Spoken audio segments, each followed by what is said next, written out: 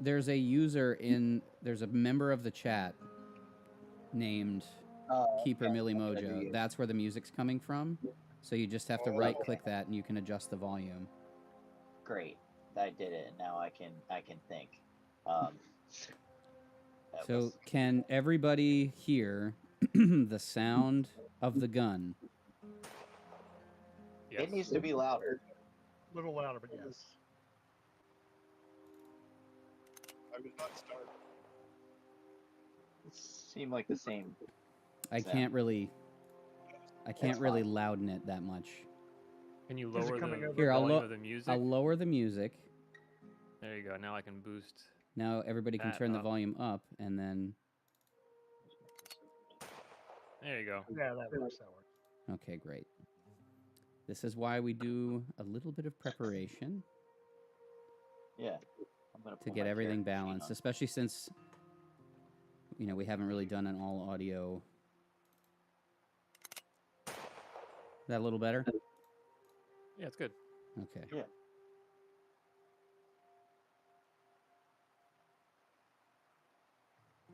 Everybody's here. Resemble someone who's here. Sorry, what? Is the gunshot? What was your question, Sean? I was saying, is the gunshot coming from you, Millie Mojo, or Keeper Millie? It's any of the sound effects and music are coming from Keeper Millie Mojo. Okay. The only thing coming from me is the voice. And Robert, your mic was a little bit rather low. A little fluttery. Is it better now? Yes. Yes. Okay, that's just my position seating because the mic is on the left. But this conveniently gets me out of the way of the cat, who is here to cause trouble. She was sitting on my character sheet earlier, but now I've got it back. Does everybody have their dice? Boy, do I ever. Oh my God, do I have my dice? I do not have my dice, so I gotta go upstairs. Okay, this is why we do. This is why we. You can use the chat. That's perfectly fine. You know what? I really don't want to, because I fucking hate the chat roll. Oh boy. It always rolls bad for you. It's not that it always rolls bad. It doesn't. It rolls like a fucking robot. It doesn't feel right. Those statistical things, they don't work for me. I've got Cthulhu here on my desk, so if my rolls are terrible, we all know why. That's a fair point. But I am married to randomness, so I'm Now, Mike, don't you forget we're barely going to be using the D20. This is a D100 kind of game, rolling for your stats. And I hope your D100s are warmed up. Oh, key information for Grid and Robert. As I had indicated before, I procrastinated quite a bit. New rules for the West have come to light. Now, I've made the adjustments for the other characters as we rolled them up, but I've got good news for you both. On your character sheet, your hit points, go ahead and double them. What? We might survive. Amazing. Is this Pulp West rules? No, it's not. So involving Pulp would have been... I don't even have the Pulp books. I know you have them digitally. I want to have the hard copies. I don't have them yet. Every single Call of Cthulhu book published for 7th edition. I know. Anyway, this is not Pulp. However, in the Down Darker Trails book, in the character roll-up, it gets into optional rules. That's a good option. And the first optional rule is divide your con plus size, to get your HP. Divide that by 5 instead of by 10. So it effectively doubles your HP from where you rolled them. And you're probably going to need them. Might be shooting at us. Is that what I'm not saying anything with what's going to be happening to you. I have a rifle. As long as there's liquids involved, I'm good. Okay, all right. And note that my sheet that I sent you does not reflect that change, so I actually have 17. Yes, I marked that on your mini sheet. I printed out little 3x5 cards with everybody's hot stats. Is that the right? Anyway, with everybody's stats on there. How many hit points does Mom? All right, I'm gonna play the gun sound one more time, and everybody tell me if the levels are good along with their music, and then we'll get started. I can hear it. Yep. It's good. Sounds good. Okay. Sounds like you're firing in the distance at my brain. Good. I want to lay down some intentions, some not rules necessarily, but just what I think is going to keep us on track. I want to, just like in Robert's virtual DCC,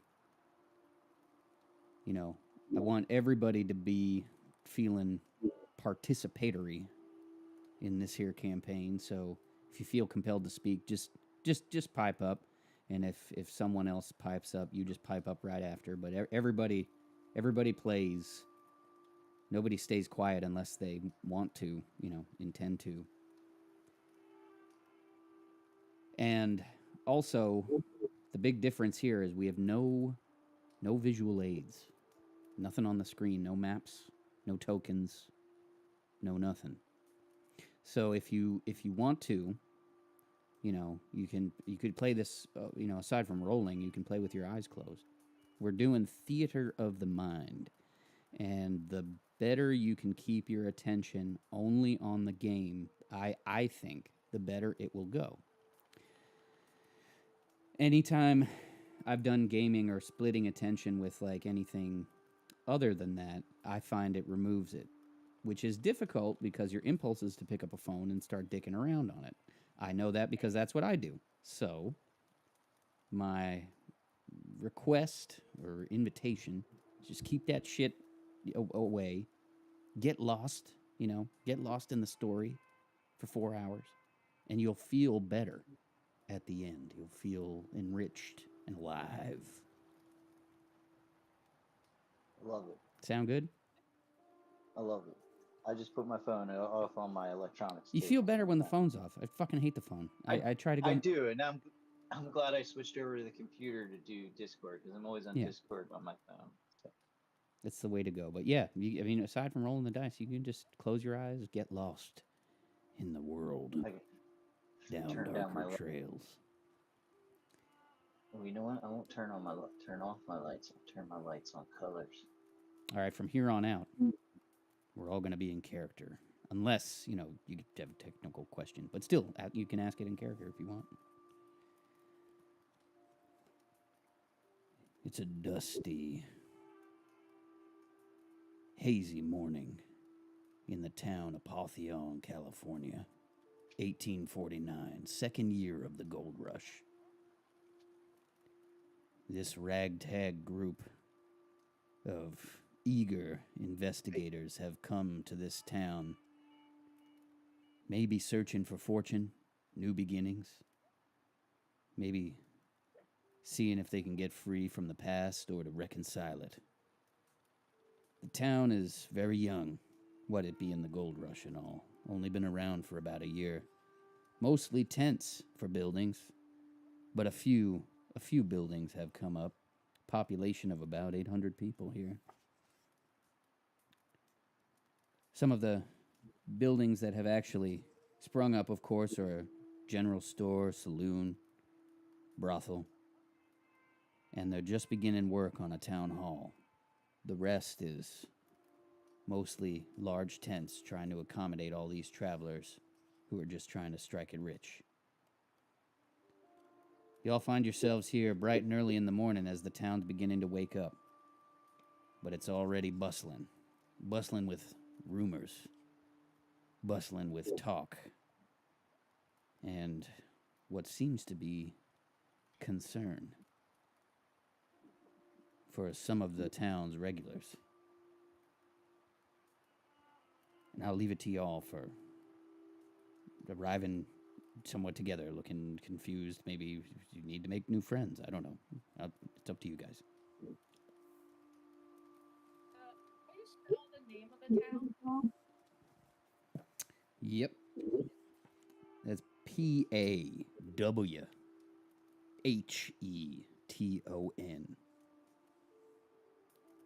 Paul Heaton. Pawheaton. What's the weather like in Paul Heaton? Cloudy, but it's beginning to break. And you know because it's been a difficult trip to get here, that the surrounding area is likely full of danger and riches. I roll up on my hearse wagon, pulled by my mule Reggie. I'm currently wearing a striped maroon suit and a top hat. And I survey the town, looking for likely candidates for new coffins. I am silent. I pull up on my mule and small wagon. Now I'm looking around this small town. Looks pretty puny. Looks full of people who need some tonics. I got some sweet tonics for all of you. And my name is Gunther Schrock. And my mule's name is Felix. What's the name of your Robert's character? Well, I haven't said. Oh, we introducing ourselves. He's the silent type. But we know his mule's name. Actually, you can see written on the side of my hearse, Angus Tall, coffin maker, in gold letter. Angus, the coffin maker. And the mule's name was what? Reggie. Reggie. He does have a name plaque.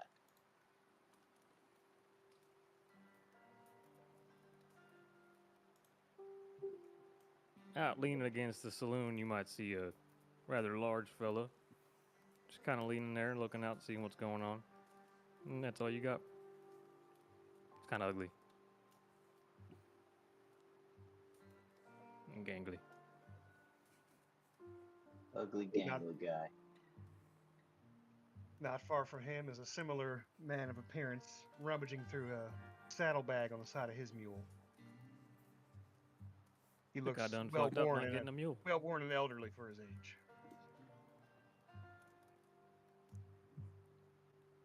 A ragtag group, each one uglier than the last, rolling through Pantheon looking for their fortune. They can, For me.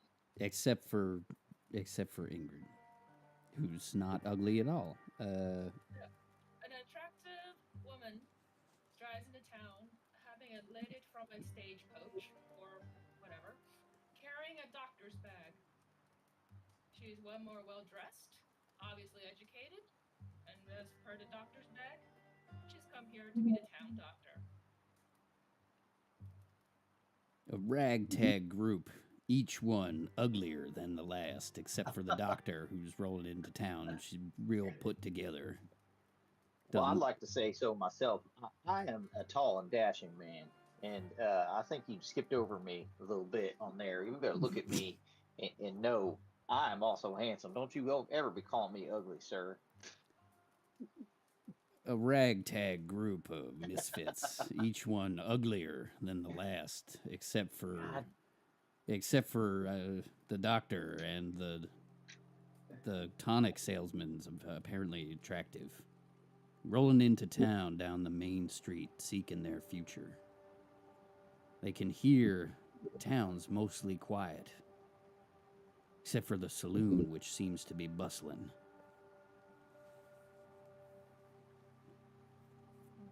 I'm gonna head into the saloon, get myself a drink at 7 in the morning, whatever time it is. I'm gonna stand outside the saloon and try to tell people to stay away from that liquor and that old devil's alcohol. It's terrible for you, and you shouldn't do it. But it is a liquid after all. Well, you probably have a hangover, and you need to have some of the good liquids to get rid of that hangover. And I got you covered. So, I'd say, whenever do you you're, have a hangover remedy? I do have a hangover remedy. It's more of a cure, if I do say so myself. And how much would that sell for? Uh, it- for a fine young gentleman like yourself, I'd say you can get yourself a little bottle for about $2. Jesus Christ, that's a lot of money. Well, it works. That's a bit steep. Gunther, roll your fast talk. I'll take my chances. Oh, never mind. I head into the tavern.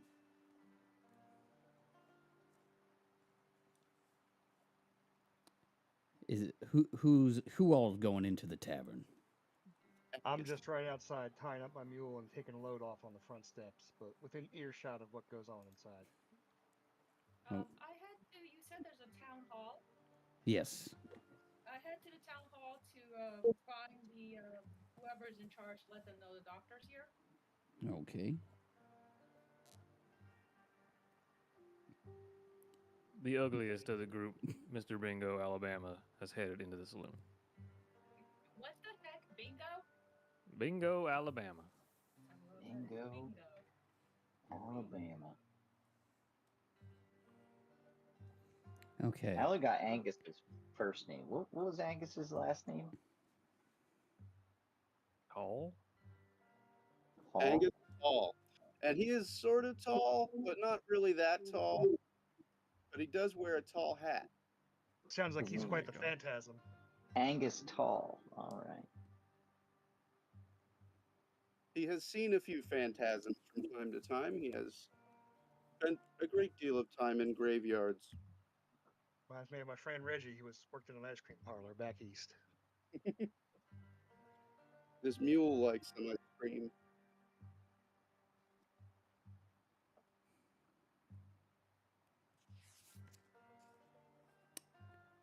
I'm just referencing. Bartender.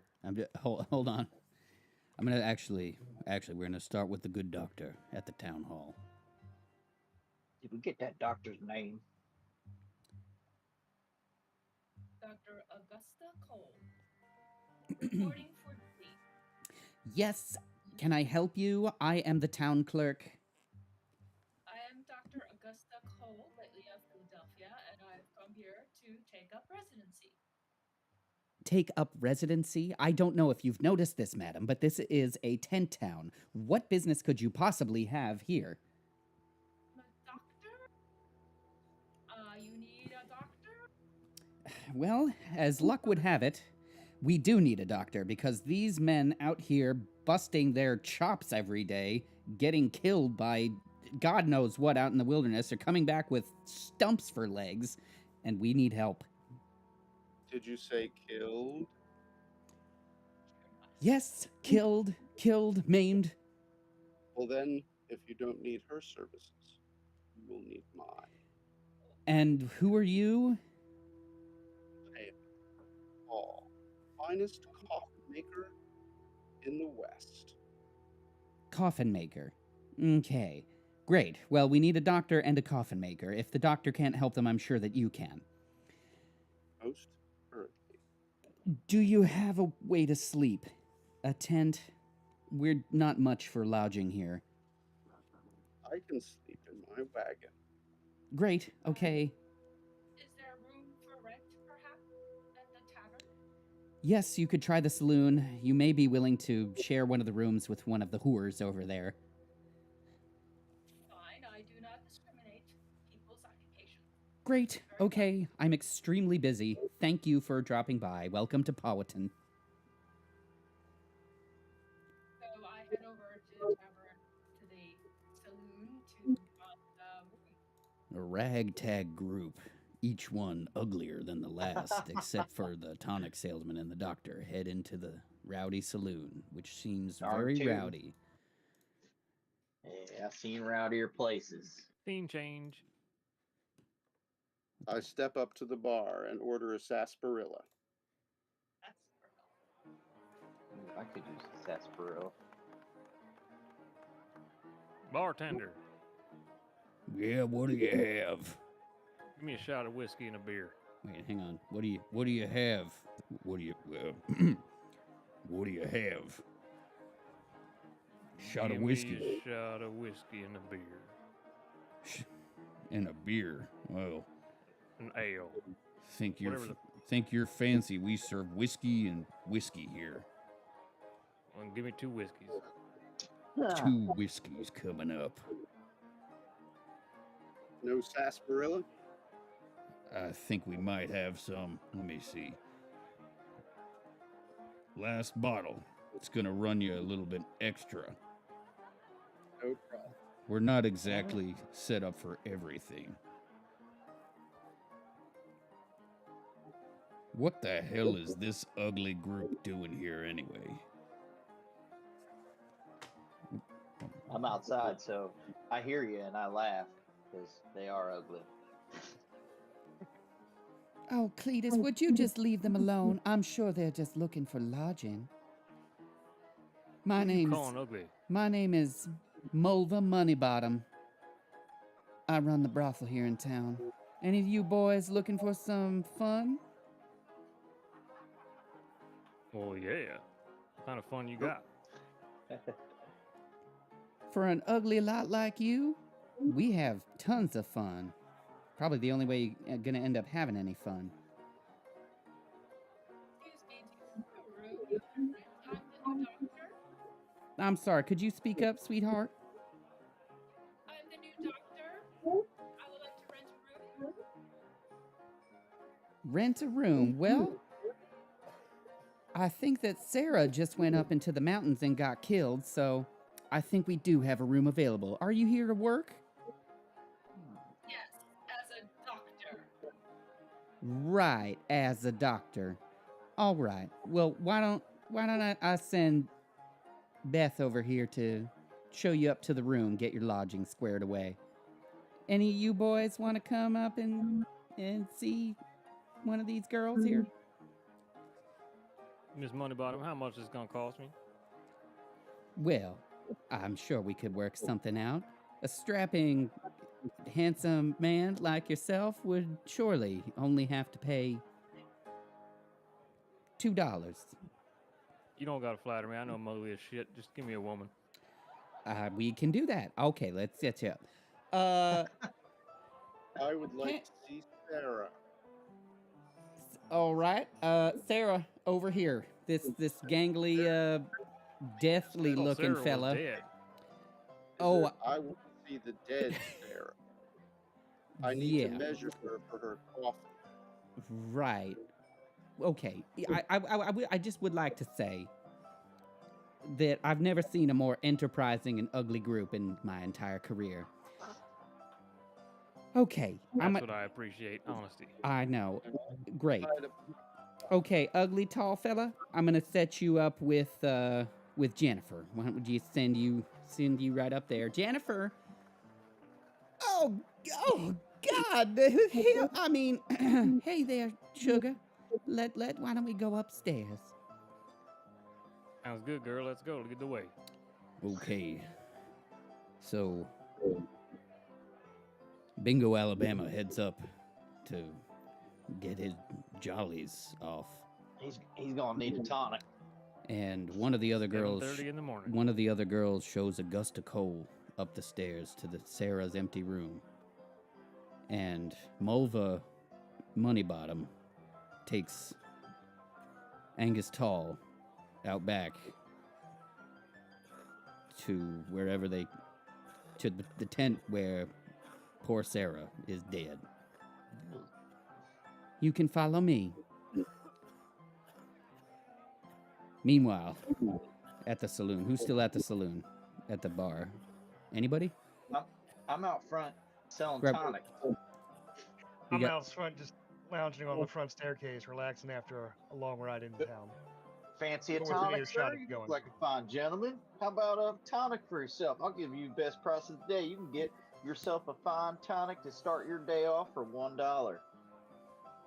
That's a lot of money, son. What's in your tonic, and what does it purport to do? Oh, it'll make you feel better, boost your mood, and give you that sex drive if you plan on going inside. It just make that blood pump, blood flow. What's in it? Don't worry about it. The less you know about what's in it, the more you can let it heal you. I think I've had my fill of laudanum for the week, my friend. I, I'm gonna pass. I would like for I would like for an opposing POW roll because that fast talk was already on point. Power roll. POW, your willpower. Gunther Schrock is going to roll for POW, and you're going to roll to defend your POW. Okay. So, my POW. So you want to roll under your POW. I rolled Bo Rose an 18.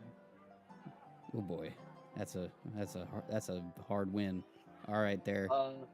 28 I rolled, and that's under my power. That's true. It's actually that's also a hard win. So, but I'm afraid that the defender has won, so he turns down your tonic for now. All right. But he was close. He was close. I'm a good salesman. I'll get you later. All right, then. I'm going to head inside. I'm going to head inside and find a quiet spot to sit down. So as Bo Cassidy heads into the saloon, and Bingo Alabama is upstairs making the floorboards go crazy. Augusta Cole getting set up in her new lodgings. Angus Tall inspecting bodies out behind the building. Everything's going to plan exactly how I intended for this all to go. Gunther Schrock still out front hawking his wares to anyone who will give him half a shake. I'm good. You want to feel better? I can help you. You want to feel bad? I can help you with that too. You want to feel nothing? I got it all. I'm the keeper, and I want one of these tonics. What color are these tonics? Well, we got our deep dark tonic. That's like a hint of red, almost like a blood-like tonic. We got our blue tonics. These are good for the evening. And we got our clear tonics. Almost looks like water. Doesn't taste like it though, but be sure to get yours today. I'd be careful there, good looking. These kind of folks usually just peddling opium and laudanum in different shapes with a little bit of... Well, sir, you got a lot of opinions around here to be talking about my substances like that. I don't know who you are, but I bet you keep your mouth shut when it comes to me talking about my tonics. I just hate to see a fella get taken advantage of. Don't pay me no mind. Taking advantage of no one here. Say, Sugars, I see that there's a lot of tension in the room. Could I interest either of you in a fine lass of a woman? Oh, no, thank for you, what to have sex with? I had one love in my life, and she left me. And oh, sugar. My wife passed, and I ain't been the same since. So you can carry on with that. Why don't you let one of our girls take your mind off of all that? Maybe I'll talk to you later in the night, but I'll pass right now. Thank you. Damn it. It's old nothing I'll have but... to agree with the fellow for once, and I'm also I'll pass on that. I'm plenty sore down there as it is. Nothing but a bunch of deadbeats coming to this town. I wish the Owens brothers would just come back from whatever camp they were staying at. Can't even believe this. They'd come here and load us up with silver. These new ugly idiots coming in here with nothing. Bet they ain't even gonna find anything out there. What type of people are these you're talking about? They sound like some fine humans. Yeah, they were much finer than you. What happened to them? They come here and spend $100 to $200 in silver every weekend, coming back from some mine up in Sullivan's Gap. So you say there's some silver out on this journey that can make us rich out here? Is that why people are settling out here for the silver? I just need to keep my mouth shut, unless one of you wants to, say, spend a little money here in our saloon. I'll take you up on that. I got $5. Will you tell me more about that story if I come up there and give it to you? Well, I'll give it to you. You can tell me about these people you know. Well, I do love a straight shooter. Someone who just says precisely what their intention is without any sort of mystery to it. Why don't you come up the stairs with me, sweetie? You got it. So as I follow you up the stairs. I'm looking up your skirt or your long dress. So you're a tonic salesman, is that it? What kind of tonics do you have? I got all the tonics. I know everything about the natural substances of the earth that'll make you healed and take you to the next part of your life, which is going to be the best part of your life. My goodness. Well, it's a good thing we just got a new doctor in town. Have you met Dr. Augusta Cole? I have. She is a tall, handsome drink of water, isn't she? She is. She'd certainly be able to tell us all the benefits of some such of a tonic, as it were. Anyway, you know those doctors, they're awful opinionated. Do you have the $5? I do, but would you be willing to take one of these tonics, or maybe two of these tonics, since you are very attractive? Well, how could I turn down such an offer? As as Gunther and Mulva go into the room, the rest of the players are free to move about the saloon and state what they're up to. We'll come back to that. Inspect the body. What? I inspect the body. All right. Could you hold on? Oh yeah. Determine cause of death, or at least an approximation. Where did you find this body again? She was recently killed, and she is out back, waiting to be there. Could you could you roll spot hidden and tell me your level of success, please?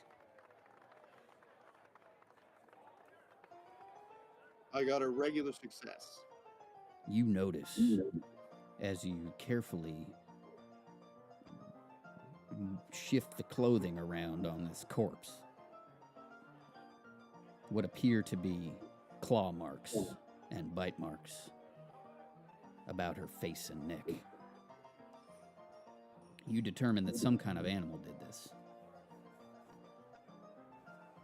So there's somebody with me. I ask her, what do you think did this? Oh, the girl? The girl that walked me out. Mulva Money Bottom. No, Mulva Moneybottom is with Gunther, but I think it was Beth we sent with Angus. They say it's some kind of cat or something. I don't know. I do not leave town. I think it is unsafe to go anywhere up in Sullivan's Gap or any of the surrounding hills. There's more money to be made here with those Owens brothers coming back with their silver every weekend. And besides, mountain's no place for a beautiful girl like me. Anyway, have you seen enough of this beautiful corpse? Yes, I've got the measurements I need. I talk to your boss about the cost of coffin and burial. Let's return to the saloon. Okay. Say, do you need a room? And as we go, we cut back to our ragtag group, each one uglier than the last, except for the good Dr. Augusta Cole. I want to know how she's doing. She's settled in, and she's decided to go down and head to the bar to talk to the barkeeper and get like sort of a lay of the land. Okay. What can I get for you, little missy? Other than the whiskey. We got scotch. We got sarsaparilla, but it'll cost you. And there's Tonic salesman. He went upstairs, though, but he might have something else to drink as well. A shot of whiskey. One shot of whiskey. Can I ask you something? Sure. What in the name of God's green earth is a well-educated, well-put-together, well-dressed, not ugly woman like you doing in a shithole like this? It's very simple. I'm a doctor. I'm a female doctor, and I cannot get a job where I came from because they don't hire female doctors. So out west, you need doctors, and you'll hire me. Oh, boy. Well, I wish you luck in being able to patch anyone up who comes back to this town. Where the hell are you from, anyway? Philadelphia. Philadelphia. Well, I've only heard shit things about Philadelphia. Well, it's quite a cultured city. Well, this ain't no Philadelphia, lady. Out here, you'll die just as soon as you wake up. I've heard that it's rough out here, which is why I am prepared. I do have a firearm upon my person, so... You know how to use that thing? Lessons, yes, before I came out here. Well, that's a laugh. And just as Augusta Cole's wetting her whistle at the bar, Bingo Alabama finally finishes up with Mulva Moneybottom. And Jennifer. Jennifer, right. Where did Mulva... I can't keep track of all my whores. Gunther's with Mulva. I'm with Mulva. Bo is sitting at the table, minding his own business, probably flicking like a coin or something to get the hat down, looking all cool. Angus Tall comes back into the saloon. Just at this quiet moment, a girl busts in through the front of the saloon. I don't have a sound for that. Oh, you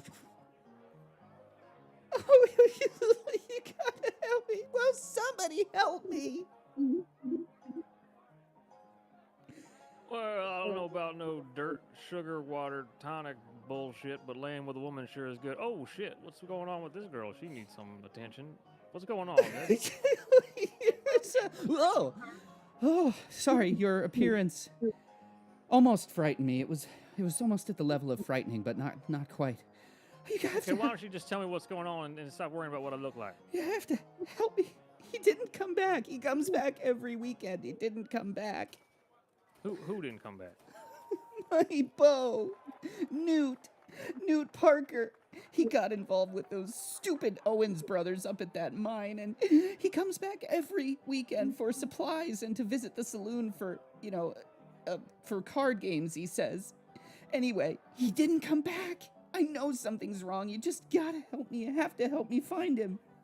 All right, why don't you calm down? Why don't we get you a whiskey and you can tell us a little more about it? Bartender. She'll be paying for this, by the way. Put it on her tab. Yeah. What is it, Hetty? Can we get this psychotic woman a whiskey? Yeah, she's always acting like this. My beau this, and the Owens brothers are jerks that. Yeah, she always gets a whiskey. Here you go. What's her name?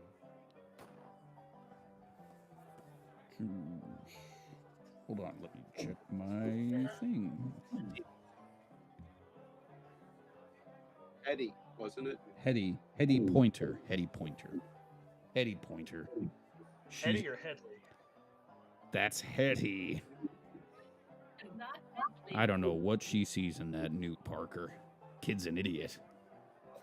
He's always up there with those Owens brothers. Is there sheriff here yet? Sheriff? Are you kidding? This town's run by two rival factions, of which we happen to be in the better one. Ain't no sheriff in this here town yet. Who are the rival factions?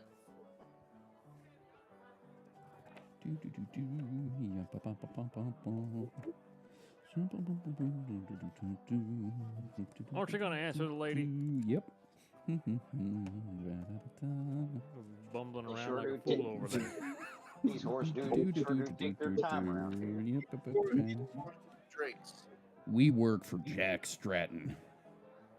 He's the man who's looks like a brick shithouse somewhere in his 40s. He dresses simple, but I assure you, he's quite the asshole. It's best not to get involved with him. Anyway, this town's a little more chaotic than most that have been settled longer, but that's just the nature of new money, I suppose. Everybody's out here trying to get a piece. I just want to run the saloon peacefully and make sure my whores are safe. All right, Hetty, is that whiskey calming you down or what? Yeah, sorry. Could I have money. I have some of the silver that he brought me. Yeah, why don't you just give me that money and I'll listen to more of your story. Well, but you're gonna help me find him, right? I can't just. Of course. Now give me that money. I'm not gonna give you all the money. How much money will it cost for you to stay listening to me? About $5. Okay. Oh, fine. Hetty, is it? Yes. Hi, I'm Dr. Cole. I'm new Wait, in did I get town. that $5? No. Yeah, here. Do not give What? money to random individuals. Now, you listen, miss, you back off. I'm talking to this lady here. Who are you, sir? Oh, I'm Bingo, Alabama. Who are you? I'm Dr. Cole. I'm the town doctor. What's a doctor going to do in a situation like this? It sounds like we need muscle, and you're a tender-looking little lass, so let me just handle this. Who are you, the sheriff? There's no sheriff around here. Then why do we have to respect your authority, sir? Because I got a gun on my hip. Oh, please. Everybody else in this saloon. Oh, yeah. All right, well, why don't you test me and see where it takes you? Holy shit. Now, give me that $5, and we'll listen to your story, or I will listen to your story. It's fine. Just take it. I just take it. All right, thank you. There we go. I need to find Newt. Here, you're gonna help me find Newt, right? Now I've paid you, All right, and you're so gonna where'd help you me last find see Newt. You said he went up to the Owens brothers? Through their camp. It's their camp through Sullivan's Gap. They come back Where's Sullivan's every Gap? weekend. It's just in the hill above town. It's where many of the men go in search of their silver. Sometimes they take some of the girls with them, you know. They don't want to go up into the mountains alone and they want company. Oh, you said you're a doctor, right? Yes. Oh, can you help me? Can you help me find Newt? Maybe he's hurt. Can you come with us and help Newt in case he's hurt? Yes. Yes, I will. Do you want $5? Where did you go to school to be a doctor? Philadelphia. What was the name of the school? We have a school called Jefferson Yes. Oh, that sounds legit. All right. at University of Pennsylvania. I would have loved that. I mean, I don't even know how around You it. go to. I am Yeah, also from Philadelphia. I've buried many of Philadelphia. I like the cut of your jib. I heard you all talking about Sullivan's Gap. Do any of you folks know how to get up there? Because it ain't easy. What? Do you know how to get there? What? Do you? I've been out that way doing some prospecting. I don't recommend it for the faint of heart, but I could take you for a small fee. A lot of you. Do you also want $5? I could give everybody This guy, $5. look, trying to milk money out of this poor lady. This is unacceptable. I'm not going to collect nothing till we all get back safely. Never you mind there. Does anybody have another drink? No more whiskey. Another drink? Tonic. I'll have a shot of whiskey before we go, and I will go collect my rifle from my wagon. I'd not recommend buying any beverages that don't come from the saloon, man. I A just, lot of shit. folks of ill repute and fast talk in this part of the world. I just need something that'll calm me down, make me feel like a new woman, make me feel better. I got some kerosene for my lantern if you'd like to drink that. What? I come out from I'm still upstairs with the prostitute, correct? Depends on how fast you are. Well, I was going up there to get some information. I have never. Bingo, Alabama's a quick shot. Even though you were. Hey. Even though you were fast, it was the best I've ever had, and we were kind of coming down the stairs sooner. And also the information. Those Owens brothers, I swear, up in those mountains all the time. You know, they never come back. They only send that boy Newt and their cousin, Frank, to come back to get supplies. But those Owens brothers keep themselves protected. You know, I hear that they are armed to the teeth up there. People trying to jump their claims all the time. But luckily, they keep themselves protected. They even have the mine sealed up, I've heard. Anyway, thanks for the $5 and the tonic. It was delicious. Wait, you don't get $5 and a tonic. You either get the tonic or the $5. You said I'd have the tonic in addition to the $5. Oh, well, you just take that since you had some good information for me. Is there anything else you can tell me about these boys that'll help me? Well, all I can say is they may not be the smartest bunch, but they know how to protect their claim.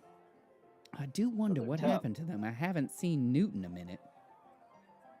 That's what I hear. Some mysterious things have been happening around out in those parts in that Sullivan's Gap. A lot of people coming back, not coming back, if you know what I'm saying. Well, poor Sarah. She did get attacked by something up there. May not have been near the Owens brothers, but obviously something got to her. There's little camps all over those hills. Anyway, if you'll excuse me, I gotta pee. All right. A ragtag group of investigators suddenly have a bit of intrigue up in the mountains, each one uglier than the last, except for the doctor and the tonic salesman, who doesn't seem to be too successful selling his tonics. Coming back downstairs while the keeper goes to pee. Hang on. Awesome. Excellent. I will also take a break. I'll pee, I guess, too. Why not?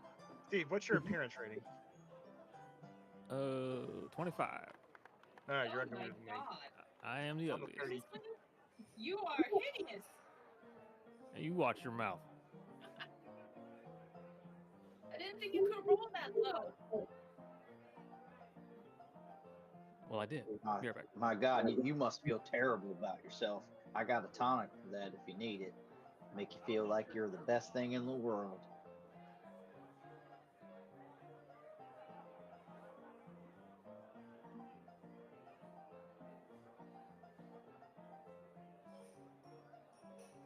Mike, what was the name of your character?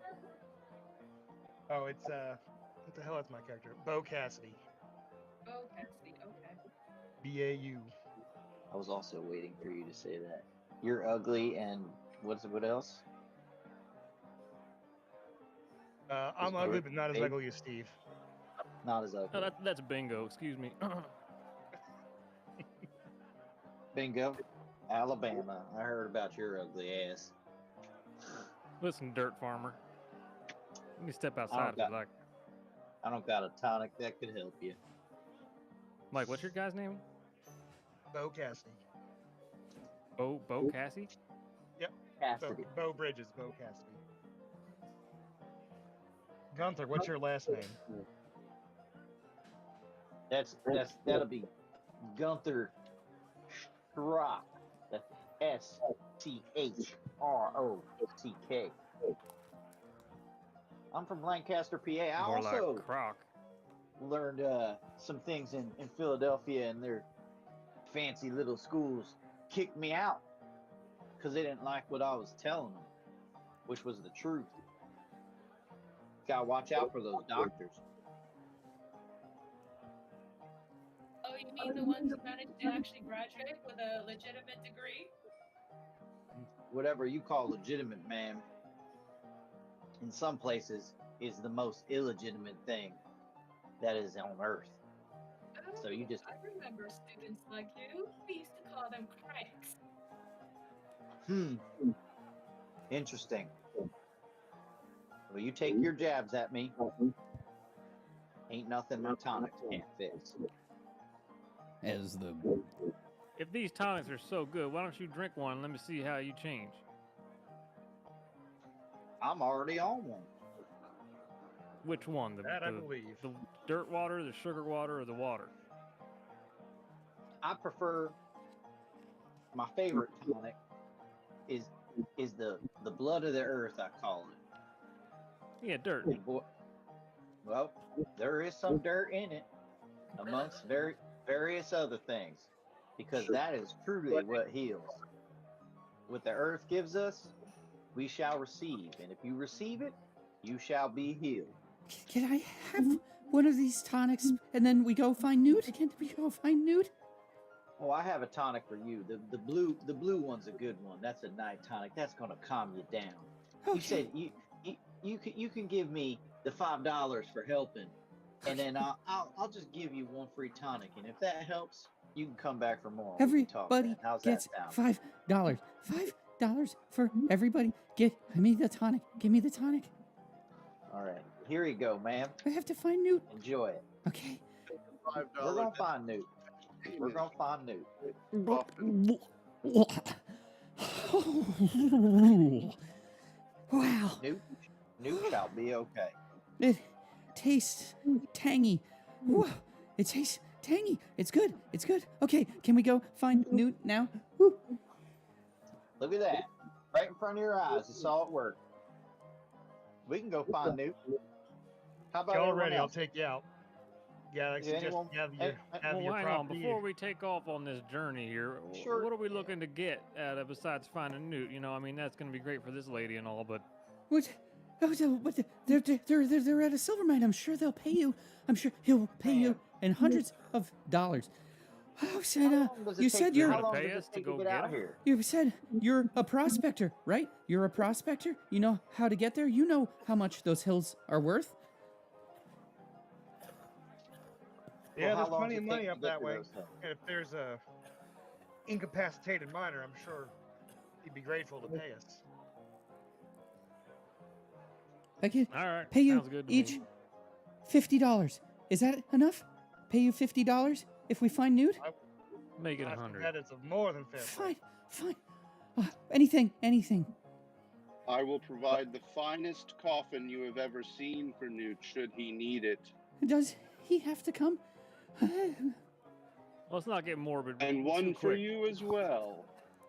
Whatever. Okay, can we just go? Please, let's go. All right, gather your things and let's head on up. Suggest You sure bring know? your teams. Does anyone need to stop at the store before we go? And how long is it going to take us to get out to Newt? If you don't It's mind me asking. 20 miles. 20 miles. That's Not about a half a too day trip. difficult through Sullivan's Gap. It's hard terrain, but there are trails. You said you're a prospector, right? There's trails to get up There's there. plenty of trails. Okay. It'll Let's take go. several hours, but we can get out there. Yeah. Let's go. We gotta find Newt. Okay, Anybody got I room guess on their that- wagon? I guess that goes get her doctor's bag and gun. Are these trails traversable by a wagon, or do we need to take these on Yes, foot or they bring just horseback? Mules and wagon all the time. That's how they get up there. Doesn't take long. All right, I bring my wagon.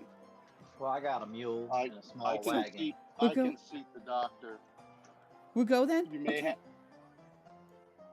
Are there horses for sale in this here town? Oh shit, the music faded out. Oh, we left town. No, still in town. Oh. Still in town. Just, I blacked out for a sec. Yes. There's a stables. You can get, I don't know how many good horses left. There's mules. Can we go? Let's go. I'd like to go check to see if there are any horses or mules for sale. Well, my name's Pete the Mule Salesman. What can I do you for? Hey there, Peter. That's Got any Pete the mules or Mule horses? Salesman. I'm going to call you Peter if you don't mind. Do you want a mule or don't you, kid? Yeah, I would like a mule, sir. All right. How much does a mule cost?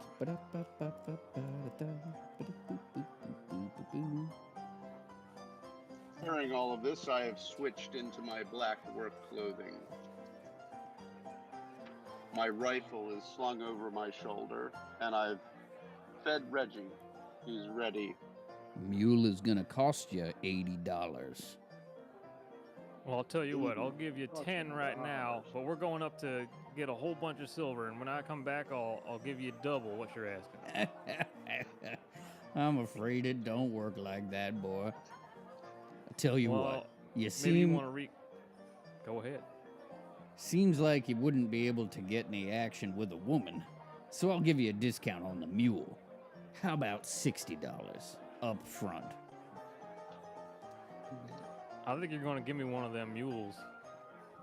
Really? And when I come back, I'll give you double. Double, huh? Well, what the hell. You seem like an honest fella. $10 to rent a mule and double when you get back. Fine. And so, Bingo, Alabama has a mule named Bingo, as it were. Great, okay. Does anyone else need to do any kind of dealings in town before we head back up to the next? I gotta find I Newt. have everything I need in my saddlebag. We can head out whenever. It's going to take about 3 hours, I reckon. I'm pretty prepared. You're I dressed think in I'm black. good. Are you expecting Newt to be dead? I'm always prepared. I will He just build likes him to the dress finest coffin. He just likes to dress as dark as his soul. That's all.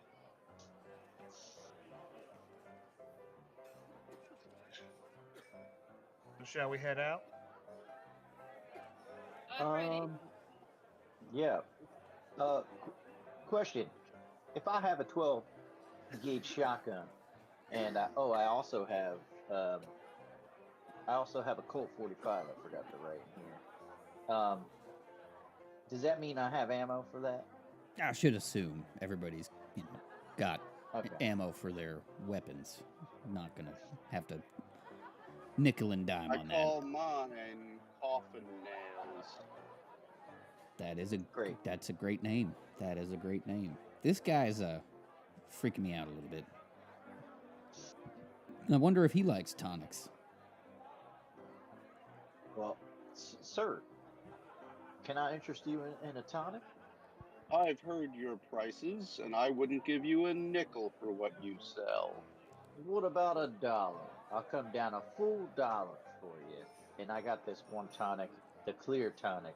Oh, it's wonderful. That Almost shit's tastes just like water, man. Don't do it.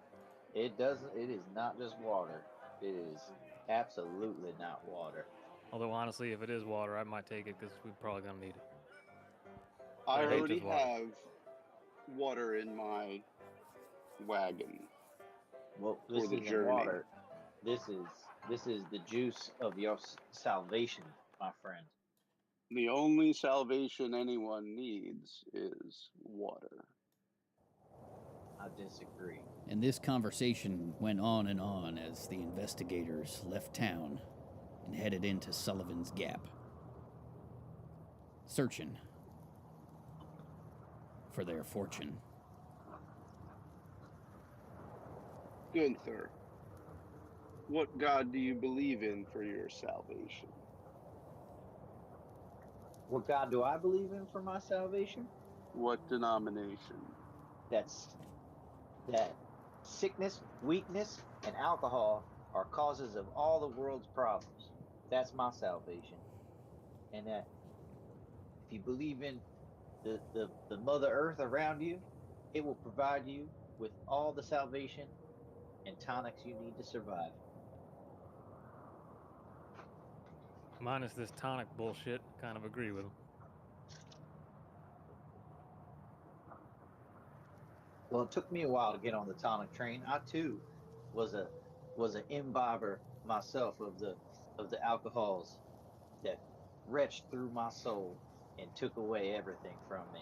And only then could I find that there are things out there far greater and better for you than that Seems to God-forsaken me you're liable alcohol. to drink whatever beverage is put in front of you if you're willing to drink Mm. that liquid in your bottles. Well, you put a whiskey in front of me and waste your money, sir, and you will see that whiskey will stay there. Funny talk for a man who looks like he's carrying some moonshine in them there clear bottles. Hey, if you want to believe it's moonshine, believe it's moonshine, but you're going to have to pay to find out. Hey, Bo, how old are you? About 47, I think. Holy shit, man. How did you make it to 47? That's crazy. Wise choices, like not buying this fool's liquors. I don't sell liquor, sir. And I All mind right. you not say that again, because I do not sell liquors. I do not believe in liquors, and they are the devil themselves, if you believe in that sort of thing. I do believe we've arrived up here at Sullivan's Gap. Oh, Every finally. now that the crew of ragtag investigators, each one uglier than the last, has made it to Sullivan's Gap, everybody roll track. What is it? Track. Oh, Track. Even if it's not listed, just everybody roll for it just in case. Everybody's got their I eyes just rolled peeled. an 8. I've failed. I rely on Reggie to keep me on course. I rolled an I- 8, which is a pass. I have 10 track. oh my God! Seriously? I also spectacularly failed track. The prospector should have probably drank a tonic to sharpen his senses. The tonic salesman is able to see in the ground lots of different tracks. See, y'all, if you just get in touch with the earth, you can find anything you want. Some of these tracks belong to some very weathered boots, and some of these tracks ain't exactly human. In fact, they are animal, still like an earthly animal. And the tracks. Gunther, what do you make of those tracks? Are there any clawed tracks? These tracks look like boots. Look some raggedy old men. Now, this looks like where they used to be, or where they were set up. Where's all their stuff? Now that he's pointed out the tracks, can I see them? Yes, now that he has highlighted. Are there tracks. any clawed tracks that look like they come from appendages that would have caused the wounds I saw earlier?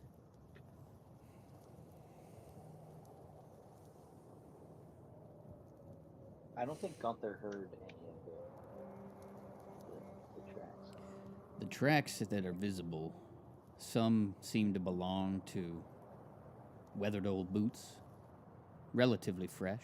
Some seem to belong to some kind of very large kitty cat. Okay. As I suspected, a mountain lion. Oh, shit. What's that? I make sure my rifle is loaded. Well, and I step back into the shadows. Better hope your God's here to help us now if this kid shows up, because ain't no tonic or no God gonna save us from that kid. I'd like to look around the area, see if anything that's not apparent sticking out that we could use as a clue, perhaps. Oh, are we? Excuse me. Are we actually at where we think the camp is? And then there's no camp. You are not at the camp. Okay. You are still in Sullivan's Gap, which is allow me to paint a little bit of a picture. Yeah. Few hours ride outside of town. We've kind of covered that with the whole transition bit. It's a rough region of cliffs, crags, and gullies. Narrow and steep paths climb into the hills. What time of day is it? The sun is high overhead. I would like... I shade myself in the shadow of my wagon. Smart. Gotta keep yourself protected from the elements. Bo, I believe you said you were taking a look around. I want you to roll geology, please. Geology, all right. I got a 49. Okay, what does that mean? Please refrain from giving me the numbers. Geology is 55. So that's a success. You have ascertained the most likely direction of the mine if they're looking for silver, because you have an understanding of geology. All right, it looks like they were headed this way, based on how these tracks imprinted into the ground. I suggest we move forward cautiously towards our ultimate destination of this camp or mine or whatever's at the end of this trail.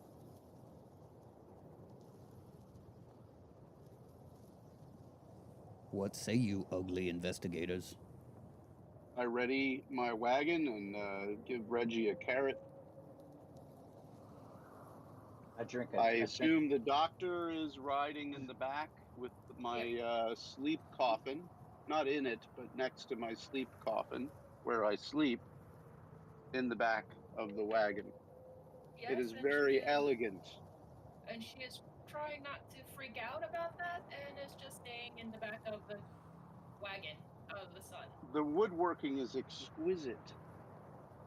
I totally agree with that, Mr. Tall. The woodworking is exquisite.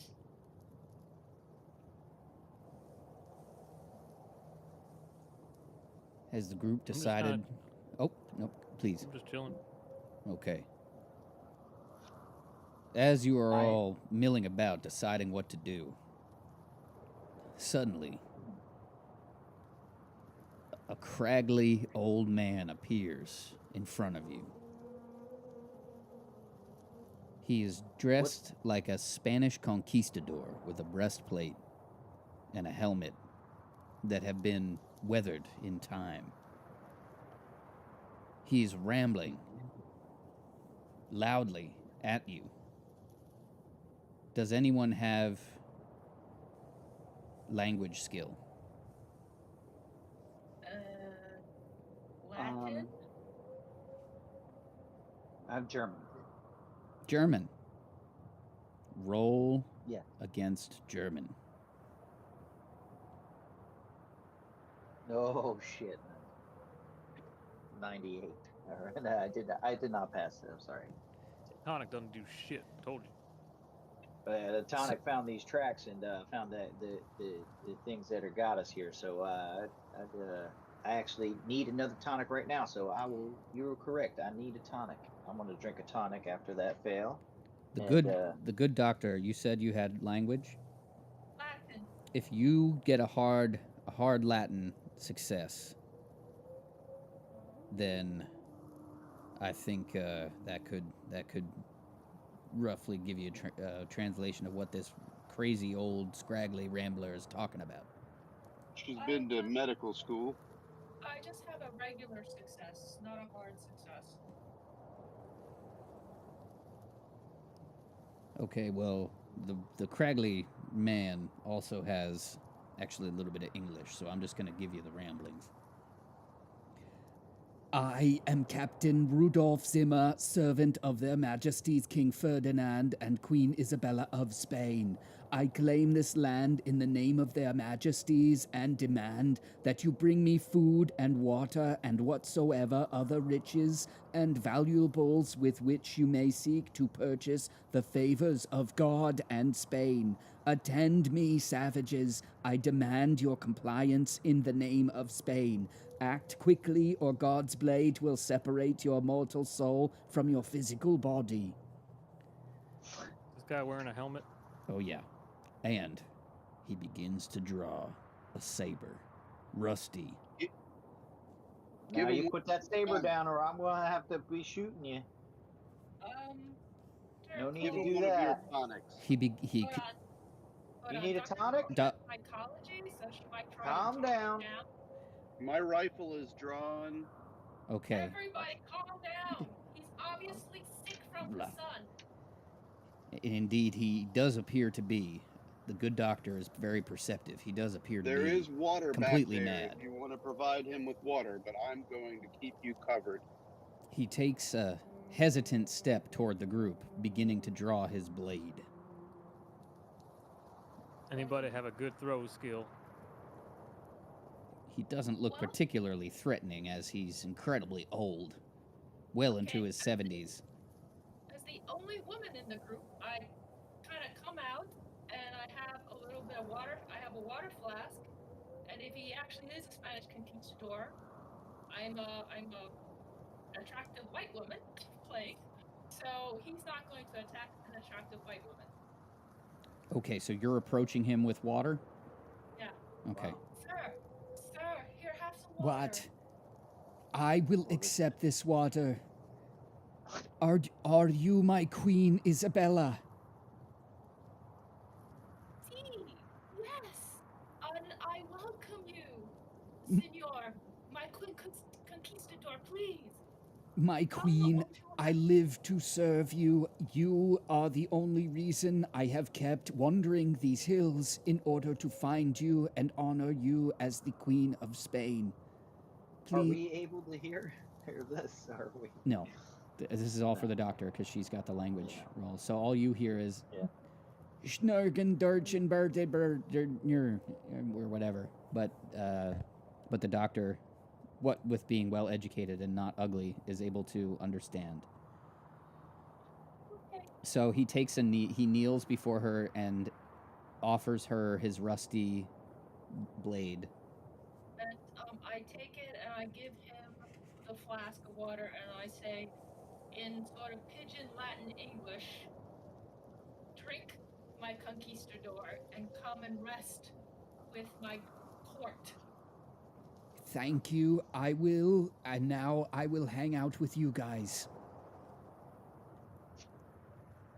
And so I like sort of make it like he offered me his arm, and then I kind of lead him back to the group, and I say, "Welcome, sir." What was his name again?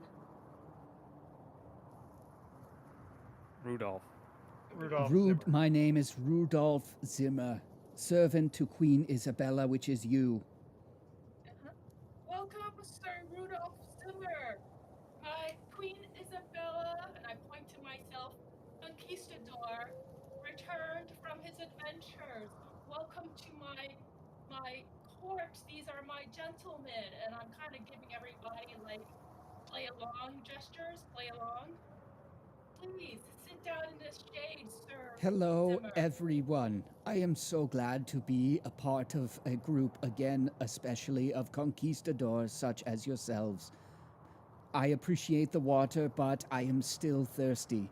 Does anyone have anything that I could drink? What is this man saying to us? He looks like he's talking at us. I only have a supply of water. I'm just like translating, going, he wants something stronger than water. Does anybody have a flask of whiskey? Give him this tea. Give him my famous. He's gonna love the tincture that I love. He's gonna love the blood tincture. Give him the earth blood. I have some trail meats. It's a lot of it's river water. It's got some pine. What is that dark liquid that man is holding? Here, take it. He looks like he wants it. The man who appears to be of strong German stock. I would like to have whatever that is. Okay, here you go. Here you go, sir. Yeah. And the scraggly old man, Rudolph Zimmer, holds up the tincture flask to the light and drinks it down. My favorite one. You're gonna love it. That tastes like mud, blood, and piss. It's probably mud, blood, and piss. Man, you got a palate on you, sir. I feel great and ready to conquer the mountain. There you go. If we are going to proceed, I must warn you, there are wild animals and even wilder people up in these hills. I suggest we continue on in the direction of the local camp. Have you seen the animal that made these tracks over here? Yes, it is a cat that is very large. It is not far from here. I can take you to its den if you would like. Why would we want to go to its den? It could be that you could fetch a tidy sum for each of the cat's small baby cats. Okay, What? so I basically asked, Sir Zimmer, please escort your queen and her courtiers to the camp. Very well, it is only several hours from here. So I say, yes, he's going to lead us to the camp. Okay, I allow him to ride on my wagon, along with the doctor. Is nobody curious why this Prussian is dressed like a Spaniard? I am, but I don't think we can ask him because he's deep in Delulu land. All right, then. I think we should be on guard if we're going to follow a delusional man into a possible trap. Can I? So we're gonna go and try to steal some baby kitties. Is that what we're doing? No, we're going to find the prospectors. I believe is Hetty with us. Hi. Yes. We're finding Newt. He's going to take us to Newt. Do you know where Newt is? Yeah. I once found a newt underneath a rock. I decided to eat it and find out what it tasted like. Have you seen any of these other men? There's some men around here, kind of, maybe you consider them conquistadors. They got lots of guns, and they've been in there mining silver. I think there's 4 of them. There are all kinds of different warriors in the hills. Some of them stay with the camp, and others try to infiltrate the camp and get to them. I'm going to take you to the special cave where I often sleep and have a friend. I'm having a feeling that your friend is that kitty. Please follow my directions. No.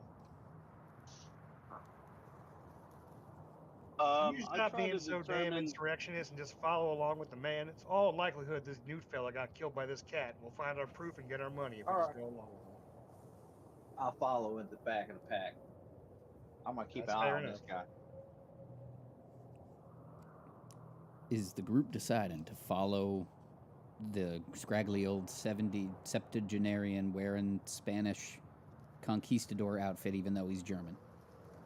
I don't think we should. Go ahead. It's the only clue we have to where anything is, so we might as well go. Agreed. And I make it a point to be directly behind Angus's wagon. Okay, and he's riding on that wagon. I'll let him on.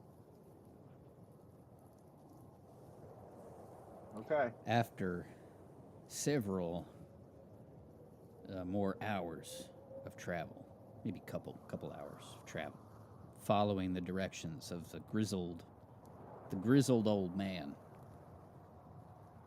they come across in the wall of Sullivan's Gap farther on down the trail a small cave.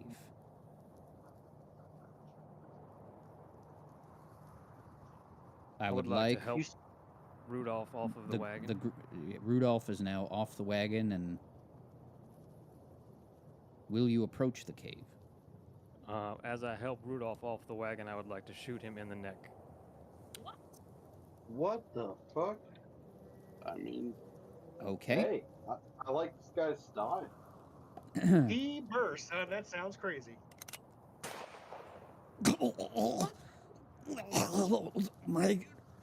My queen, I have been shot.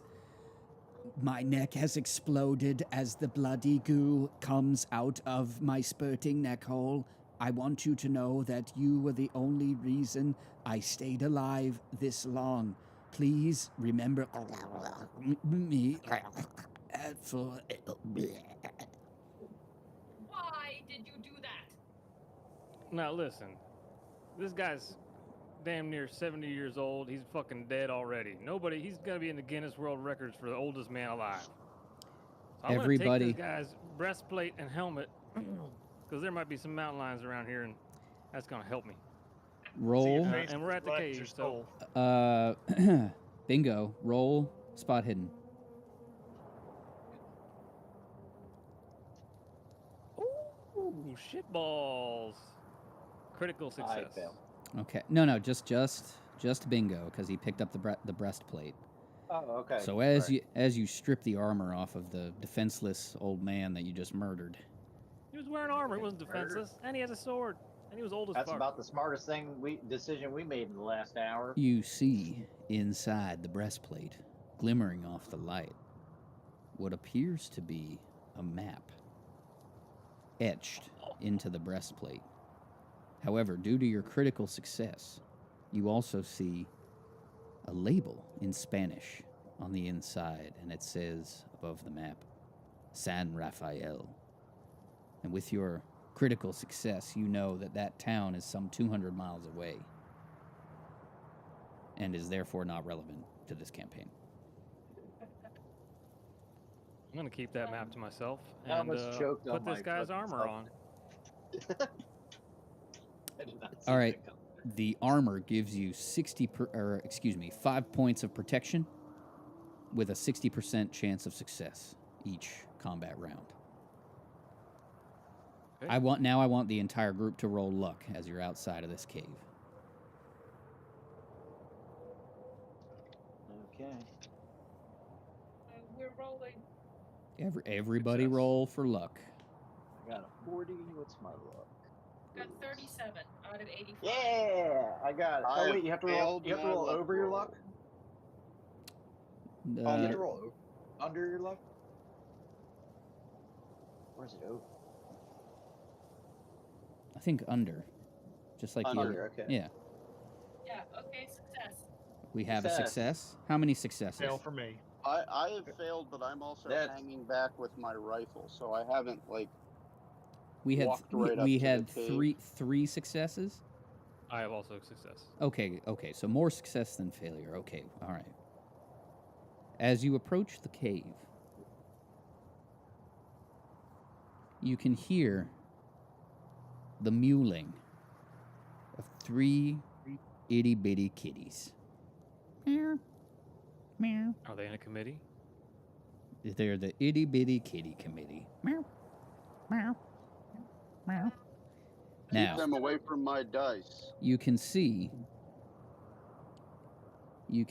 that the entrance to this cave is fairly narrow. Only people who have a size less than 65 are able to fit through. That actually looks like 65 or less. or less can fit through the entrance to the cave. Sweet. I can. 65. I Looks could like I go can just in, but barely I'm fit in. actually. I could go in, but I'm actually hanging back with my rifle, sort of covering the area Okay. and looking for any larger cat that might be prowling about. All right, so I'm you're gonna on a drag the dead guy's body over to the entrance of the cave and back away. I think I'll head in first. I'm the most experienced with this kind of thing. Yeah, Okay. Looks like I'll just about fit. I'm gonna hang back. Because I think you guys are all So making as some questionable decisions here. and Providing a guard for everybody in case the large cat returns. Doctor, what are you up to? I will follow the name. Oh, because I want to see if there are actually kittens in there. So you're following into the small cave. Yeah. Okay.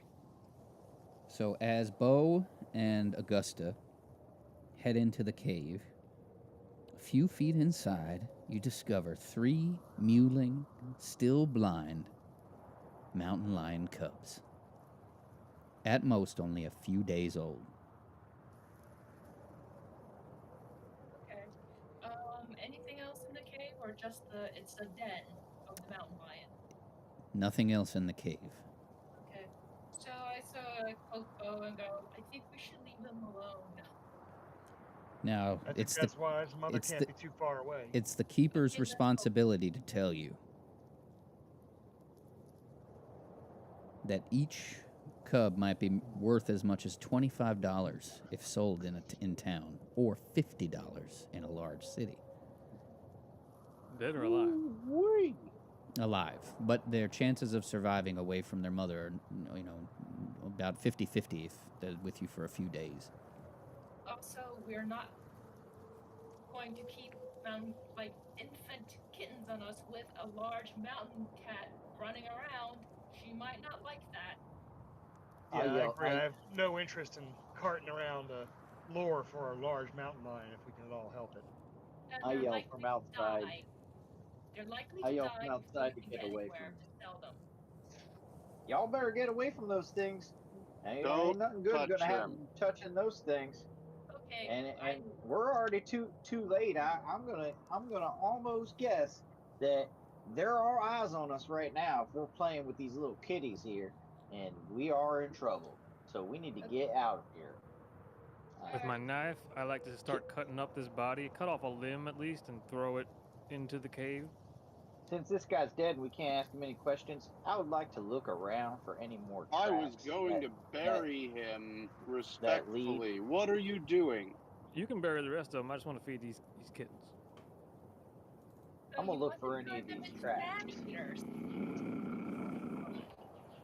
Anybody hear that? Where do I see this cat? Well, you don't see anything yet. Everybody gets to leave. Get away back out of the cave. I am moving very deliberately to my wagon, which is parked a distance from this cave. Keeping my gun trained on the general area so I can shoot anything that comes after the rest of the people. And I would like to hurriedly leave the cave and the kittens and run to the wagon. In the maelstrom of running toward the wagon and the home base. Damn it.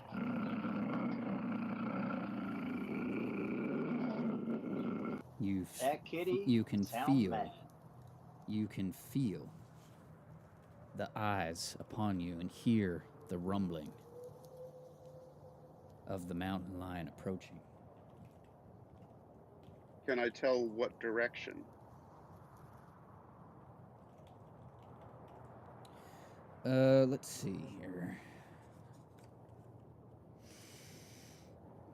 If you can,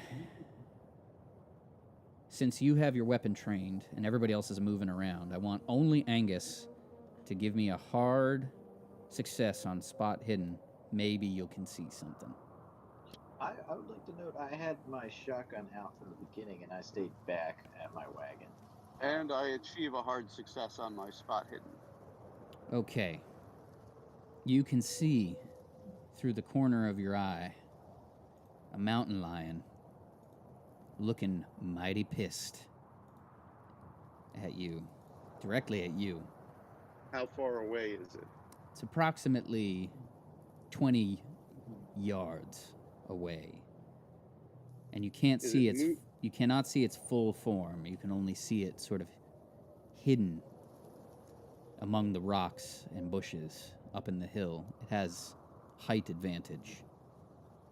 I train my weapon on it. Is it moving? It's remaining still, but it's clearly angry.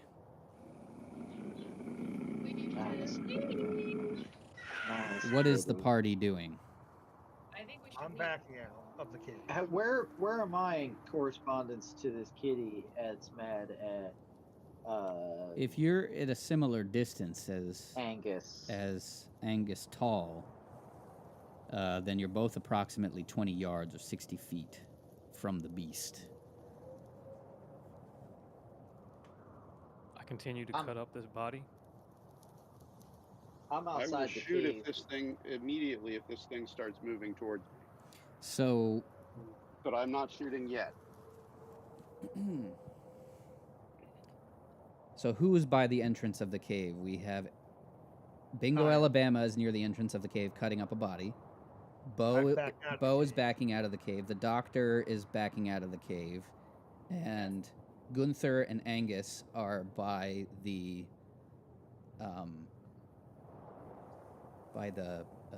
wagons, far, a distance from the cave. So the group is split by the cave or by the wagons. When suddenly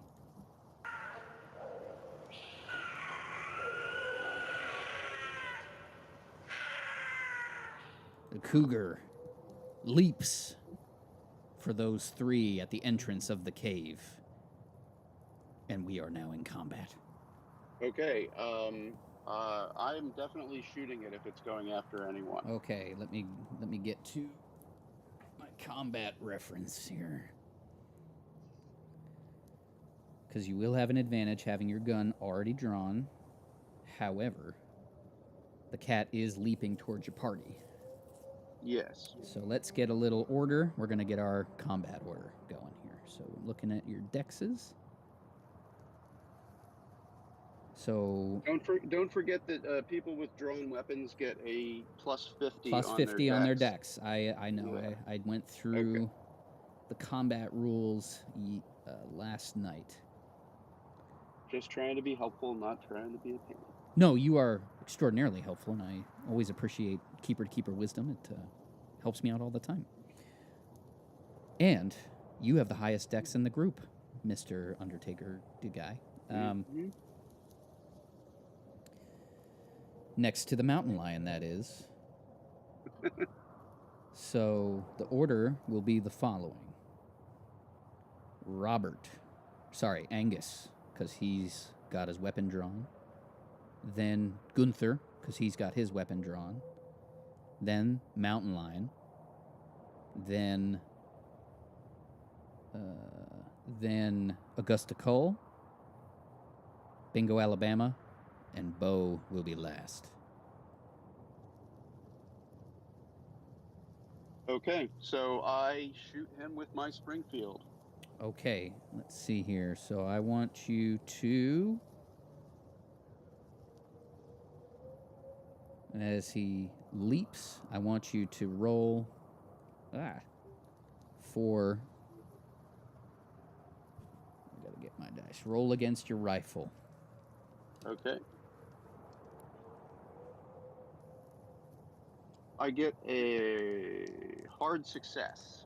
Excellent. So I'm going to roll for dodge, and I will also need a hard success.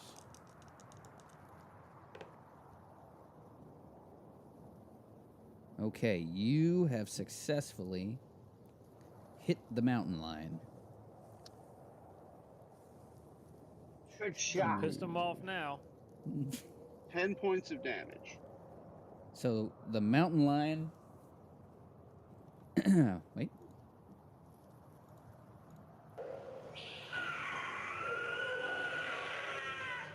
Screeches out in pain, and he's extraordinarily pissed off as he takes 10 points of damage to her I'll just say her ass.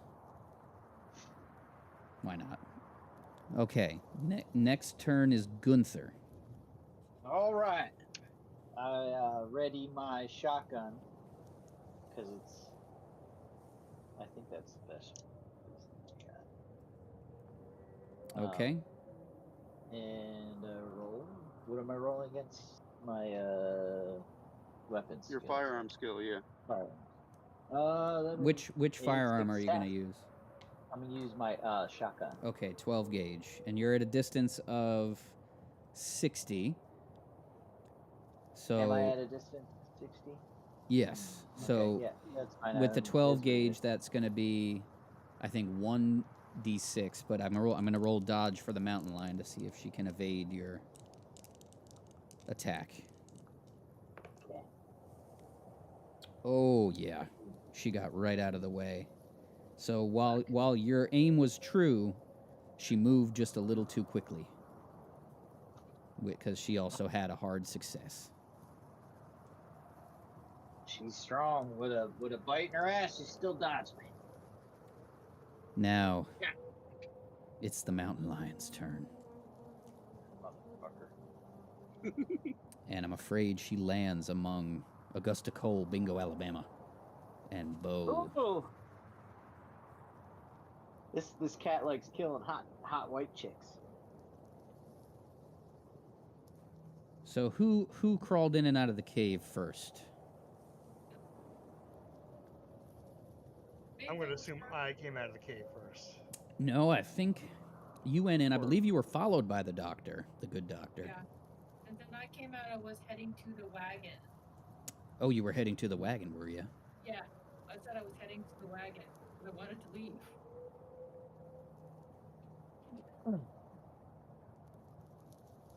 You could be halfway between the two groups. The mountain lion lands directly in front of Bingo, Alabama, cutting up the corpse, and takes a swipe. Fuck you, man. I was trying to help. You do have a knife out, obviously. I think that was his unarmed old man. I think that was his friend. Yeah. He's meat now. Okay, well, the mountain lion just achieved regular success, so you can fight back, or you can try and dodge, evade, maneuver. I will try and dodge. All right. You need a regular success or better. Ooh. I would like to burn 1 luck point to hit a regular success. Okay. You may do so. Okay, regular success. So you are able to look up, see the mountain lion has landed in front of you, did a swipe with her paw, but you were able to move your face back just in time to avoid that first swipe. But the mountain lion gets 2 attacks in a combat round. And since you have dodged, now she's gonna spot Bo exiting the cave and do a swipe in that direction as well. All right. So I'm going to also try and dodge that. You're gonna need a hard success or better. Okay. On what, dexterity? It would be half dex. Is dodge. So, succeed. Hard success. You rolled a 10? Oh, 14, sorry.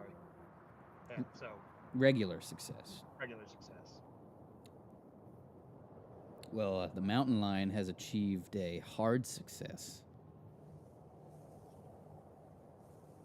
with her swipe towards your ass. I will allow you to spend luck since you're so close, but if she catches you, it's gonna be All right, I will. you're gonna need an ass patch. Spend the 4 luck.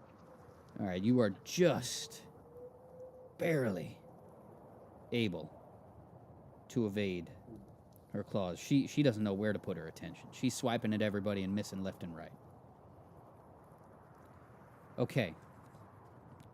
Combat for Mountain Lion is over, and it now is Augusta Cole's turn. Okay, so I had left the cave and I was heading for the wagon, but now that the mountain lion has landed amongst us, I pick up my skirts and run, and I helter-skelter run pell-mell for the wagon. Okay, so she ran like a coward. Got it. Yes.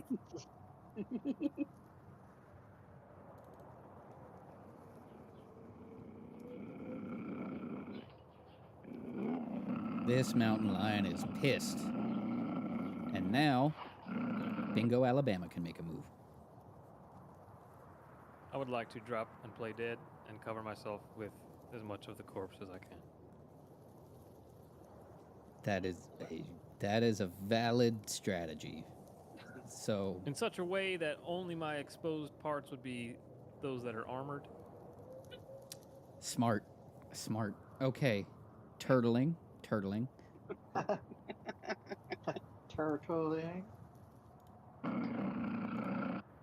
Now it is Bo Cassidy's turn.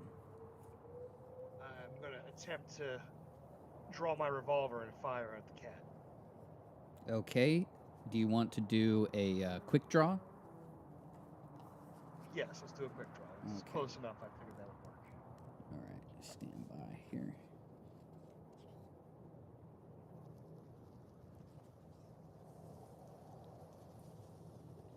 Being quick on the draw.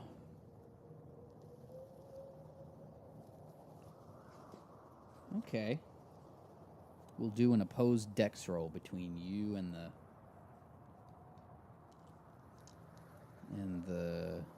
oh boy, that's not going to work.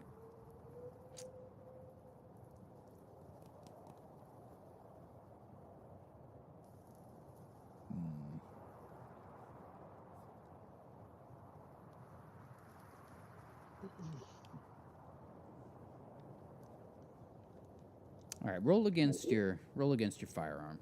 Let's see what you get.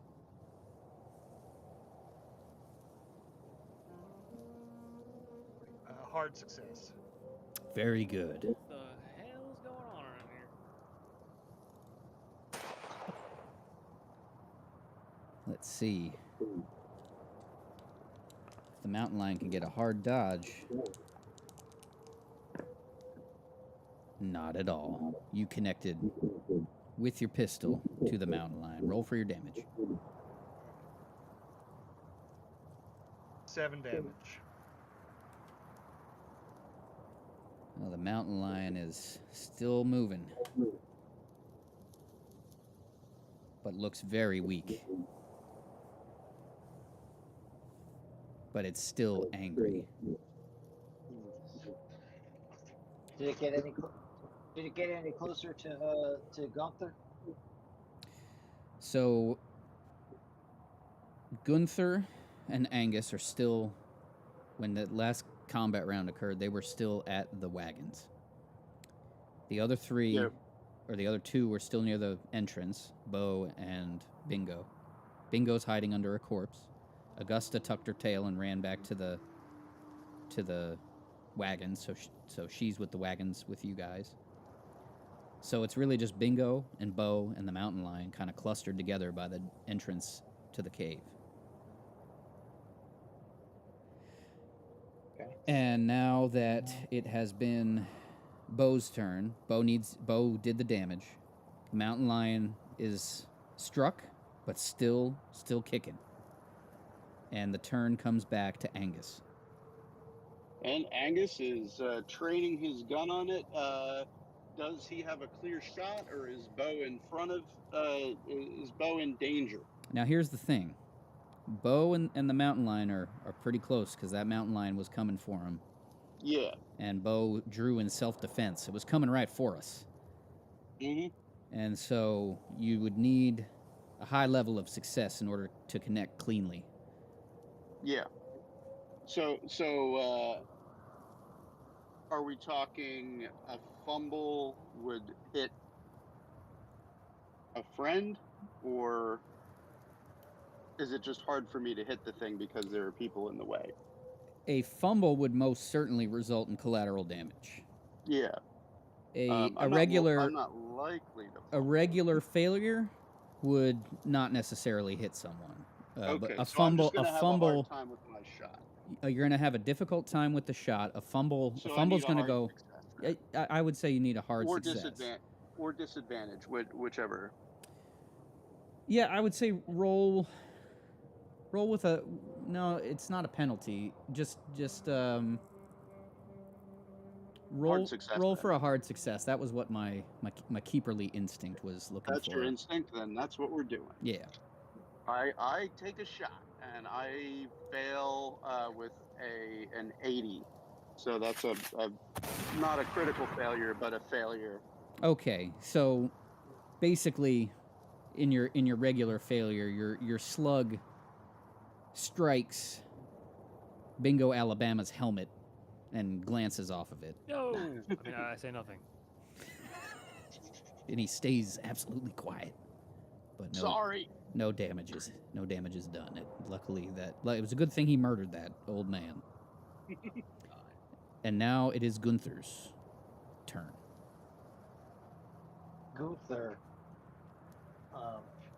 turns to pull his peacemaker out, his 45, since he's had time to, and he aims at the cat, and he goes for it again. So and that is a fucking hard ass success. A hard success. At what distance? At what distance? 60 feet. Is it still the same? Did that if you're still at the wagon, yeah. Okay, yeah, that's 60 feet. Okay, so let's see what the damage would be. I know that 15, but you got a hard success. So just roll your standard damage for your pistol. Okay, so that's 1, 2. That would be 4 damage. 4 damage. And the mountain lion lets out one last cry and goes down. I killed it. I get its babies. And just as you've killed it, the three babies, the 3 kittens come out of the cave slowly, their eyes opening for the first time as they go up to their bloodied mother and begin to suckle at her teat, but finding no purchase, they just begin to suckle at the bullet holes, feeding on their mother's fresh, warm blood. Their very first experience as living beings. Oh, great. We started this off nice, didn't we? We're out of combat? We're not dead. Bo Cassidy. Yes. I want you to roll Natural World.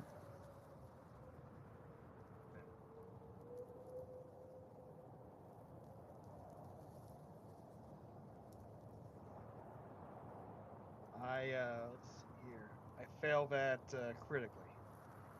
All right, you don't notice anything in particular about this line. You just are in a state of shock. Doctor. Yes. Where are you? What are you doing?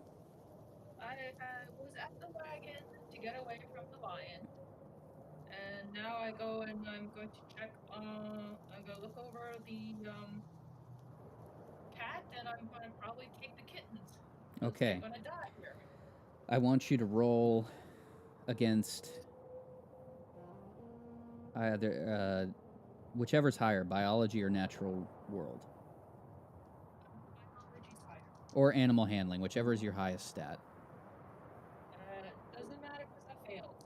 Okay, you also were just in a state of shock. Mm-hmm. If anyone else has any kind of natural world bingo, you may want to roll it. Sure. Yeah, I'll try. I have 20. Okay. Regular success. Bingo. I failed.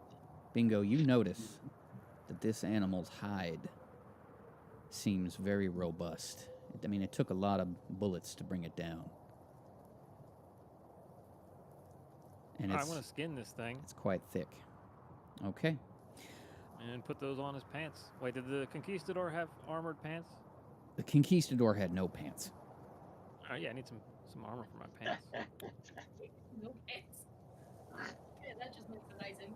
We are going to take Hey, what in the hell do you do for a living? I'm a mountain man. I make do with what I have in front of me. Lord, I'd say so. The keeper needs to take a break and refill his tonic, and also empty out the tonic tank, so everybody can Have a Always got to empty the tonic tank and refill the I'm tonic. taking a similar. everybody takes this is Flush a good that moment tonic to down the flush toilet it. because it's shit. Oh, all right.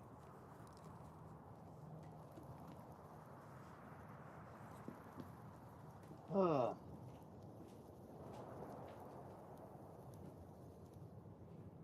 Peter's not going to take his mic with him into the bathroom? Damn it.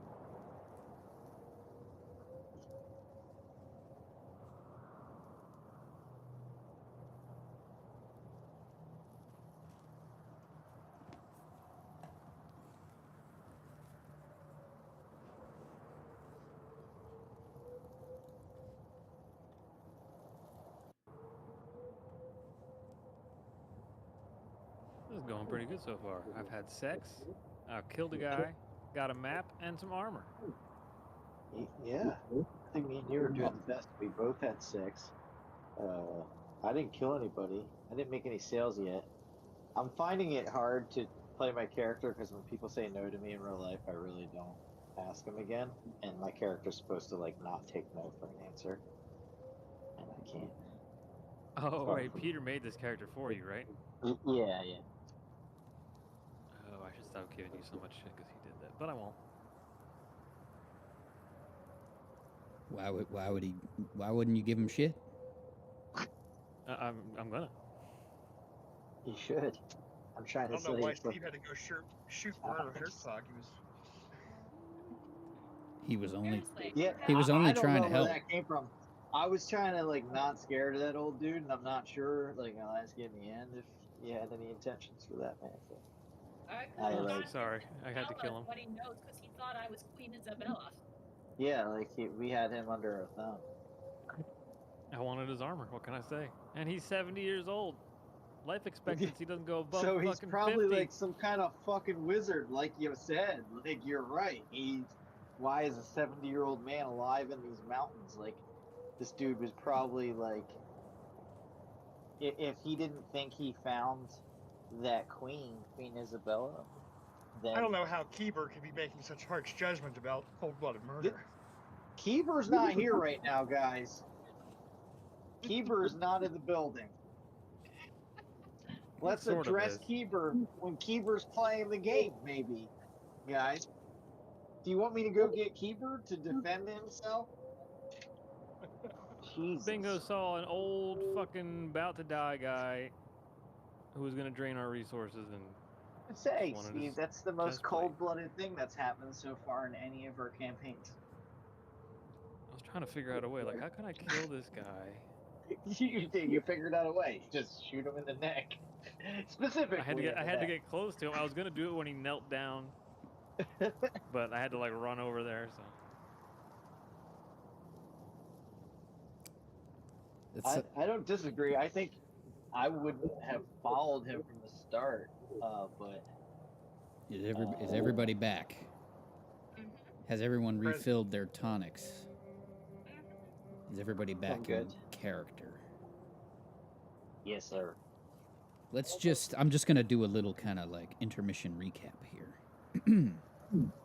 Previously on Down Darker Trails, a group of ragtag investigators new to town, each one uglier than the last, set off into Sullivan's Gap in search of the Owens brothers' camp, looking for Newt and riches at the behest of Newt's sweetheart, Hetty Pointer, one of the local girls.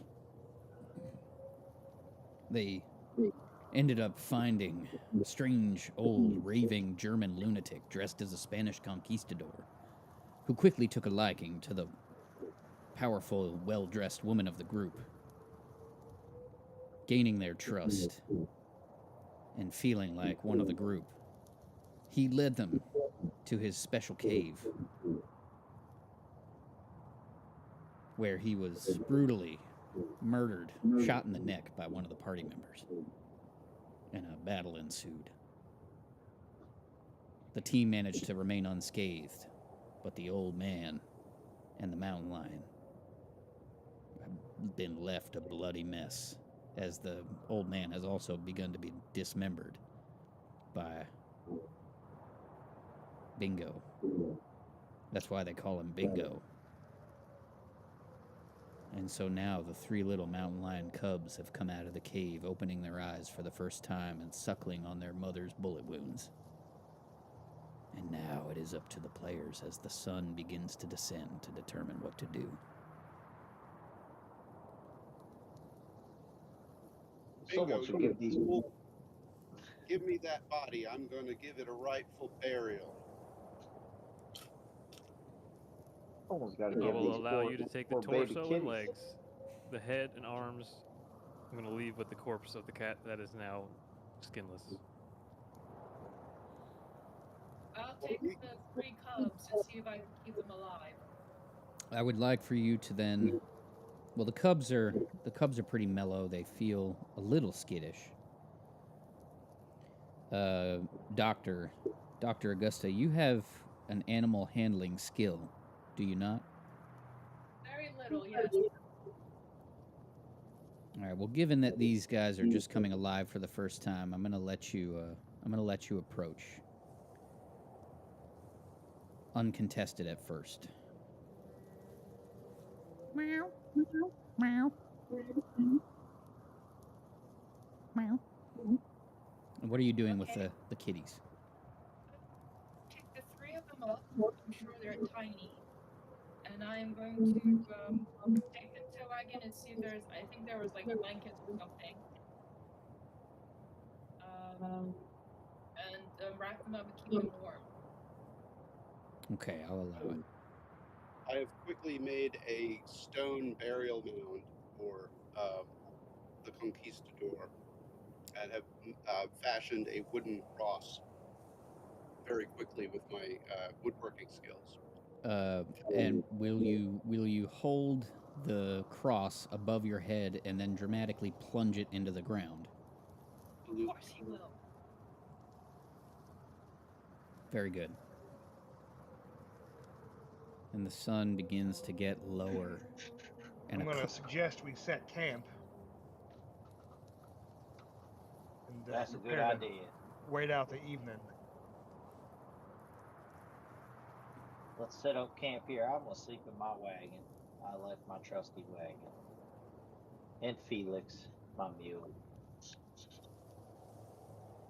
With any leftover remains of the hide that were not fashioned into pants, I'm going to cover myself with that. So are y'all setting camp? Mm-hmm. Yep, set up a nice little campfire.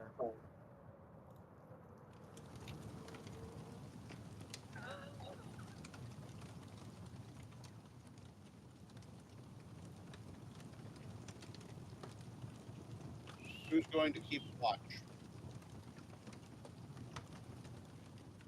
I'll stay up first. I got my shotgun. I'll take a tincture and I'll I'll stay up. I'll take second watch. Just wake me up in the middle in the earlier morning. Okay. Before sleeping, I would like to cook some of this meat and feed my mule and myself. Well, got it's a carnivorous mule you got there. A ghoul and a carnivorous mule. So as the party puts their heads down, begins to eat, sit about the fire, everyone roll for listen. Don't tell me your numbers. Only tell me if it's success or failure. Failure.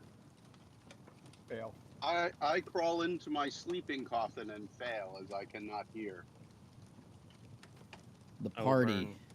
Some luck. You want to burn luck to listen? The mountain man, Bingo, Alabama, puts his ear to the ground and feels as though they're still being watched as they go to sleep.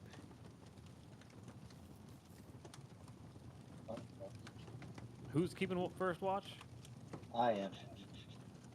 That'll be me. I'm second watch. You got to knock on my coffin to wake me up. I don't know what time it is yet. Gunther, I hear something. I think someone's still out there. I bet you there's more of these fucking kitties out here. Like I fucking said, we should have not camped at the kitty site. I think we should wake everybody up. Everybody up! What? There's kitties. We got kitties again. Something's out there. What do we do? Are we going to move in the dark? I think we got Daddy Kitty.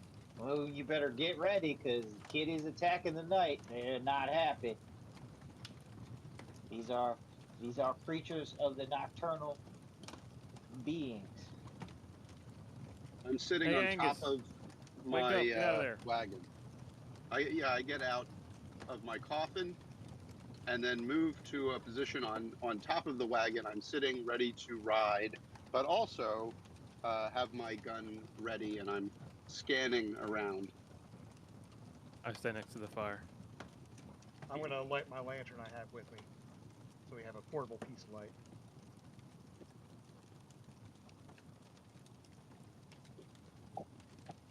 Augusta Cole is going to stay in the wagon with Hetty, who I assume is still with us. We gotta find Newt. I'm sure she's hiding in the wagon. We gotta find. Gotta get to Newt. I'm gonna fire a shot at like where I think the kitties might be like hiding. Like I'm gonna just fire a warning shot. Okay. With your pistol or your rifle? My pistol. I have a pistol and a shotgun. With which gun do you fire? Oh, you know what? I'll do it with the shotgun. It's louder.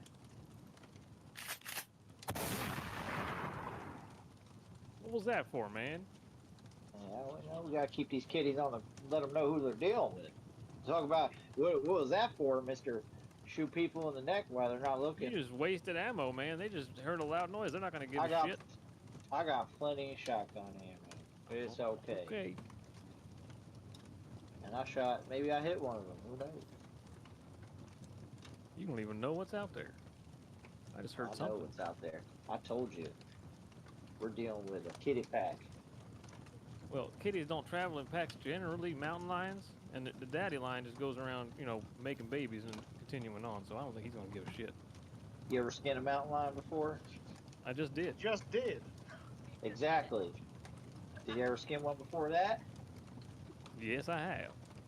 Then did you notice anything different about this kitty? Nope. Man. Other than it had a thick hide. Exactly. It took us how many shots we shot that thing, and it still lived. These things I would like to point out it is unusual that the cubs are drinking the blood of its mother. That seems a bit peculiar for something so young. It should still be on. They probably just were looking for milk and saw a liquid coming out of their mouth, their mother's scent. I get But you could be right. And as the night wears on, the discussion continues. Has anyone gone to sleep? I'm gonna wake. I'm gonna wake Robert up for second watch, and I'm gonna try to As the argument between the mountain man and the tonic salesman wear on, Bo has drifted off with his lantern by his side, but asleep. I go back to sleep in my coffin when I determine that there's nothing happening. Well, I wake you up for second watch. Excellent. On second watch, I am actually again sitting kind of escape position on the wagon, ready to drive it, but also ready to shoot. So I'm scanning around. So after Gunther shot his shotgun, there was nothing other than talking. And the sun begins to rise. Okay. Did Blasted orb. Did anyone sleep for more than an hour? I think me and Hetty probably I because did. we're hiding in the wagon. I did. I can go to sleep instantly in my coffin. So I probably got 2 to 3 hours. I want everyone to roll sanity.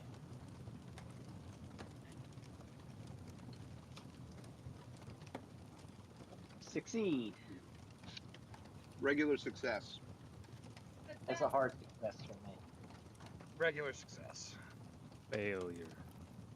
Yeah, that's a hard. The mountain man loses 1 point of sanity for a restless He's night. pretty crazy. Damn. That boy is going to turn into a ghoul. As he begins to slowly lose trust for his party, but not that much. It's really just a rough night of sleep is all. But he begins to resent the women folk who slept so comfortably hiding and who ran away at the first opportunity they could.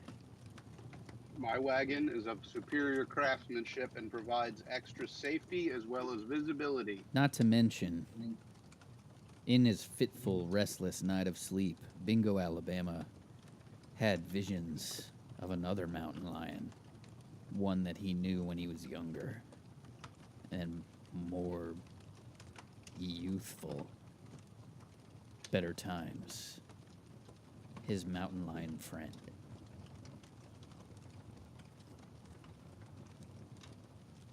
I sure did. Well, now that the sun's up, I believe we should continue looking for this new fella.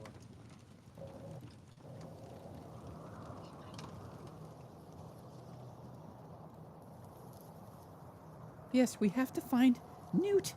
We have to find Newt. Let's go. Let's go find Newt and get rich.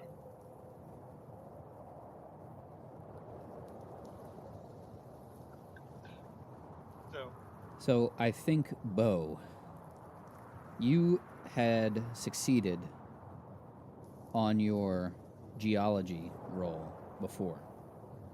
Yes. Knowing where it was where it would be most likely to have a silver mine. I think. Try and divine the veins, the walls of this cave. Do you want to suggest to lead the group to where you think it's going to be? Yes, I think that'd be pertinent. I think, based on my experience out in these hills, I'm gonna guess that the silver could be over yonder, which would mean that's where the mine that these Sullivan's folks seem to go a lot. Owens brothers, pardon. Roll my geology. Sure.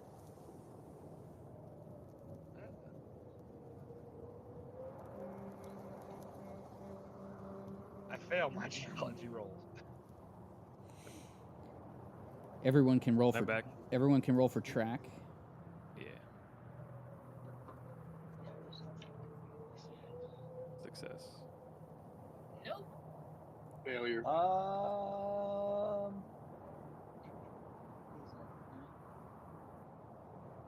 That's a failure. It's okay. The mountain man notices what appear to be wagon and mule tracks that don't belong to the current party, heading up beyond the small cave, beyond where they came from, heading further up Sullivan's Gap. Hey, Bo, check out these tracks over here. Seem to go up that way. Do you know what's up there? The memory's a little foggy, but I do recall searching that area for a good claim a few years back. Worth as good a look as any, I'd suggest. That's all I need. Let's go. All right, so we're gonna follow that trail up the hill. On we go.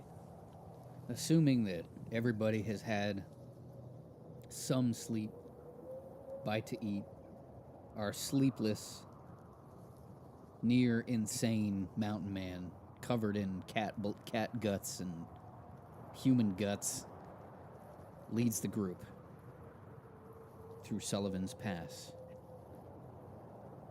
Everyone roll for listen.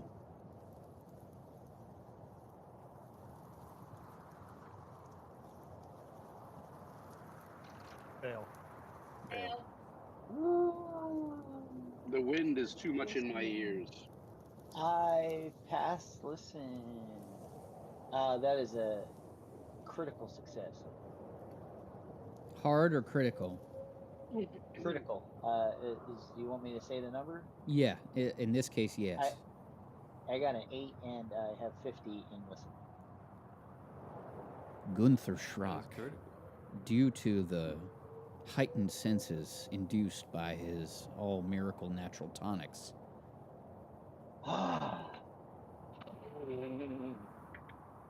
he can hear what sounds like footsteps in the footsteps in the rocky dirt gravel as they travel, but nobody can see anything. I hear something, guys. I hear walking in the distance. All right. We're not alone. And as your suspicion grows, you notice the trail where the tracks lead brings you to the Owen brothers' camp. Eddie, Newt might be here. Why don't you go check it out when we get your back? Oh, this is a camp. This is a camp. Newt! Newt! Sending a young woman all by herself over there? I stopped my wagon a can join her if distance you from like. camp. Eddie, stay here. The trail up to the Owens mine camp winds through narrow rock clefts and at one point into a short tunnel, until finally it leads into a small boxy canyon with steep rocky walls 50 to 70 feet high. The camp consists of 4 tents and a small roofed shelter for what would be mules, although there aren't any in the shelter. Looks like this is abandoned. Where are all the people at? Didn't you hear some footsteps? Everybody roll track.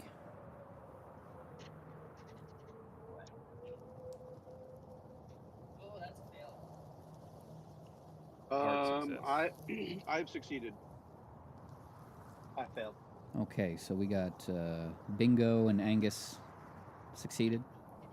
Yes. Hard success. Great. Bingo is bingo. No, he's very tracky. He's very tracky. And you can see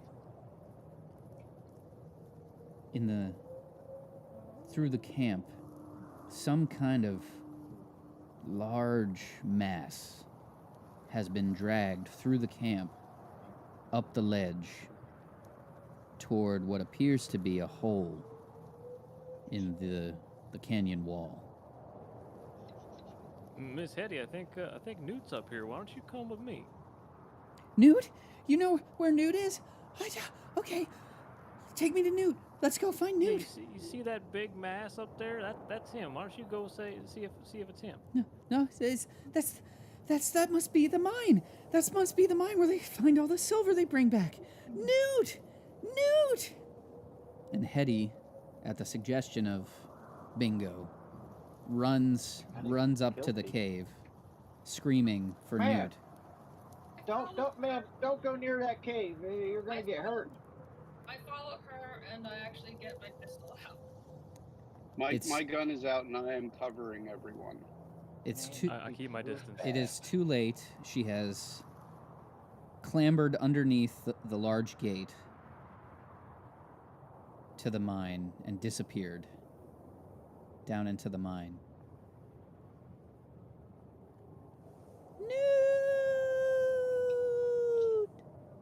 Hold on.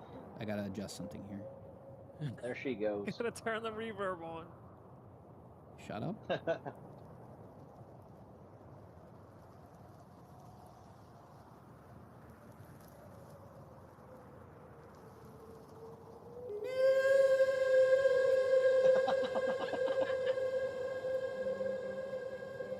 Well, seems like it's safe enough to climb down there with her. She's still alive. Augusta halts at the entrance to the mine and just tries to look in and doesn't want to go in though.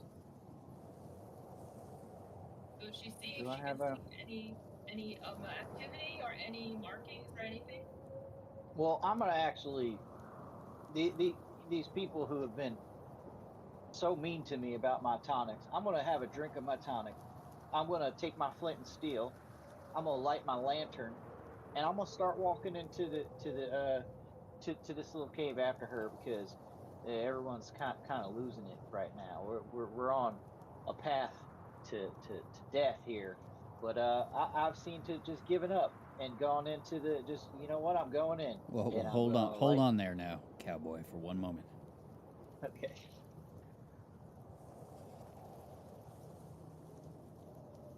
Show you what these tonics can do. See, these Owens boys, as I mentioned before in town, they were very clever. Fuck. How did she run right through the trap?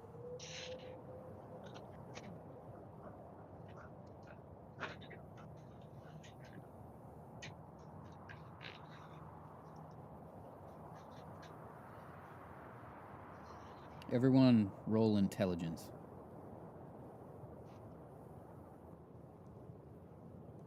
Hard success. Extreme success. Extreme success. I rolled a 6, so extreme success. Right. Yes. Everybody being regular success, being so smart yet indescribably ugly,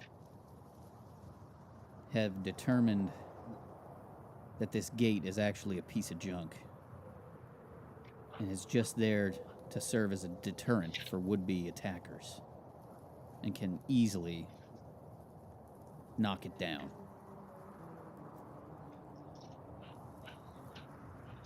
All right. Well, so as I walk forward with my lantern, I boot this lantern mad. I don't even know the gate can even fall. I just like kind of guess, and I just kick it and it falls over. I just go right into there with the lantern lit, and if anyone's gonna follow, go ahead. I'm gonna go try to get this poor lady y'all sent in here to die. You gonna thank me later? Mark my words. I don't think I'm ever gonna thank you. Okay. Them's fighting words. All right. So Gunther is charging his way with his lantern out into the mine. Where is everybody else? I'm going to follow Gunther into the mine so he doesn't get his full ass killed. Okay. Bo and Gunther into the mine. What is everybody else doing? I'm going to stand by the mine entrance and guard it. Very well. How large is the entrance to the mine? It's about, let me see here. It's about 6 to 7 feet high and about 8 feet wide. And there's a few wooden joists at irregular intervals kind of supporting the ceiling as you go in. All right, I'm going to go up to one of these joists, put down some dynamite with a About a 10-second, not 5-second fuse. You're going to plant dynamite with a 5-second fuse near the cave entrance. Yeah, where the joists are. Okay. And then Doctor? And proceed inward afterward. All right. Doctor?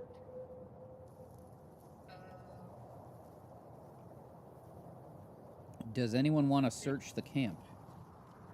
I light a match. I was going to search the camp before heading into the mine. Feel free. Why don't you, if you search the camp, I'll keep you covered. I appreciate that, Mr. Tall. I don't actually understand why they went running in without looking around first, but there you go. Uncivilized fellows as they are. There might be silver in this here mine.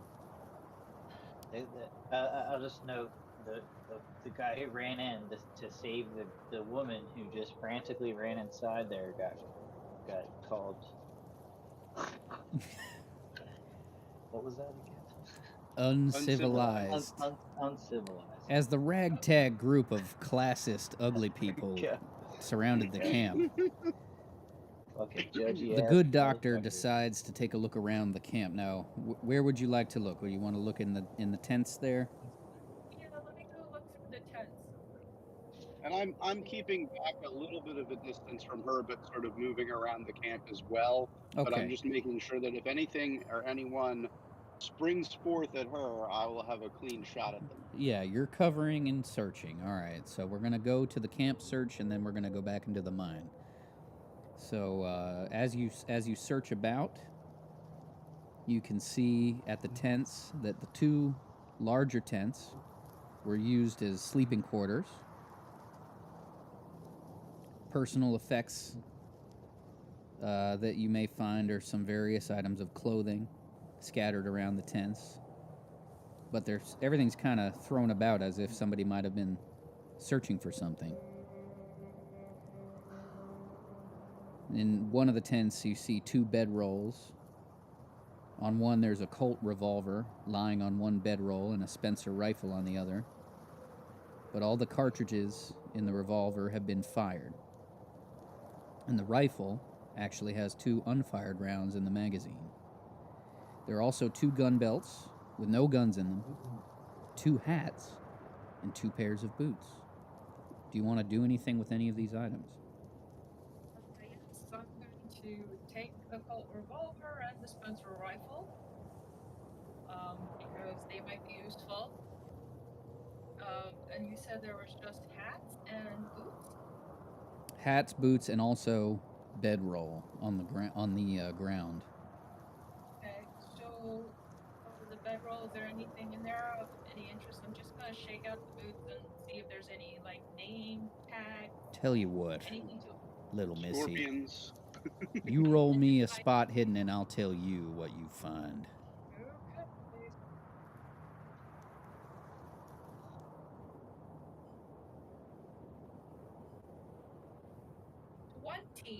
Right? If I get 100 and a 20, wait, no, that's a, oh no, that's a 10. Sorry, 30, and that's a success.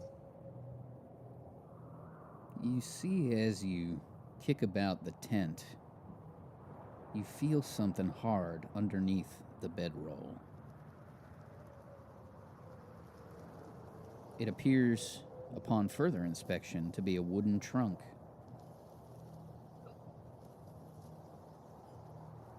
Can I open it?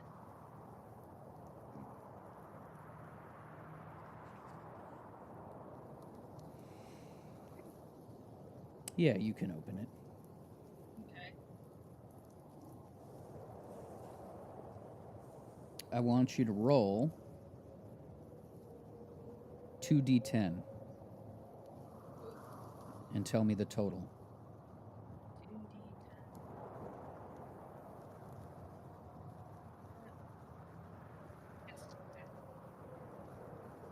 2d10. 9.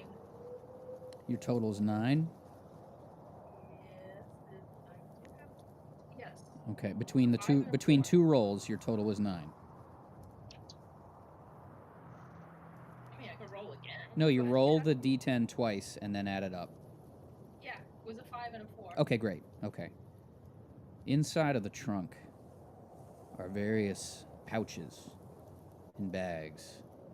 And you, being a very educated woman who knows her ways around items, can see that there's approximately $900 worth of silver in the pouches in the trunk under the bedroll.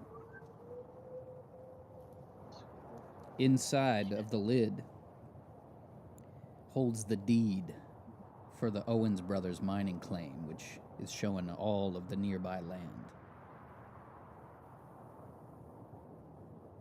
Okay, so is the trunk small enough for me to move? You can take it. Yeah, I take the trunk and I go out to show Mr. Tall, and I say, hide that in your wagon. I don't trust certain members of our group. Okay, just be careful. Would you until guys, I'm back. as you go through the other tents, you see that the other tents contain bedrolls, a gun belt with no gun, a pair of boots, 2 hats, a box of cartridges for the Spencer rifle, a banjo, various personal items, and one of them strikes you as familiar, a photo of Hetty Pointer.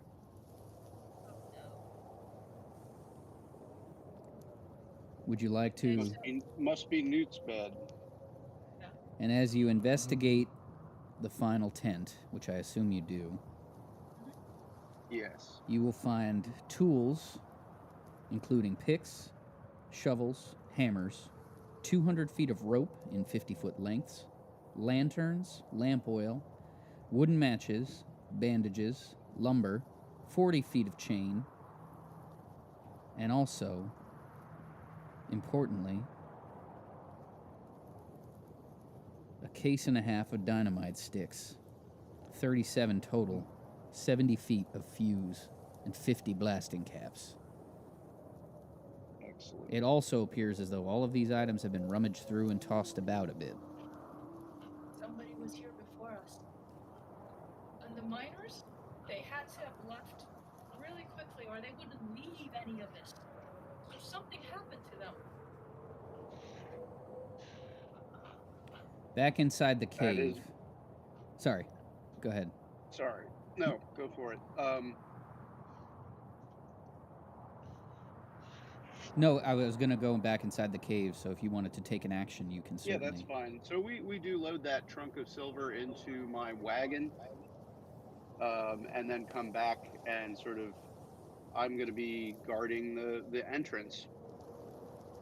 Very well. Inside of the cave now, at the cave entrance. Bo, I want you to do another geology roll since you're so keen for geology. All right, rolling up. I'm going to use 5 points of luck to get a success. Okay.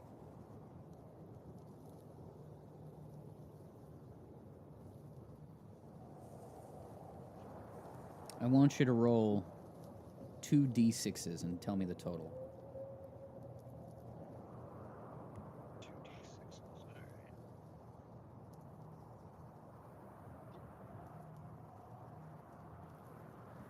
10.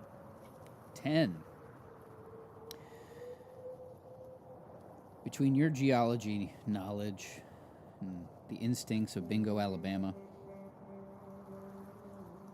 you surmise, based on the location, how well this has already been dug out, and even what you can just see casually, ore veins in the walls and even some glimmers on the walls. This mine is probably worth about $10,000 of silver. Definitely looks like a very rich mine of silver. I'm very curious why the camp is unguarded and empty. Good $10,000 worth right here in the walls I can see. To not speak of what might be beneath or deeper in. Well, you want to go in deeper, or you want to go and tell the crew we just might have struck gold here to an empty silver mine? Well, I don't much think we should all go in at once. I think a small party should go in, and the others should remain back, just in case of a cave-in or some other kind of calamity. All right, maybe we should go back and regroup, but maybe we should yell. What is this woman? Yeah, yell out for Hetty, see if she can hear us. Hetty, Hetty, you in here, Hetty? Hetty, where'd you go? Come back! I think I heard her, so she's down there. I don't know. Something seems off about this. I don't know. I feel like that prostitute I was with told me that these brothers, they're mighty strong and they're mighty smart about their stuff. So they come pretty heavily armed, and we basically just walked right in this camp and through this door in. I don't know. Something seems off here. All right. Well, I suggest we go in deeper, but I'm gonna grab a few supplies from the mule before we head in.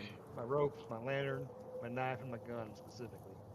And of course, I'm gonna empty the tonic tank while you guys work it out, and then you can fill me in on the details. As you pass by, I point out that there are mining supplies, including lanterns and rope, right here in camp. If anyone else needs more, I want everybody to get a lantern of some sort. Yeah, I've taken a lantern and just put it next to me, as I don't know how late we're going to be here. I might as well have some light later on. Let me get some of that oil and some. Yeah, I need some of that lantern oil and plenty of lamp oil. Lamp oil, yep. I'm gonna take a bunch. Go ahead. I will actually point out that all this stuff was left here, including clothes, personal items, guns, some of which are empty, and there's nobody. So something happened to these men, and we don't know what, and we haven't seen any bodies, have we? We haven't seen any bodies. It looks like they may have been woken up and taken away because they left their clothing behind. Certainly would have left a highly profitable mine and their weapons and supplies. The fact that these supplies have been fired makes me even more nervous. Yeah. I'm gonna take that rifle that seemed to have a bunch of cartridge ammunition in the other part, and a bunch of dynamite, blasting caps, and fuses. What do you say the gun was? There was a Colt revolver and a Spencer rifle, but I don't use a rifle, so I thought somebody could use it if anybody has a rifle skill. I'll take that Spencer rifle. Yeah, so it had 2 bullets, but then there was a cartridge of, was a box of rifle cartridges that probably belonged to it. Yeah. Yeah. And let's say another 10 sticks of dynamite. There's a lot of dynamite. Is it sweating? Dynamite? I'm gonna grab a few sticks myself. I'll take 10 sticks. Okay, I'm back. Sorry about that. And a fuse. Okay, so we basically divvied up some of the goods, the mining equipment, and we've discussed that there's nobody here and we haven't seen any bodies, so we're trying to figure out what happened Did you find to any? Did you find any silver? Not at all. None at all. There's ample silver in the mines, poking through the walls. This mine is incredibly profitable. I mean, there is. Do you think they were robbed? Somebody else came here and tossed this thing around, so perhaps there's another party here that took the silver and the men. So you think this is just a plain out robbery? I don't know what else to think, but there's no bodies. Where are they? And I don't see any blood. Do we see any blood or any sign of struggle? So they took the silver You didn't and they find took the bodies. any silver.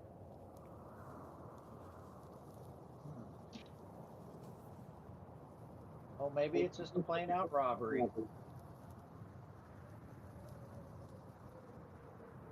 Well, I'm like guessing if attempt the to robbers left intimidate. behind such valuable items as the weapons themselves in the mine, they'll be back. They may just be disposing of the bodies. Or they may be deeper in the mine for God knows what. Did we see any blood or any sign of struggle other than just like some stuff was tossed about? All you can see in the camp as far as human activity is tossed about items in the tents, and then the large mass that appears to have been drug up toward the mine entrance. Well, if we ain't got no silver, everything's tossed around. This looks like a plain old loot and robbery, and then they maybe kidnapped them? Or disposed the body in the mine? Well, in any event, I think we should post up some guards out here. At least 2 of us should head down and look for poor Miss Headley. I should also note that based on the research of Bo and Bingo, anybody can just kind of casually chip away at the wall just with, half an hour of work and pull out $1d6 worth of silver at any time. Oh yeah, I'm gonna take some of the pickaxe tool with me. Very well.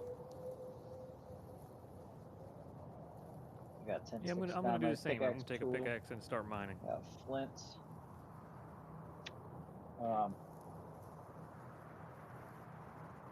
Was there any rope around here?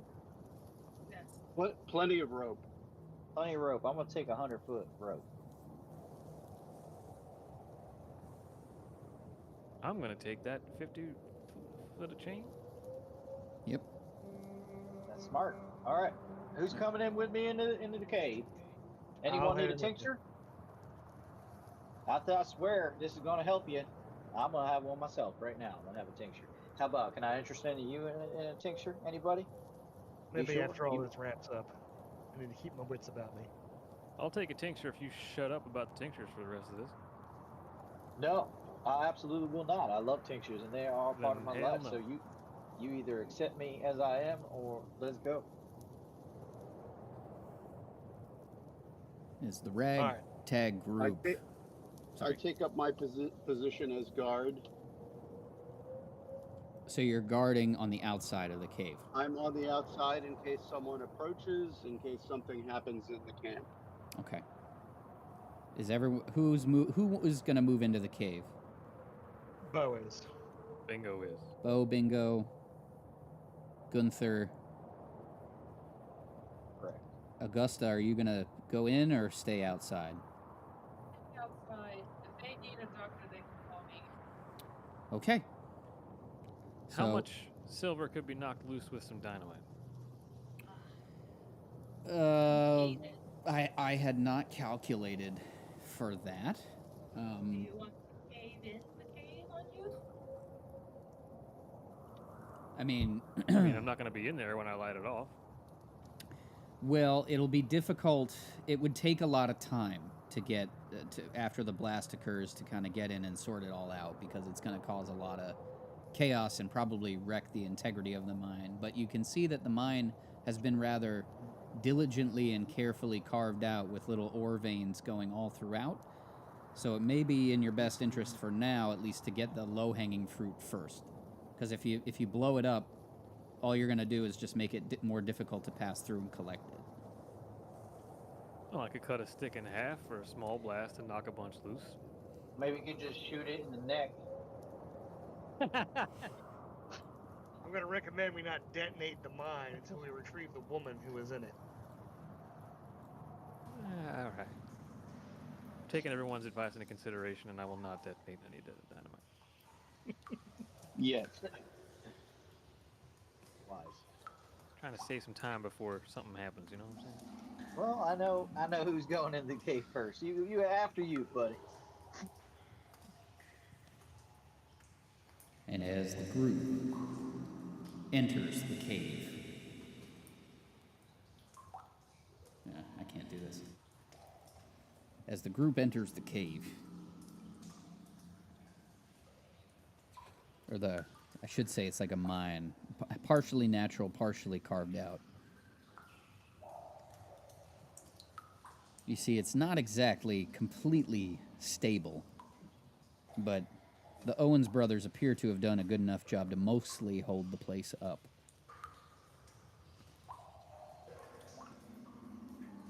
They're not bad in here. All right. I get used Are to you this kind of descending living. deeper into the cave? Are you staying near the entrance? I'm gonna progress in. Okay. Where's the closest visible vein? So there's basically one area where it splits in 3 directions. You can see that the path to the left, you can see where that ends.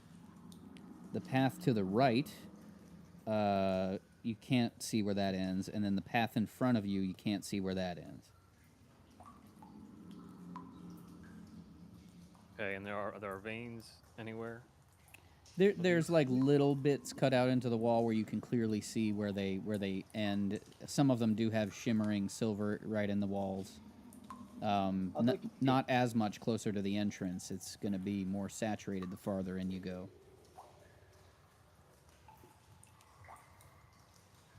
Okay. I'd like to inspect the holes, like each tunnel, to like try to see which one has the most like foot traffic going through it and what looks like to be the most used current one.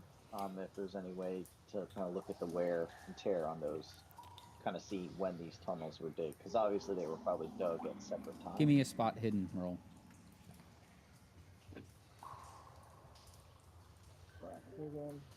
That was an extreme success.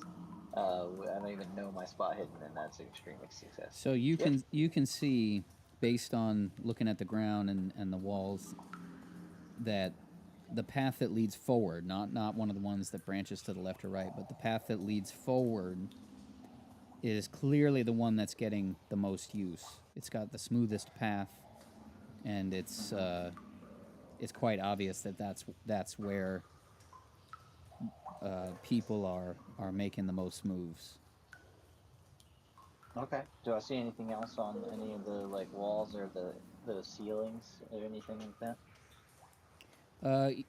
You can see this path looks like it's been so well used that even the walls and ceiling are smoother than they are on the other paths compared to the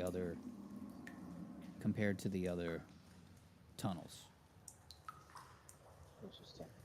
I'd like to yell out for Hetty again to try and get a sense for which direction she went. Okay. Hetty, where the fuck you at?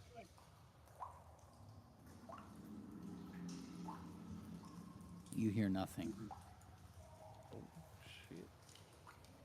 I'm gonna guess that middle one is probably gonna lead to Hetty, and those other ones on the right and left there, those are gonna lead to a lot of silver because they ain't been explored much.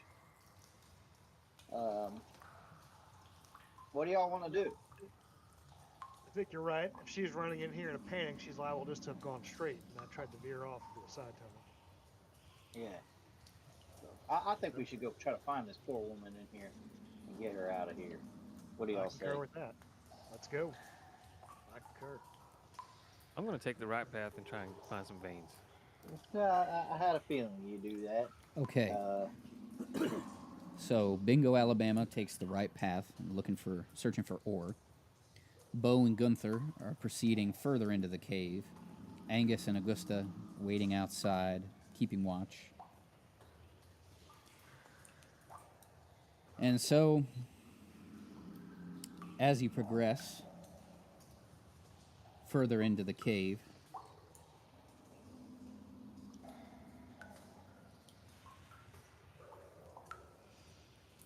it gets darker. Each of you has a lantern, I take it? Correct. Yes, sir. Oh, wait, look out.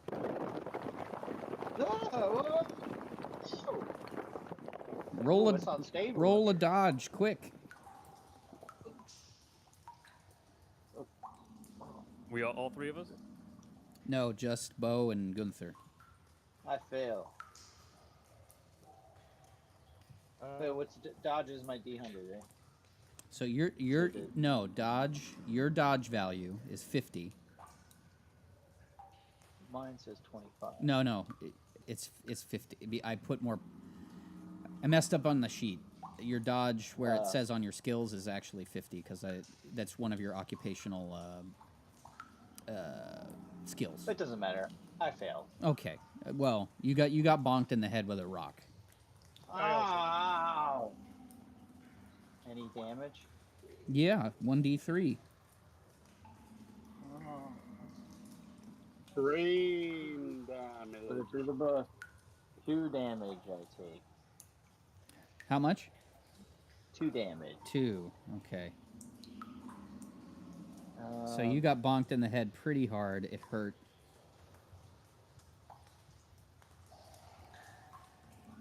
I also failed. Ow! Fuck! I would like to offer that you could drink one of your tonics. I'm gonna have a tonic. I'm gonna drink the clear tonic. That's the daytime tonic. You gotta have the daytime tonic. And if you can justify to me with what the ingredients are in the tonic, I'll give you 1 HP back. The ingredients. And be honest. Mike was Mike was semi-correct. There is slight laudanum in this, but there is also the Mother Earth themselves, some spices and herbs, and some of the human's finest urine is in those, and a little bit of mint. Okay, if you drink the urine tonic, I'll give you an HP back. I gladly drink the urine tonic because I believe in the urine tonic. People think it's disgusting, but I think that, you know what? They make leather with piss. So what do you know? Beautiful things come from things that you would never know. Literally poison. Okay. It's good for you. Bingo, I want you to roll 1d6. That's how many dollars. Bingo or Bo? No, Bingo, because Bingo's been mining. Oh, okay. Where's my 1? All right, you got $1 worth of silver. You're on the right track. Bo, did you succeed in your dodge? I did not. I failed. I rolled a 2. Okay, so you're gonna take 2 points of damage. I'll give you an HP if you drink one of the tonics. Would you like a tonic? Give me a goddamn tonic. Whatever you just drank. Yeah, that's my boy. Tell him what's in it, though. He's curious. This is my finest tonic. It's got a little bit of mint, a little bit of Mother Earth, a little bit of you were right. I put a little laudanum in there, but it's not a lot, and a little bit of my urine. I don't believe any of that other shit will help, but I'll take the laudanum. Okay, so you slug it down and you get an HP back. Good job, guys. See the tonic. But question for the keeper. Yes.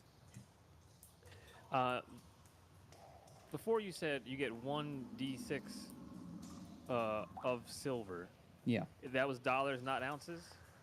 Dollars worth. Oh, well, this is a waste of time. Yeah, it's a few minutes of work. You guys throw it around $5. That's like $200 now. $1 is $18.20. Yeah, so $5 is a pretty good amount of money.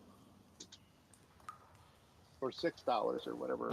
I think Bo did. Maybe if I think Bo did the silver math. Laying around somewhere, that would be cool too. But...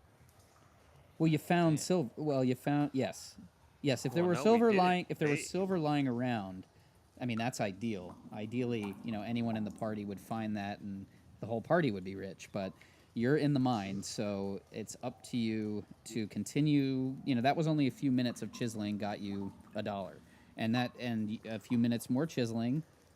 Okay, so we've just been chatting, yeah, while you've still been mining. Roll a d6 again. We were told no silver pieces were found. D4 or 4. Yeah, they didn't find any silver pieces. But Bo said that in the mine, the silver was oozing out of the walls, upwards of $10,000. Right. He did the geology roll. What did you get on your d6? A 4. Great. So you just found $4 more just while we were talking.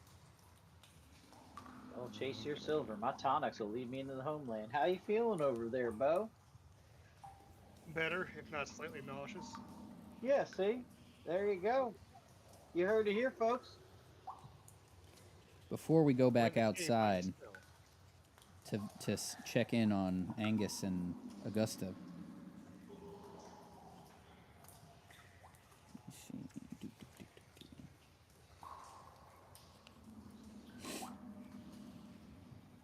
I need...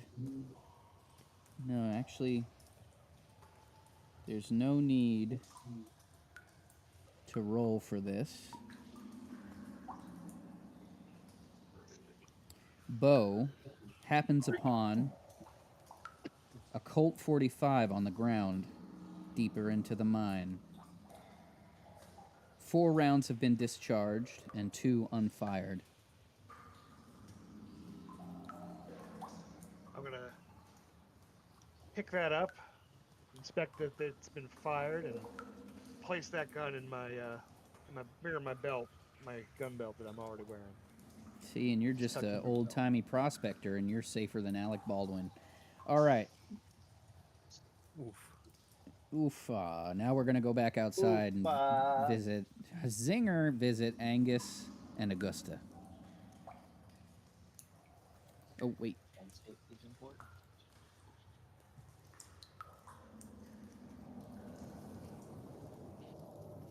Okay, well, I assume that while we're waiting for them to look for Hetty, that we're still kind of still searching through if there's anything left. Well, tell me if you are. Yeah, I am. Still sort of searching, and What are you searching? The camp. Trying to The figure out encampment. what happened. I'm inside. Also, I'm assuming we're probably taking care of the animals and wagons and getting them ready to, like, leave in a hurry if we need to. I want you to... Angus, you can tell me what you're up to as well. Reggie is always being fed properly and ready to go, and we're taking care of the other mule, and we're trying to figure out what we can feed these kittens. Is there anything about that we could sort of food-wise that we could keep the kittens satisfied with? Outside of a few bottles of liquor that are mostly empty in the camp, there doesn't seem to be anything safe for kittens. Drunk kittens. I want a luck roll on behalf of both Angus and Augusta. Each of you roll. Extreme success. Success. Okay, all 3 of the kittens are still alive and seem in okay health. In fact, they're beginning to come to you in a way that they are looking for affection and food, and they're starting to become attached in a childlike kind of way. Okay. There's no rations. They're all gone. I have food, so I don't know. In the camp. No, there's no rations left. All of the food has been. I was hoping there was some milk or something around that we could give these critters. Now, Augusta, you said you're searching. Angus, are you on the wagon? I've been tending to the mules and the wagons, but I'm also keeping a constant eye out in the distance and also just around in case someone else is arriving. I would like for each of you to roll a spot hidden.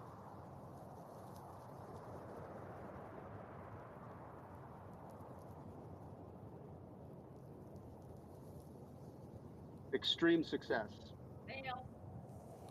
So, Angus, you notice that on the stall for the mules that you may have been looking at it in the camp, you note that the wooden bars that were kind of serving as crude gates to hold the mules in had been broken down as if the mules had bolted out. And there are some very fresh-looking saddles inside of this as well. that have been undisturbed, unused, that are sitting in the hutch. Looks like somebody scared these mules off during whatever happened. They seem to have escaped. This is looking worse and worse. We are not safe here. I've never felt safe here. That's why I'm still outside the mine, keeping my eye on everything. But don't worry, if anything happens, just get in the back of my wagon and Reggie will take us to safety.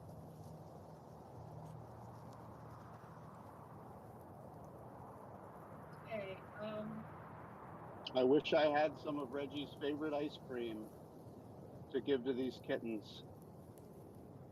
okay, so Augusta's gonna go a little bit further from the camp to see around the perimeter, and if she sees anything else. Sorry, say that one more time. She's gonna go to the perimeter of the camp and see if there's anything else that can tell her what happened here. Okay, when you say the perimeter, do you mean where you came in, or to the far end? Yeah, just a little bit further out from the camp, but not too far. To the far end. I'm also keeping her covered as she does this. To the far. I'm sorry, far end. So deeper into the camp, or farther back out toward where you came? Around the perimeter of the camp. Like we looked at the tents and the shed, but around it, like in the surrounding environment. Oh, I see. So okay, around the whole perimeter. I understand. Yes. Okay. And you've got eyes on Augusta. Yes, Angus? I'm watching what she's up to, making sure nothing's going to creep up on her as she does this, and that's my main focus. I'm not really poking around at things myself. I'm just making sure she'll be safe if she's focused on other things. Okay. Okay, great. So you guys are still scanning the perimeter. So far, all is quiet.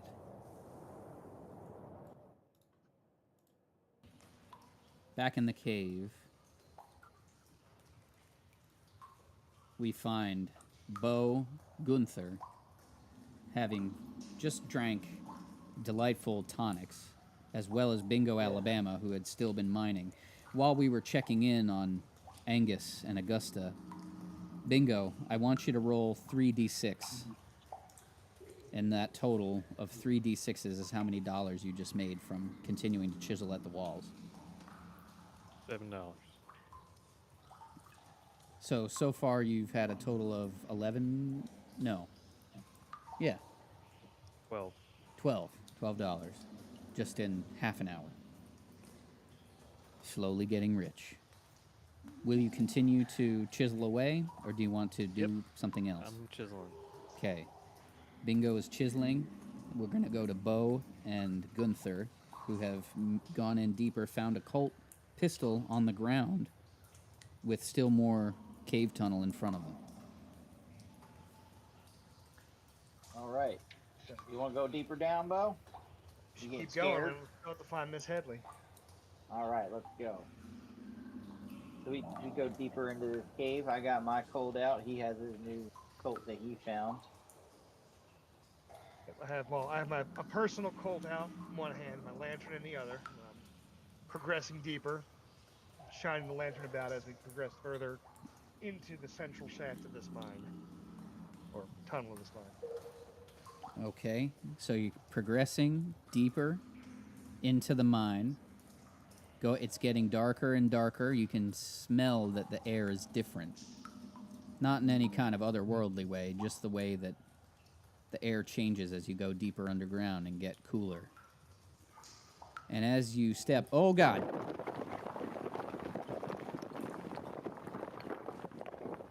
The ground goes a little loose underneath your legs. Roll a dodge. Both of you roll dodge. Dream success. Dream failure. And That's a critical failure. Did you fumble?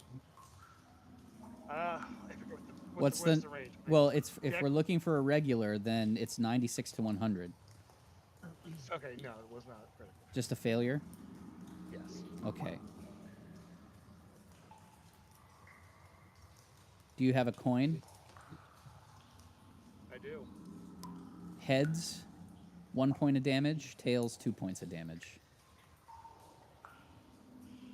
1 point of damage.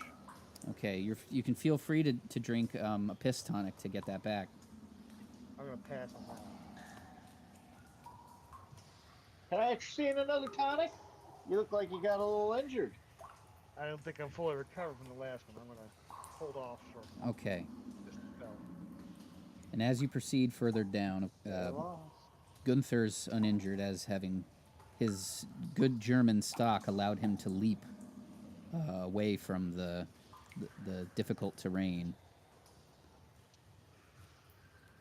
And as you get to a junction, you see 4 unmistakable shapes on the ground. These are the shapes of 4 dead men. I'm going to go move forward to inspect the bodies to see who they are. I'm going to also move forward and lend my light to Gunther. Shining my light for Gunther, I should say. Aziz's light. You're approaching the bodies and shining a light nearby. Is that it? Correct. Okay. Yeah, and I'm going in to inspect them and loot their pockets and stuff, see if we find anything with these dead people. Okay. Who they are, they got anything on them. Now in a quick maneuver, we're going to go back out to Angus and Augusta. And as they are searching the perimeter of the camp, by the entrance of the camp where their attention is not, several men begin to approach.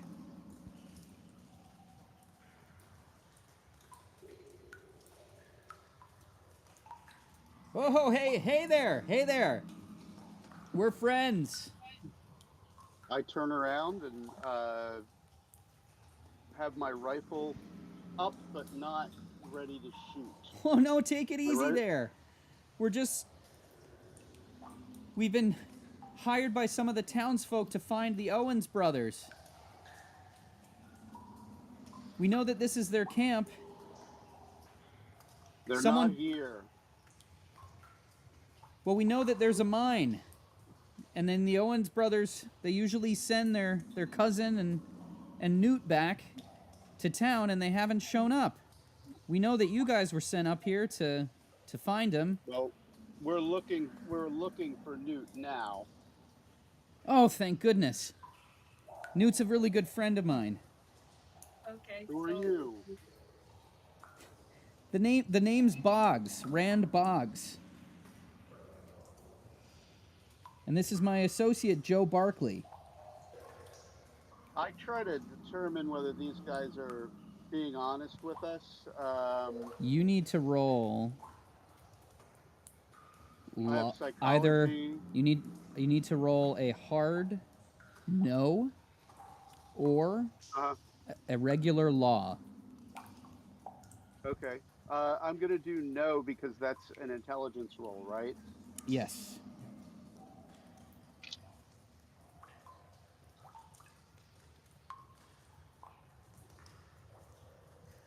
Okay, so I failed hard by 3 points. I'm going to spend 3 luck to succeed. Okay, that is a wise choice. So as the 2 men approach, Rand Boggs and Joe Barkley, something goes off in your diligent and detail-oriented mind. You've seen these men before. But where? You seem to recall their faces, but not because you've seen their actual faces, but you've seen the rendition of their faces on a wanted poster in town. Each of these men has a $50 bounty on their head for armed robbery. Now, how far are they from me at this point? So you two being in the center of camp and them being right about at the entrance, I would say they're about 30 to 40 feet. Do you let me know about that? Oh, yes. Okay. Augusta, get some rope, and I aim directly at the head of the guy that I've been talking to. Hands up, both of you. No, sir. Why would you point your gun at us? Hands up. Okay, if you say so. And as Rand Boggs goes to put his hands up, one hand goes behind his back to his holster. I shoot him. And pulls out his pistola. I'm already drawn and aimed at him. I guess he can do a quick draw, but I shoot. Okay. Absolutely. We're gonna do a quick draw. See how quick on the draw he is.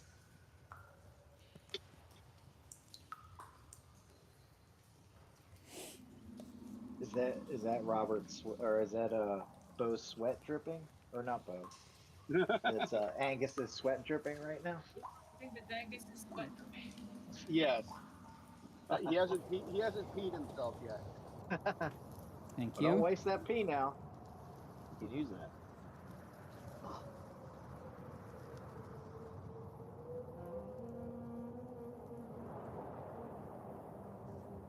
Now this should be simple. Angus has 70 plus 50, 120 dex. Yep. And our boy here has 65, which means you're going to have an easier time rolling a hard success with 120. Because that's 60, and then a fifth of 120 is just over 20. 24. 24, right. All right. So for the quick draw, I have to roll against my dex? Is that how it works?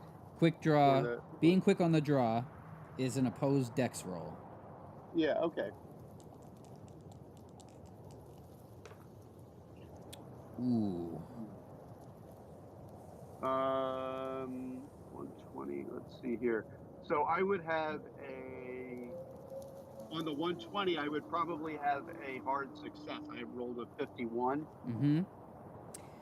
Well, I'm afraid that Rand has rolled a 2. Oh my God, that guy. No wonder he's on a wanted poster. And so he's going to pull out the pistola. And let me see what he's got. He has got a 45.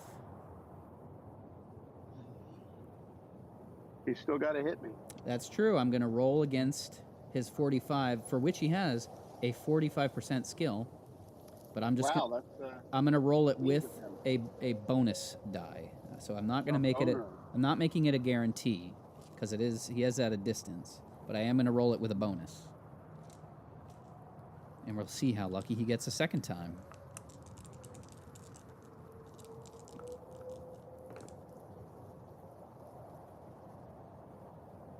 Oh boy.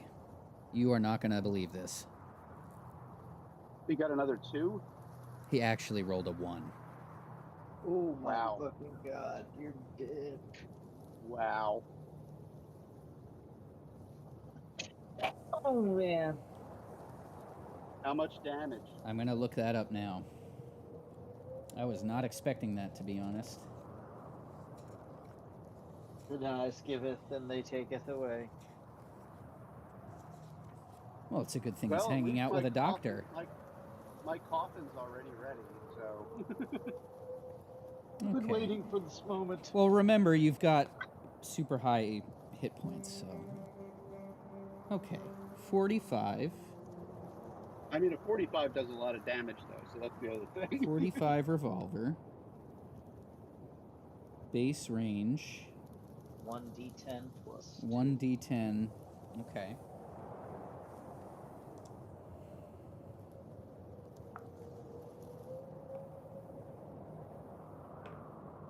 Capable of impaling with an extreme success.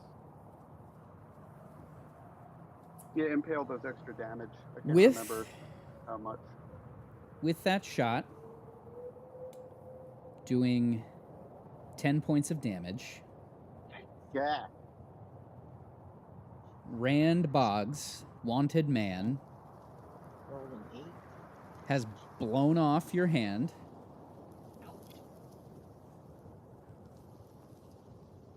And your gun. Which hand? So that if you're holding your rifle righty, he has blown off your front hand, your left hand. Left hand. Left hand.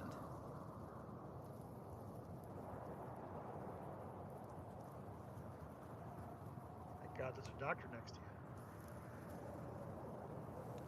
you. Okay there, partner. I told you there was no need for anything extreme. Now, are you going to play nice?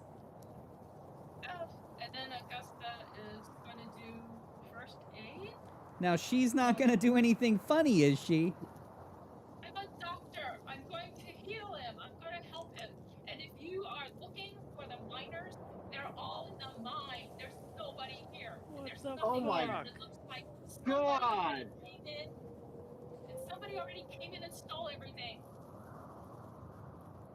I think we'll just see about that. Go on, look around.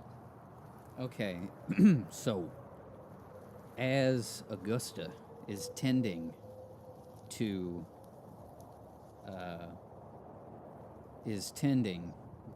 Angus's wounds, back inside the cave. Did we hear that gunshot? Oh, most certainly. Shit.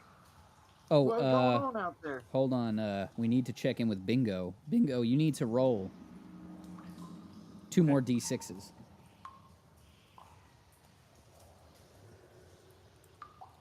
$7 more. And you heard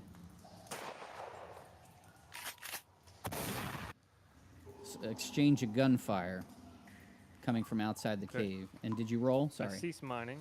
Yes, I got 7. Okay, great. You're getting rich in there. Cease mining.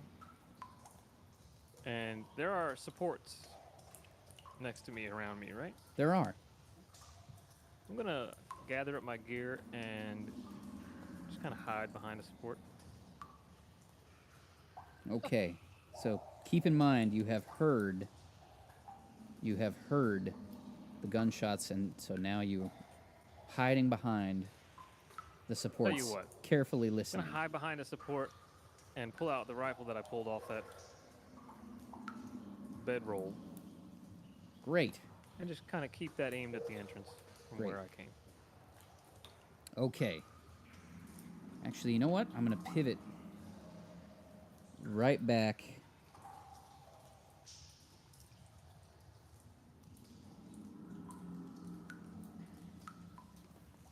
I'm going to pivot right back.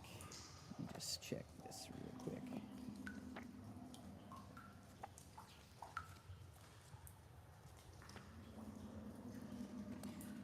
We're going to head back. We're going to head back outside. Incidentally, I have passed out due to blood loss. Well, you have been administered first aid, so I would like. I have a major wound, so that is half of my hit points. That is true. And I am currently unconscious, but she has administered the first aid. Okay. Augusta,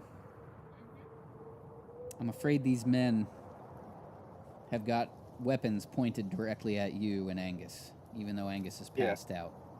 I passed out. She needs to roll her first aid, and then I can become conscious again. Please, doctor, help the man. Okay, so roll first aid? Roll first aid. Yeah, roll your first aid. 27 out of 50. Okay, yes, so success. I get back 1 hit point. I am now conscious.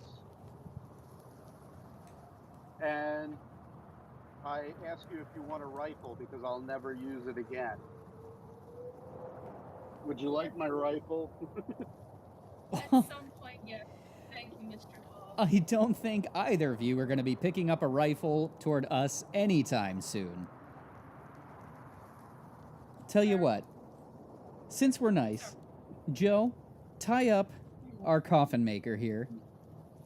He's not going to be any danger to I know he his won't. sir. We're still going to put ropes around him. And as for you, Doctor, you're going to join him. You guys are going into the mine. You see, something's in there, and we don't like it. In fact, whatever it is, got a hold of my brother. And you guys are going to help us deal with it. Doesn't that sound fun? Now move.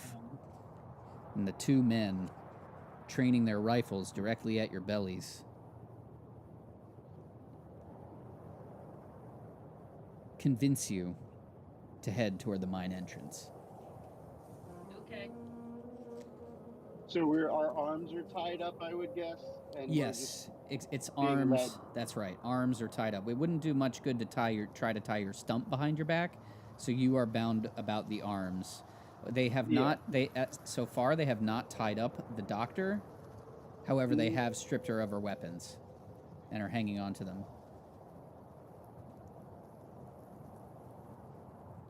Okay. All right, so I guess we're cooperative at this point.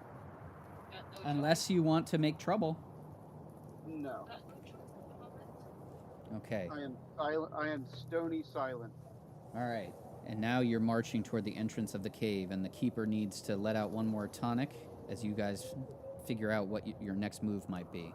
But here's the situation. You're being led at gunpoint. Augusta and Angus, minus one hand but conscious, into the cave. Bingo is down a side entrance and is keenly listening to what's going on. And we're about to come back to Bo and Gunther when the keeper returns. I'm also going to evacuate Tonic. Very good. Me too. I'll be right back. He breaks up.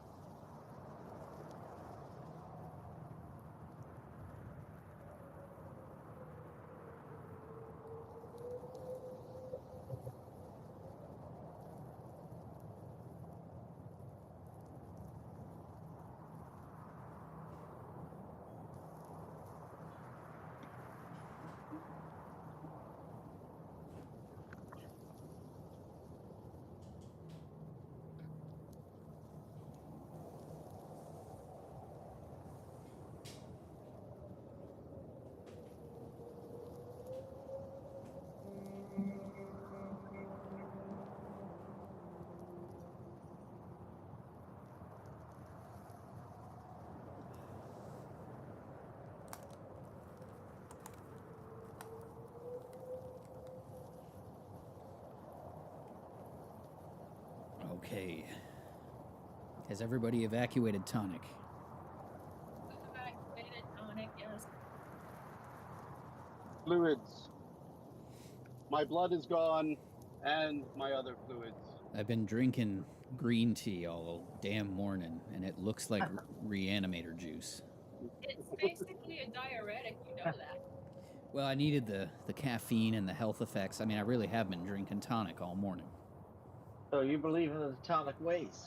Of course. You think I've been flushing everything that's been coming out of me this morning? That's all you got. That's all you got to say. I knew we were gonna be friends. Excellent. Yeah, you say you don't got any extra, do you? Our ragtag group of misfits, each one uglier than the last, now find themselves in a thicky wicket pickle at the Owens brothers' mine. Oh Lord. It appears some wanted men got the drop on them, as if they'd been watching them all along make their way through Sullivan's Gap. They thought they were able to outgun them, but the dice had other intentions. The poor coffin maker lost his hand, and very well his livelihood, making coffins.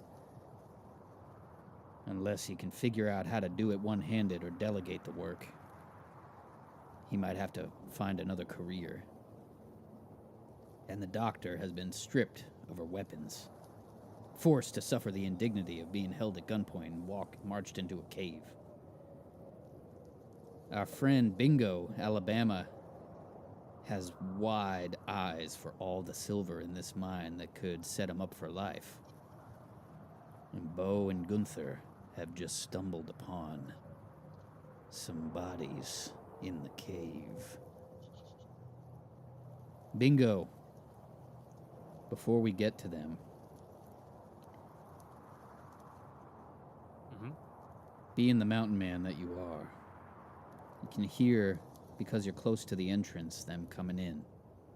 And as they make their way in, they're getting farther into the cave, past the point that you are, leaving nothing but air between you and the cave entrance. What are you gonna do? I'm gonna wait until I cannot hear any footsteps and move stealthily toward that center. So you wait a couple moments, they descend in, and then you're gonna head toward the entrance? I'm gonna head toward that center tunnel. Toward the center tunnel. Okay. Then that's where we're gonna have you for now, is basically getting toward that center tunnel. Now, Bo, Gunther. Gunther, yes. Before we headed back outside not long ago, I believe you said, I'm gonna go into the pockets and loot the dead bodies. Is that correct? That is correct. That is correct. So as you get close to the corpses, you can see, with your lantern light, their skin is gray, their clothing completely filthy, and getting closer and closer, you can see what killed most of them. It appears to be gunshot wounds. And in the dark of the cave, you can see that out of these wounds, there's some kind of dark pus. It looks like blood, but it's thicker and darker, dribbling from their mouths, noses, and ears, and from their bullet wounds. 2 of the men wear boots and have empty gun belts, and 2 of the other men are just in stockings. Getting this close, you need to roll for sanity. And as does Bo, because I remember Bo said he was getting closer as well. And that's failed. I rolled over. And then you need to roll 1d3. Also failed. Then you also need to roll 1d3. I lost 1 point of sanity. Okay. As you lose your point of sanity, suddenly you belch up your tonic. You don't throw it up, you just belch, and it tastes terrible, and you begin to question if your tonics are really, really going to be your savior. Mike, sorry, Bo. What was that? Lost 1 point. 1 point? You suddenly have a flashback to thinking about the mine and who owns it and what kind of terrible landlords they are. Bingo, what were you saying? I didn't say anything. I thought you made a noise. I gulped. Oh, you gulped. I see. As an aside to him, I said, aha, about the tonic. Ah. I didn't actually say that. And so, as the sight of these bodies rattles you, they remain completely still until you go into their pockets. And now, they make otherworldly noises and begin to rise. Drooling black ooze out of their eyes, mouth, and nostrils. And as you're both surely wide-eyed staring at them, you must roll your sanity again. Again? Oh. Double insanity. I succeed. Hey, I had a dead people talking. What's a critical failure? Oh no. Then you must roll 1d8.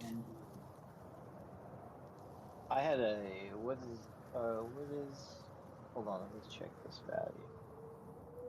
60s, 30, and then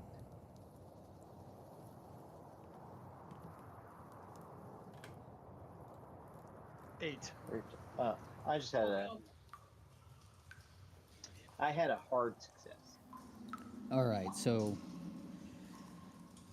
Gunther loses 1 point of sanity, and I'm afraid Bo just lost 8 points at once. Oh my God, you're out. Dang. Well, you're certainly temporarily insane. Yes. And suddenly you have visions of law offices and being kicked off of land, being denied your claim, and suddenly you feel as if this whole mine belongs to you, and anyone who dares venture into it is simply trying to take control of your property. And just as you're beginning to grapple with that, and you're most certainly in combat with the 4 oozing corpse piles that have now gotten up, who should arrive but Angus, Augusta, Rand, and Joe? Hey, Augusta, got some dead bodies for you, except they're kind of moving around a bit. We have company and these 2 fine gentlemen. Oh, what's that? What the fuck is going on there? They shot Angus. He's wounded, and they want the mine. Sure. You guys could have the mine. There they are. Those are the things. Those are the things that took my brother. I knew we'd find them again. What do you mean took your brother? Took him. Took him away into this mine. Killed him. Poor Ned. Turned him into whatever this is. Well, oh boy, what is this? Hello, everyone. Hello. Welcome to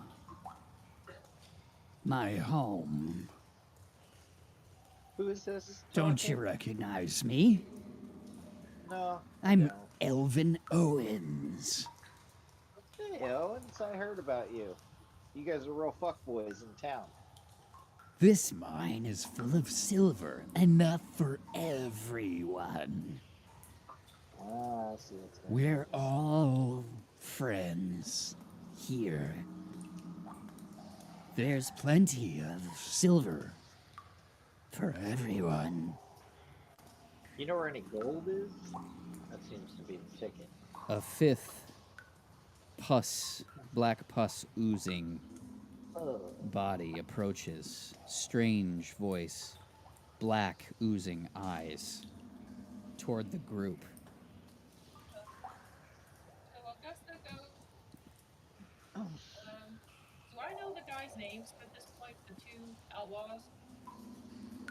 The two outlaws' names are Rand Boggs and Joe Barkley, along with their silent partner, Melvin Clegg. Okay, so there were 3 of them? Yes, I'm sorry. There were 3 of them. Okay. But he was just in the group. Yeah, so we are now all seeing these pus creatures. Everyone must roll for sanity after witnessing the reanimated corpse of Elvin Owens. So bingo's all good? Bingo is... Fail. Who failed? Angus. Wait, Angus. am I rolling again for my sanity? You're, third time? No. Only the newbies who have just seen the corpses for the first time. The new people who have seen them. I'm done. Sorry. I got 7 out of. Oh no, actually, with the appearance of Elvin, anyone who's already seen the zombies must also roll sanity. Sorry, is there a Melvin and an Elvin? Yes. Yes. Okay. There's a Melvin and an Elvin. Melvin is Very clever family. Melvin is one of the outlaws, and Elvin Owens is the head Owens brother, who appears to be a reanimated corpse. All right, I failed. Okay, so you need to roll a 1d4 for seeing Elvin. Wait, is Mike rolling again? Yeah. Mike, Bo, and... Losing my shit. What? I'm losing my shit. You are becoming completely enraged, but this is going, because of your level of insanity and rage, it's going to offer you a dexterity bonus going into combat because you are already out for blood. I lost 3 more.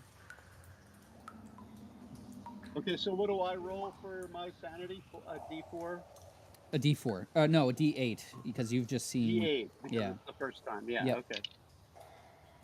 Whoa, very bad. I got a 7. Oh boy. So you've also gone temporarily insane. That's right. And suddenly your mind turns to coffins. Endless rows of coffins. Above ground, sitting on grass next to headstones. Perfectly crafted, all of them. Could there be any kind of saving grace because he's used to dead bodies? It's not a bad thing. He loves his coffins, but then he also realizes he'll never be able to make his coffins to his quality standard again. And these boys, Melvin and Clelvin and Rand, Melvin, and Joe, are so spooked that they actually drop their guns and hightail it out of the cave, top speed. Great. What great brave outlaws you are! And now, we are in combat. So do they run past me, or do I hear them coming, or what? Oh, they're running straight for you, buddy. And you can hear them screaming. Oh, I told you they were gonna get us. Can I see them? You can't see them yet, because it's still dark, but they are on their way to you, winding up back through the cave. Do I have time to set up a trap? If you can tell me the trap in the next 15 seconds, yes. Yes. I would like to take out some lantern oil. Very well. And douse the ground of the tunnel entrance. All right. Center tunnel. You have done so. And then take 2 steps back, and when I feel like they're roughly going to hit it, I want to chuck a piece of flint spark on there. Okay. I want you to roll under your luck.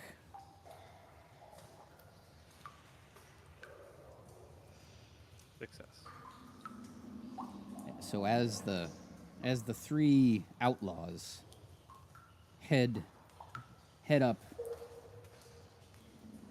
in what level? Regular success? Yes. Okay.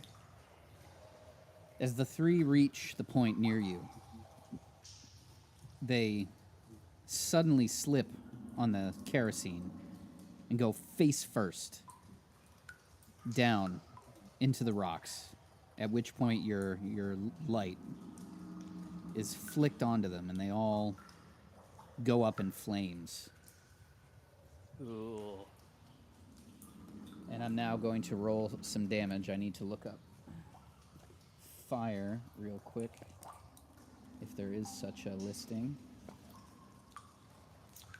And that man is a psychopath. That's right. I mean, I think you guys knew that, didn't you? Here we go. Incendiary device. Okay. Let's roll. So you're going to roll for your damages. And there's 3 of them. So we're going to roll one at a time for damage, and then we're going to come back to our zombie combat after you decide what to do. Okay? So against Joe, I think. Yeah, Joe. Roll 2d6.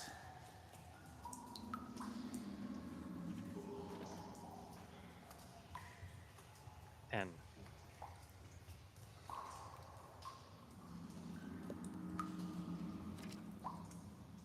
Okay, so he's down to 4 plus burn, so he'll soon be dead. Roll for Melvin.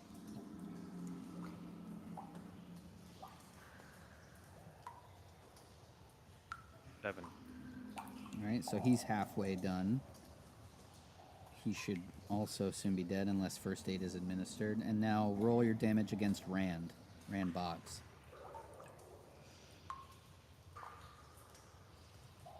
5. Okay, he's mostly okay then. So Rand, now with them on fire, Rand is going to try to help them out toward the entrance of the cave.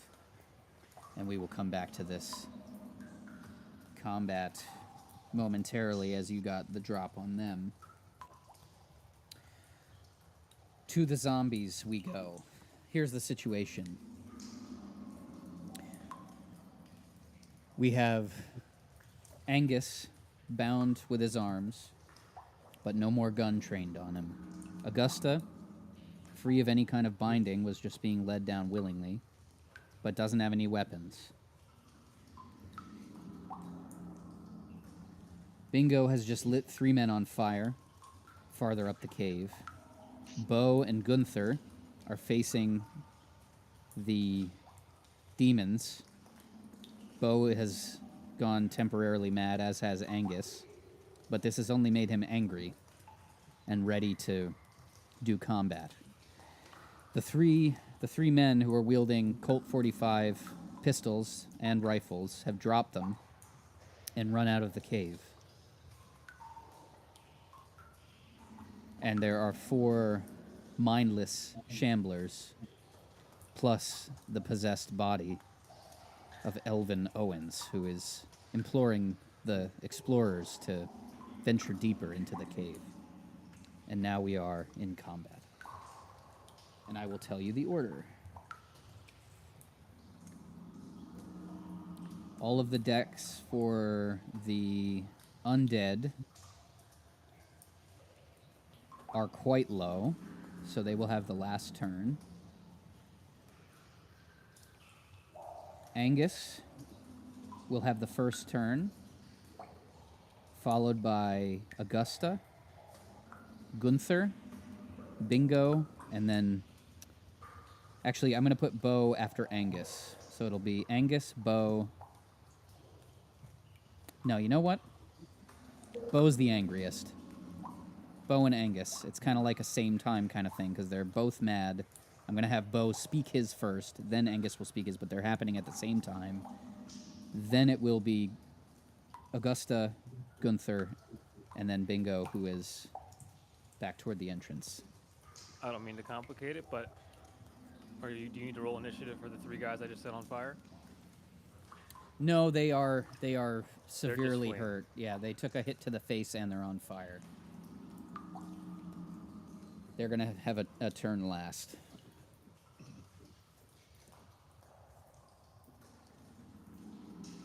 So, very first is Bo, who is temporarily mad. I need all you parasites. Get off of my land. I'm done with all of you. All of you. And I pull my gun and I fire wildly at whomever is closest to me. Oh, boy. Well, as it would happen, the closest person to you is Trapper Clegg, Melvin's brother, who they were looking for. Yeah, Melvin was the silent one. It was actually Melvin's brother. I mixed up my guys, but one of the claimed jumpers had a brother. That's who they were looking for, and he was coming at you with his shambly body. So, which weapon are you firing with there? I'm gonna have my 44, the dragoon. That's a pistol? That is a pistol. Okay. Kablamo. Roll against your firearm skill.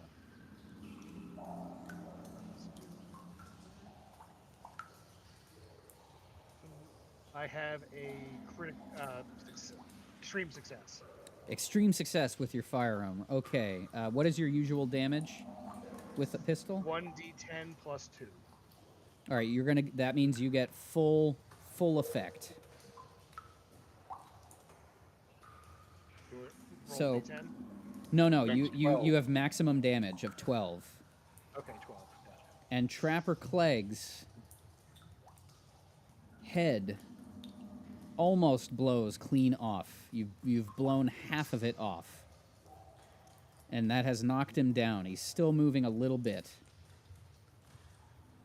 And black ooze is pouring out of his neck stump and skull.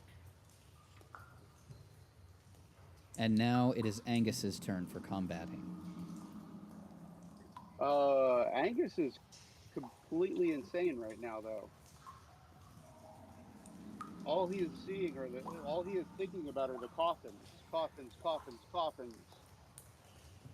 You're all coffins. You will be if you keep talking like that. He also does not have a gun or any weapon, so he's sort of backing away, pointing with his good hand at everyone. All I see are your coffins, and I can't build them. He backs out of the area. And Angus is backing out toward the path leading out of the cave for now. Every person he sees looks like a coffin in the style that he would build for them, and he feels intense frustration and thinks of the prosthetic hand that he must now carve so that he can complete the coffins.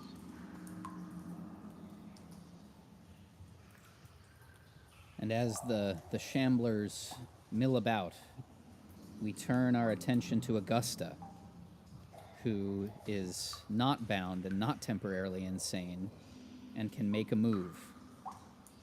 And remember, I don't know if everybody recalls this, but y'all do have dynamite on your person. Yeah, I know. I pick up one of probably the one they took from me.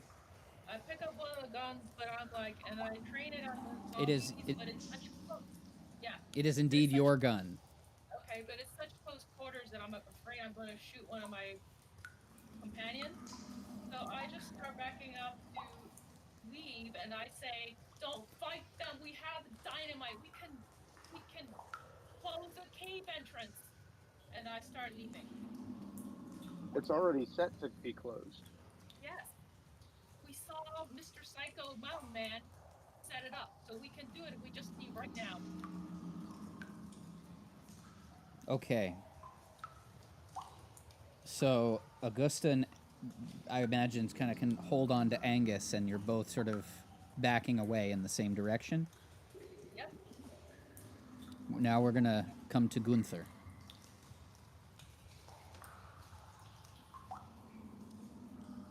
There's lots of silver here.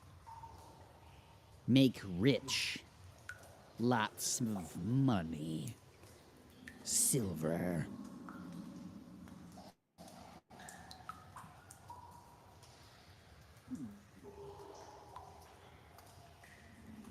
He likes silver.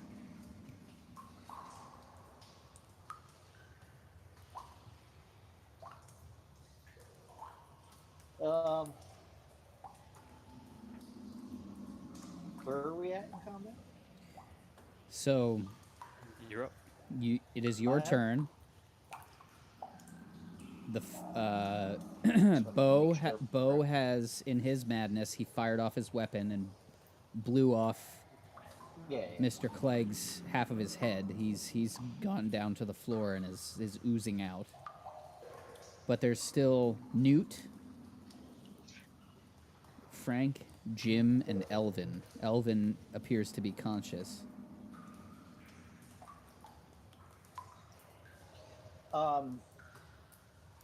Elvin appears to be. I'm going to point my .45 revolver at the head of Elvin and just, blast its head off. All right, roll against your firearm skill. Firearm, and that is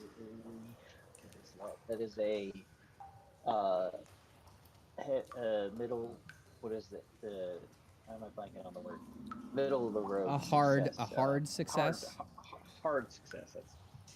Okay, and with your 45, is your damage a 1d10 plus 2? That indeed it is. All right, so you're going to do 1d10 plus... That's 7 damage. 4 for your hard success. Plus 4. Oh, great. So that's 9 damage. Okay.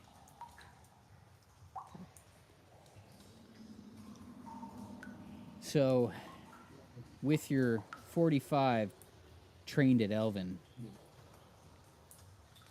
doing that much damage, you just blew off his right arm, which had its pistol ready to fire, is now no longer there. Ouch. Silver. Mine. Money. Like money. And black ooze begins to pour out of Elvin's stump. And as the ooze hits the ground, it appears to pool, and then under its own formless movement, it pours its way deeper into the cave off of the ground, as if in retreat.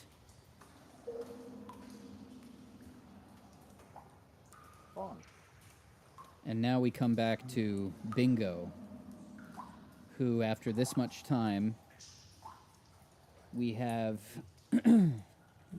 our 3 would-be claim jumpers on fire. Joe has expired. Melvin and Rand are fleeing the cave, still burning. Who has the most remaining hit points? Rand. I would like to shoot him with my Colt. Very well. Roll against your firearm. Did I lose a dice here? What oh, there it is.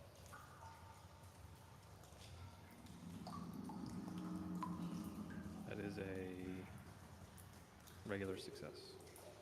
Okay, and roll your damage.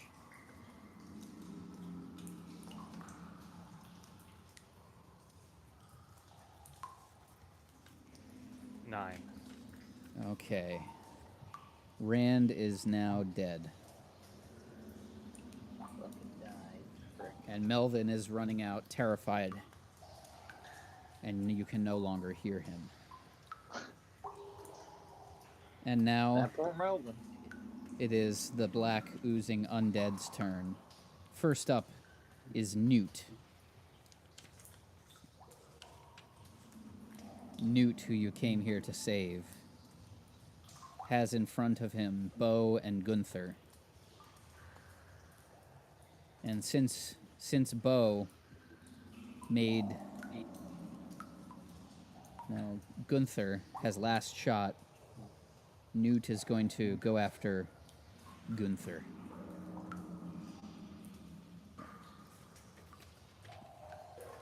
And he has fighting, which I will now roll.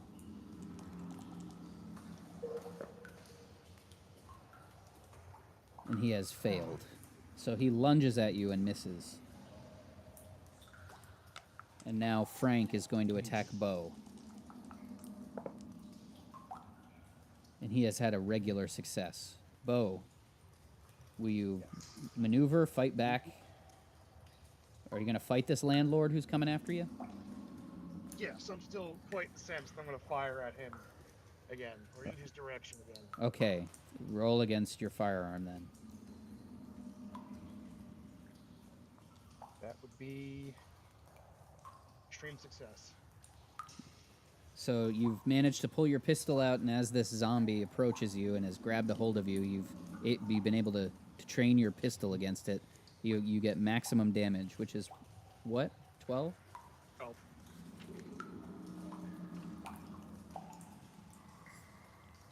So you have blown Newt's head off of his body, which explodes spectacularly with black ooze pouring everywhere.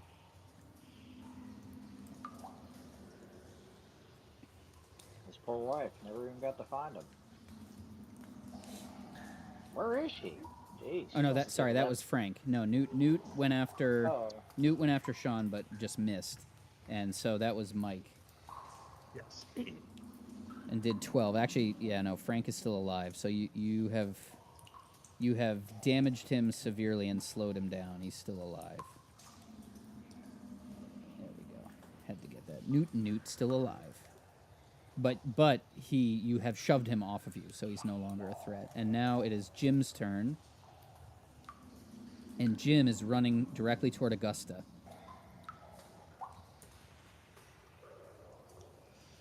Let's see if he succeeds. Complete failure. So there's a zombie charging at you and missed, Augusta. So you can choose to try to pretty easily defend yourself, fight back, or, if you can succeed in any of your attack rolls, you'll get a free shot. Free shot? Well, because he lunged and missed. Okay, so he's close, so I can I have my gun back in arm, so I could just shoot him. He's that close. You sure can. All right. Oh, fudge. That's a fail. Okay, so you fired, but it just didn't connect to Jim. Okay, so that brings our combat round back around. And now it is Bo's turn again. Well, I'm still in my insane rage, so I'm going to fire it again, whatever is closest to me. So at this point, who would be closest? Because you managed to... So that's still going to be Frank, because you just shoved him off of you. So go ahead and roll against your firearms, and we'll see if it connects. Extreme fail. Uh-oh. What did you roll? Wait. Sorry. No. Extreme success. Got my numbers wrong. Okay, so you've accomplished maximum damage. Now Frank's head explodes spectacularly off, gone.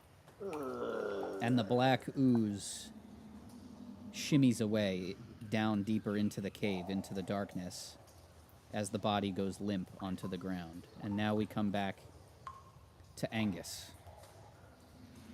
Angus is still seeing everything as a coffin, every organism. The ooze creatures are in some sort of black, shimmering coffins made of maybe obsidian or some other rare material. The humans are in coffins that are the ones he would make for them. Augusta is in the most elegant coffin, and he feels the urge to make these coffins increasing. He continues to move towards the exit of the mine, hoping to find a stump and a carving tool to carve his new appendage with which he will be able to continue to make coffins.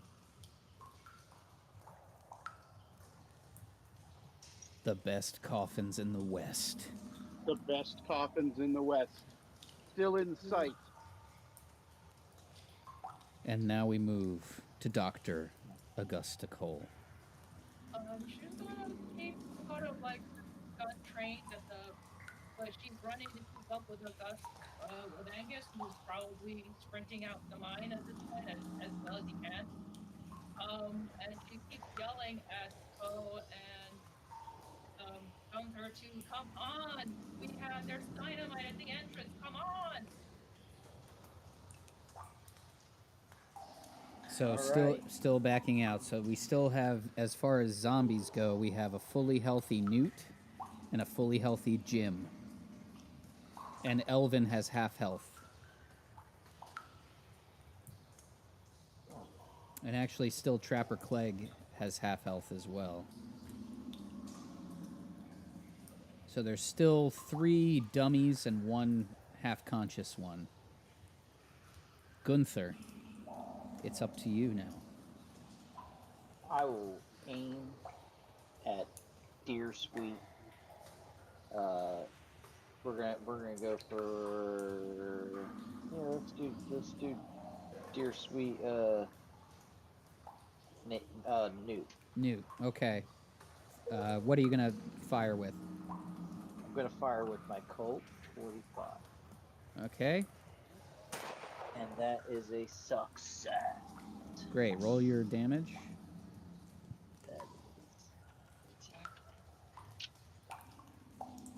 That is a 6. Okay. That's a +2 still, right? Yep. So is that 8? No, that's 6. Oh, 6. Okay. All right. And you have blown off one of Newt's feet, and he falls down. Woohoo! And now we come to Bingo, Alabama. Is Melvin still in sight? Is he still on fire? No, he has vanished out of the cave entrance after... I mean, they were already on their way out, but you managed to successfully shoot Rand in the back, and he died. Okay. Joe died from the flames.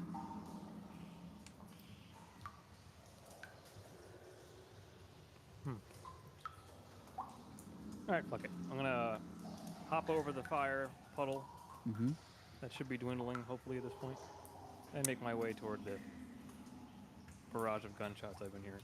Okay, so you're heading deeper into the cave. Stealthily. After my hop. Okay, very, very good. And now it is going to be Zombie's turn. Trapper Clegg, who has the most life remaining at this point, is going to go after Gunther, who seems to be a crack shot. Fucking tinctures.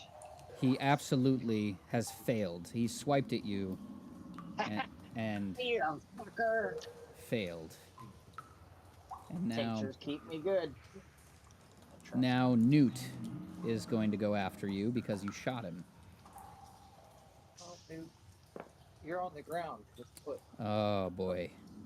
Newt has rolled an extreme success. A 1. Which means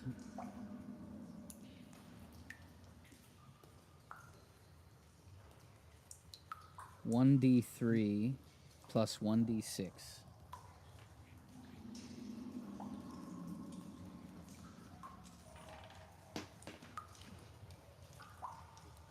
Here's the damage that Newt has done to you.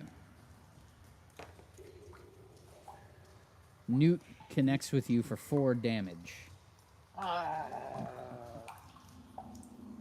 Motherfucker. I'm gonna kill all of you. He was able to bite at your leg and take a chunk out of you. Does this mean I'm a zombie now?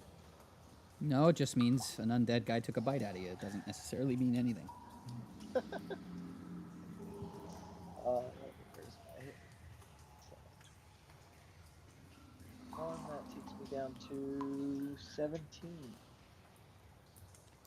And now, Jim, who was last running after Augusta, is going to run after Augusta again. Augusta. And he has failed miserably. Almost a fumble. So he's still just shambling at you and not doing a good job connecting with you. Alright, well, I'm gonna try and take another pot shot at this asshole. Feel free. 6! Extreme success. Okay. With what, your pistol? Yeah, I got 45 Peacemaker, 1d10 plus 2 damage. So that's 12 damage to Jim. So you have blown a hole straight through his stomach and slowed him down severely. Awesome. But we still have Elvin, who still has a pistol.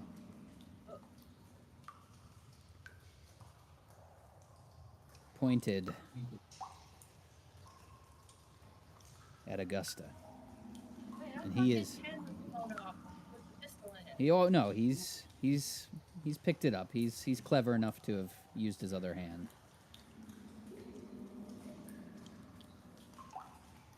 And he's gonna have zombie turn now.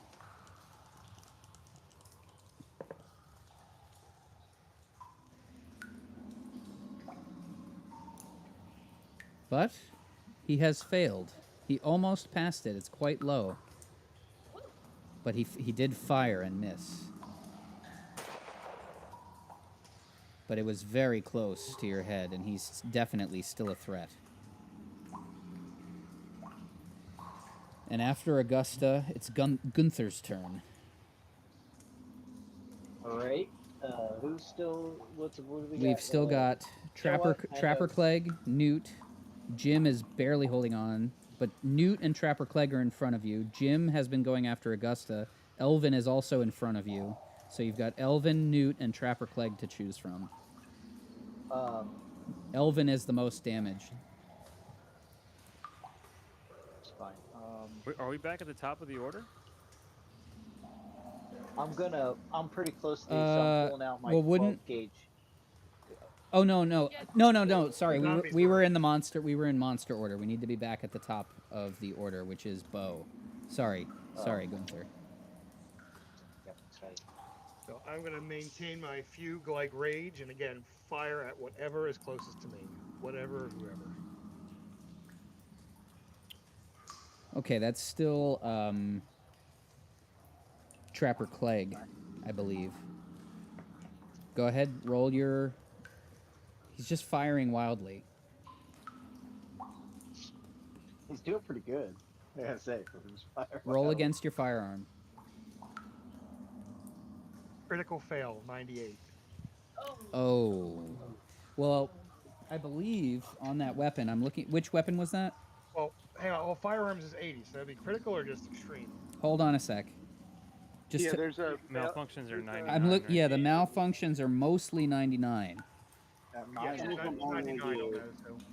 So I'm gonna say your weapon doesn't malfunction.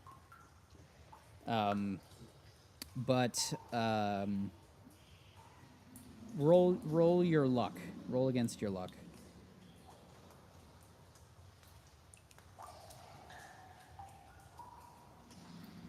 I got my luck is currently at 38, and I rolled a 39, so did not make it. So your gun, as you were gesturing about wildly, it fired right next to Gunther's ear, blowing out his eardrum on that side of his head. What side of my head ear can I hear out of now? You can hear ringing. What side is that? Your right side is how I pictured it.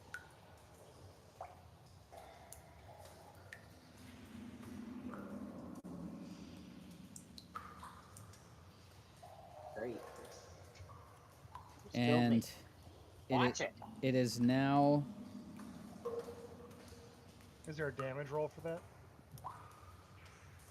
What about a penalty to his listen skill? I think that's gonna be it. There was no damage to his body. I mean, well, there was damage to his body, but nothing that's gonna hinder his ability to fight. So his ability to listen in the future is certainly going to be impeded. But it is now Angus's turn.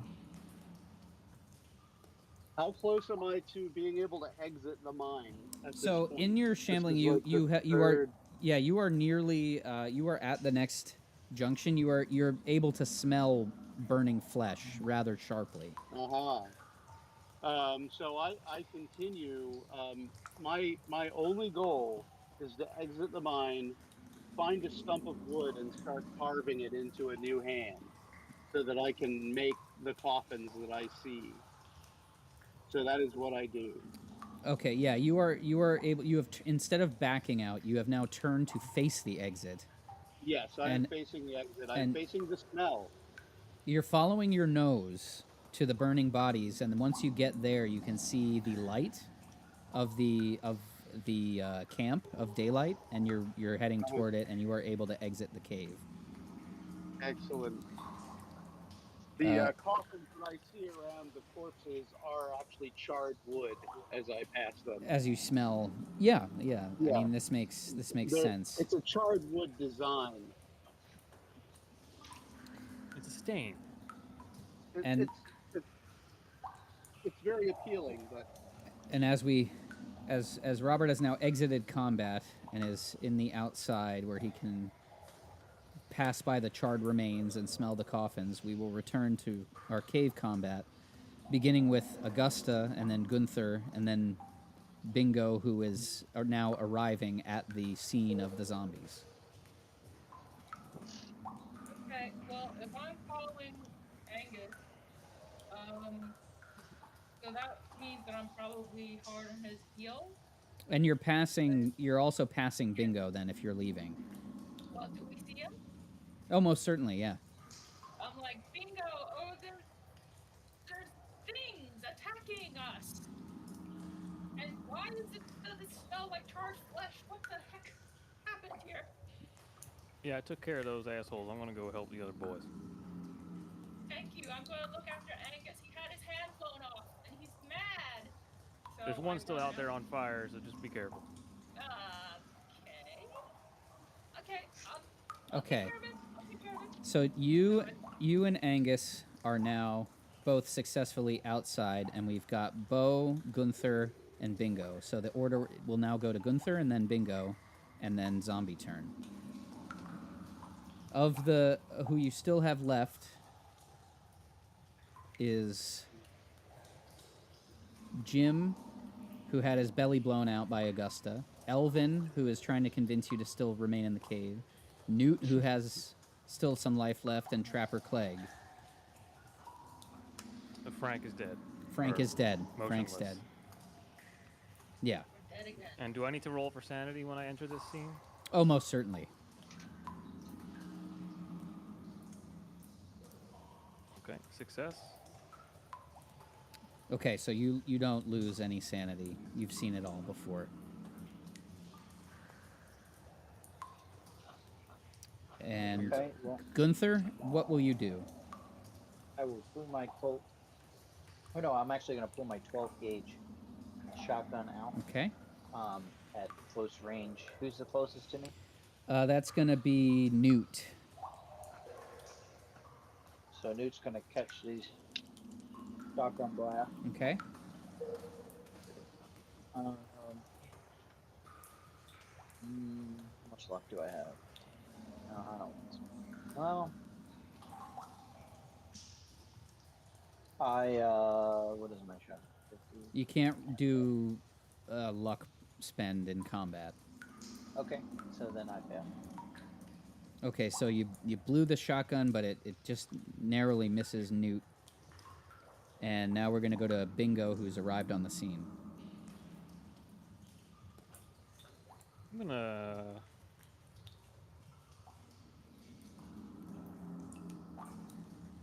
I'm gonna run and tackle Bo. All right. Roll your fight brawl.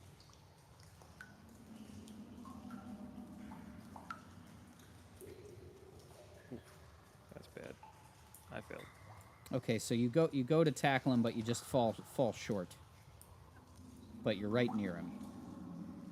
That's bad. That's bad. And now, I believe it is the zombie's turn. Can I yell as I'm falling to him to wake? Sure. Wake up, dude! Snap out of it. It's not gonna do shit. Whatever. That's okay. I mean, you're trying to help him out. So since Newt is close to Gunther, Newt's gonna go for another bite. Fucking damn it! I'm not that tasty. It's okay. Newt has failed. He's full of tonic In his Tastes attack, like so you were able. He didn't connect. You either believe in the tonic or you don't believe in the tonic. That tastes like urine. Trapper Clegg is gonna attack Bo with his fight, and he has also failed. So they're trying to swipe at you, but you guys are able to just kind of nimbly get out of the way. Jim, who had his belly blown out, is going to go for Bingo because Jim was closest to the exit and Bingo's closest to the exit. Oh, that was a terrible failure on Jim's part, so his guts just kind of keep falling out, and he was able to do nothing. And Elvin now, seeing Bingo lying on the ground, is gonna take a shot at him.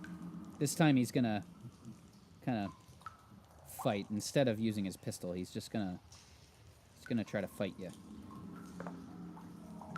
And he almost bit you, but not quite.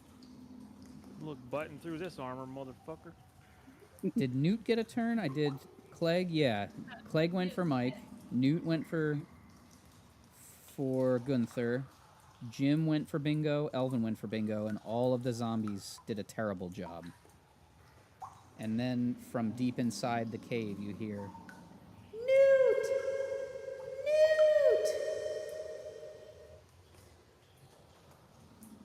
Just for your reference, Peter. Yeah. Discord might be cutting you out a little bit. Oh, yeah, on the reverb. On the reverb. Okay. Anyway, you hear the cries of Hetty, Pointer.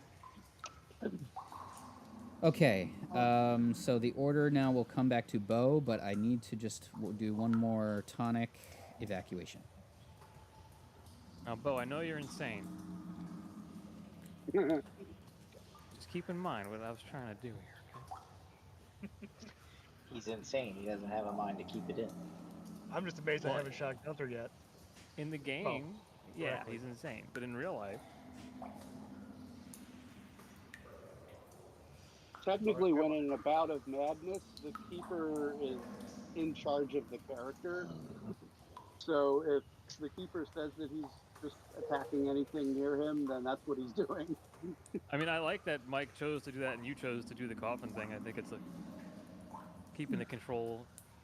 Yeah, it's what he suggested to me, and I just took it and went. Because there's no way I would be engaging in combat in this situation. I am solely fixated on the coffins. Well, at least you're not a necrophiliac undertaker trying to ejaculate on corpses. Oh no, I want everyone to have a nice, respectful death in a coffin that suits them. That's nice. And I certainly wouldn't shrink any of them down to dwarf size and make them slaves on my planet. No. Oh, I missed that reference. Mike knows what I'm talking about. Robert's stealing those from the movie The Phantasm. He's the tall man. Played by Angus Scrim. Angus Tall Man. Who was the actress playing? Oh, that's just no one. Whew. Green tea. Wow. Okay. It's very healthy, but it does make me pee a lot. Yeah, well, I need it because I I feel like I'm coming down with something, so I made some tea. Detox. Yeah. It's a detox. Well, I've probably had half a gallon of it already. Okay. We're gonna keep on with our cave combat, and then we're gonna go see what's happening outside the cave. But we've got some zombies to deal with. Bo, you're still mad. All right, I am going to not directly acknowledge Bingo at my feet because he's not in my eye line. I'm going to turn my attention towards. Was it Newt who's been trying to entice us into the mine? Elvin. Elvin. I'm going to turn my attentions towards Elvin and my aim. Alrighty. I'm not following anyone. I again fire wildly towards Elvin. Okay. Go ahead and roll against your. I'm gonna take wildly as you are trying. You're still trying to hit him, but you're just imagining that he is some kind of bureaucratic landlord type. Yes, I'm assuming I'm just pointing at him or a quick draw effect towards him and firing in his direction. That is great. Roll against your. No aim taken. No aim taken? Yeah, no aim, just point and shoot. Okay. So then that was a normal success. Okay. All right, then roll for your normal damage. All right, that was a D10 plus 2. That is a 6 plus 2, 8 damage. Elvin's head explodes into black goo. His body first falls down onto its knees, like in the movies, and then flops forward. Black ooze coming out of his neck stump.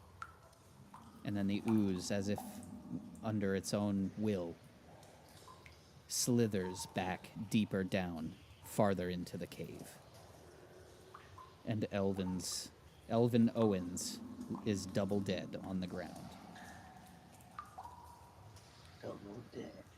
And now the turn goes to Gunther, who still has Newt and Trapper Clegg and near him, and then Jim is farther away. Newt's been really pissing me off, so I'm gonna again point my 12 gauge shotgun at Newt and give it a blow. And that is a. What the fuck is that? That is again a failure. Fuck.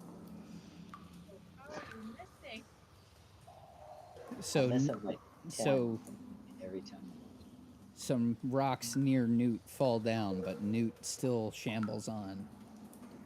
And now the turn goes to Bingo Alabama, who is on the ground right next to Bo. So noticing that I'm on the ground and out of Bo's sightline, I'm going to stay on the ground and take a shot at Newt. All right. Roll against with the pistol, okay? So go ahead and roll against your... Fucking shit. Yeah, that's a fail. Okay, so Newt has really been evading everybody. And what with all of, how much this is annoying Newt is going to be the first to attack. And since you just shot at him, Bingo, he's going to go for Bingo. Bring it. Okay. Zombie.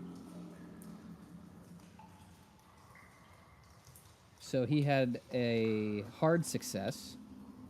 Will you maneuver or fight back? You'll need a hard success to evade. I'm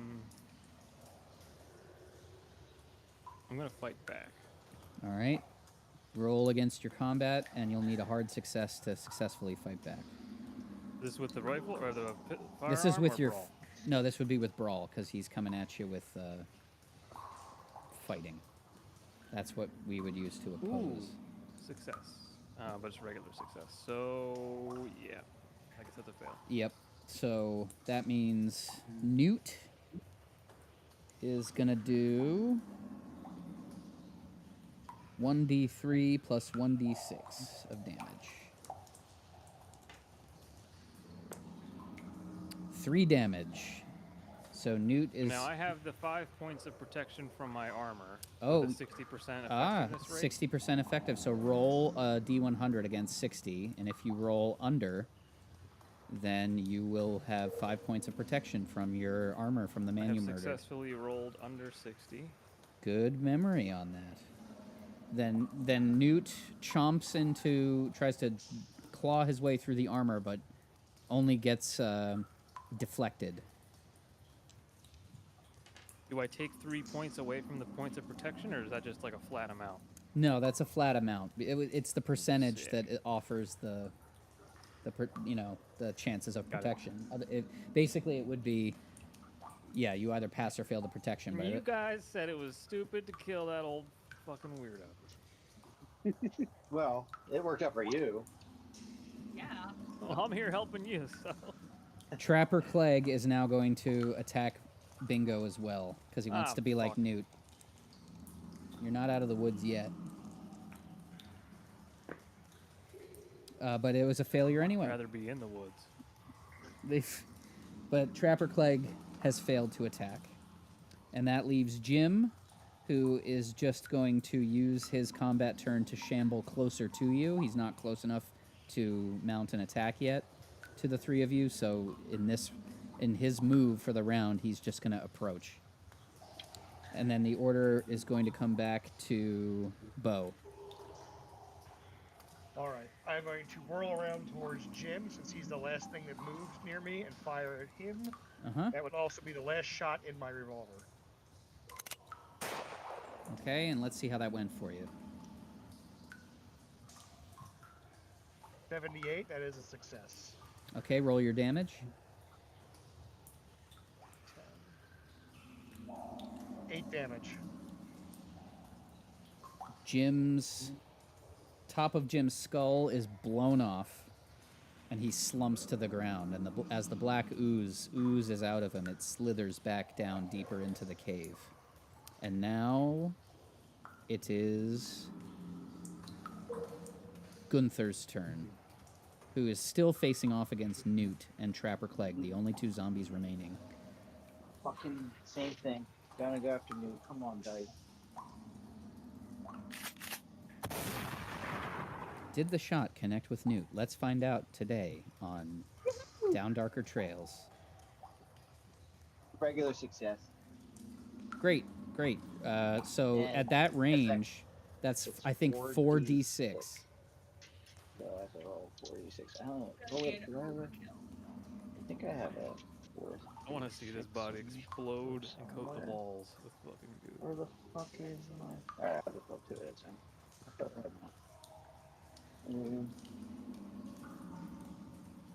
7 plus 9 is 16.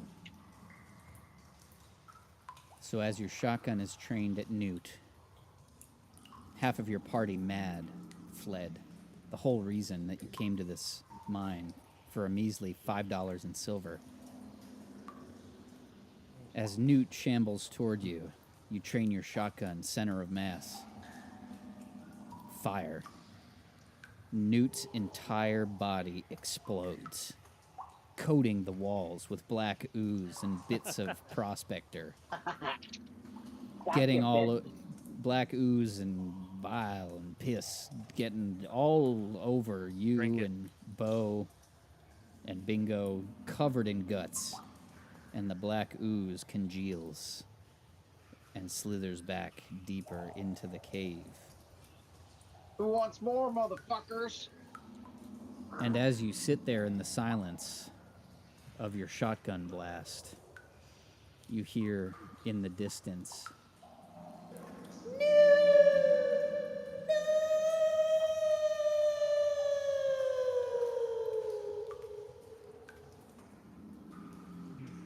I don't know about anybody else, but all I heard from that was... I heard a little bit. I think. Man, I opened the microphone. I heard it squeak like a mouse. Yeah. As soon as it started, it cut it out.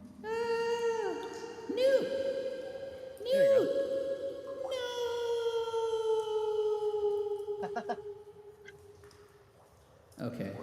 So it must have, Discord must have just delayed for a moment there. Okay. Okay, so Newt is dead. Trapper Clegg is the only zombie left alive. Gunther just did that, so now it's Bingo's turn. I think I have 1 round left in my Colt, so I'm going to take that. Alrighty.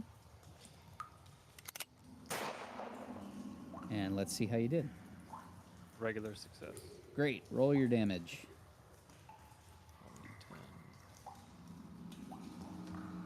10. Is that 10 plus 2? 10 total. 10 total. Trapper Clegg is now down on the ground, but still twitching. After his neck, which you seem to love shooting, has been blown out. But he is still twitching. And in his turn... Finish him, Bo!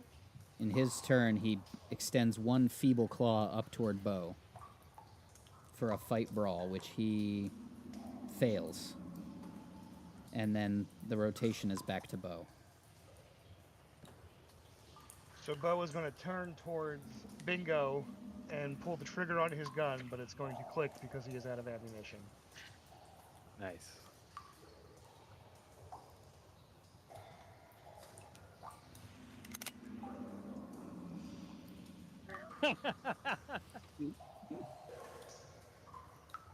Okay, and then we're going to go to Gunther. Gunther's turn. So we have one. One left. There's one left, and I guess I'll just name him. I'm gonna paint the room with these motherfuckers. Okay, go ahead. That is an extreme critical success. With the 4d6, and that will be 11, 15, 18.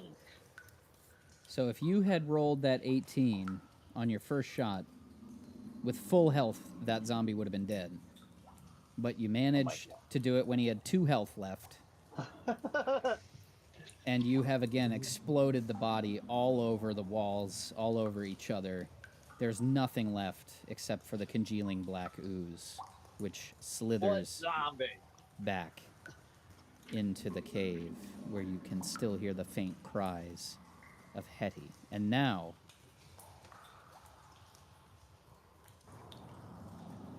we move outside of the cave for a moment to check in with Augusta and Angus, who have been outside building coffins and tending to one another as the sun is getting lower.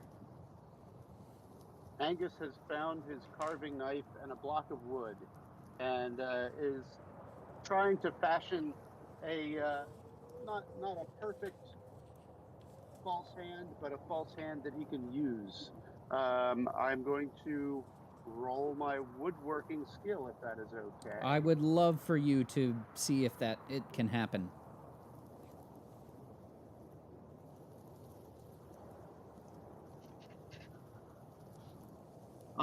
I'm going to spend 3 luck to make it a success. I approve. Woo-hoo! All right. He has fashioned a hand that can be used to hold the rifle, or to assist him in using other tools. It's not pretty, but it's functional. This is pretty great. He is ready.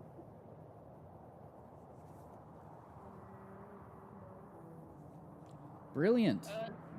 Augusta is waiting by the cave entrance, and she has got some sort of... You said there was like flint tinder or like some sort of lighting stuff at the camp? Oh yeah, there's lanterns, matches, blasting caps. Right. She has matches and a lantern, and she's waiting for either the zombies or the guys to show up, and she's gonna blow the entrance to the cave. And she's waiting. Okay, so Augusta's waiting patiently. Angus has fashioned a wooden hand that could be used to wield a weapon.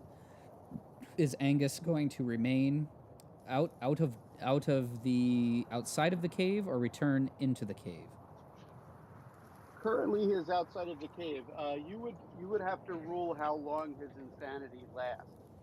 I mean, I would say now that he's constructed a hand for himself, you've at least regained, I'd say, 4 to 5 points.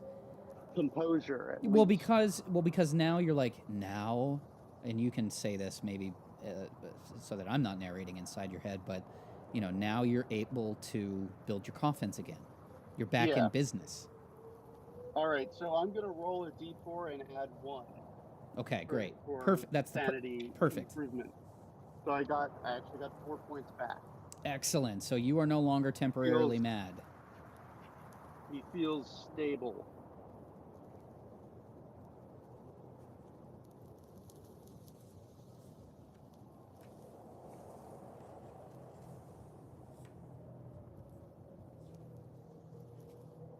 His madness has resolved itself, and now he knows what coffin he would make for each of you. He doesn't have to design them now. He will be ready when the time comes. I would like for you and Angus and Augusta to each roll luck, please. 78, 85 luck. Yep, so you're good. 94. Oh.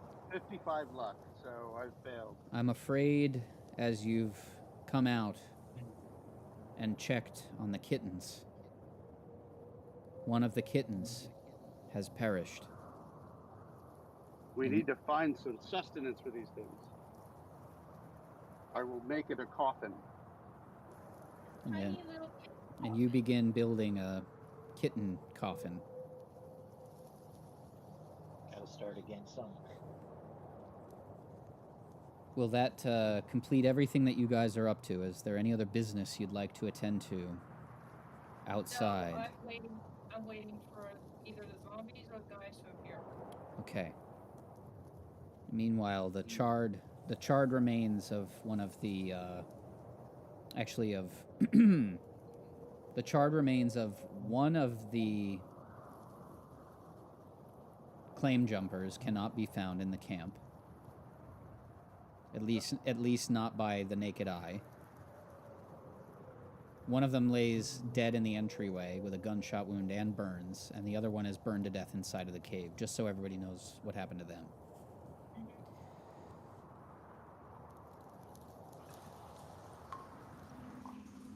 Back inside of the cave, we are no longer in combat.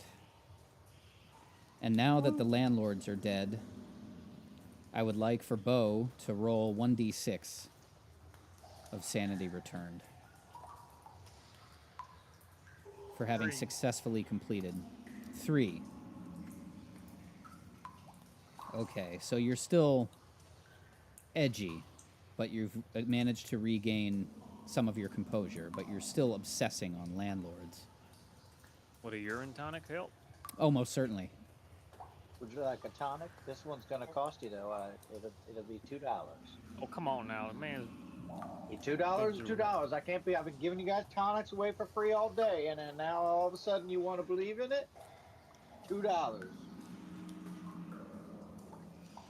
gonna try and grab the tonic from Gunther. Okay, roll. We're gonna do. We're just gonna roll. Oh. I'm sorry. Wait. Hold on. Before anybody was punched, I believe Bo said that he was gonna try to snatch the tonic away from him. Is that right? Correct. Okay. So we need to do an opposed initiative roll, or we'll just do an opposed dex roll. So, okay. Well, since we were kind of acting at the same time, can we both make the same motion? Like I was going to punch him to weaken him, so that he could grab the tonic.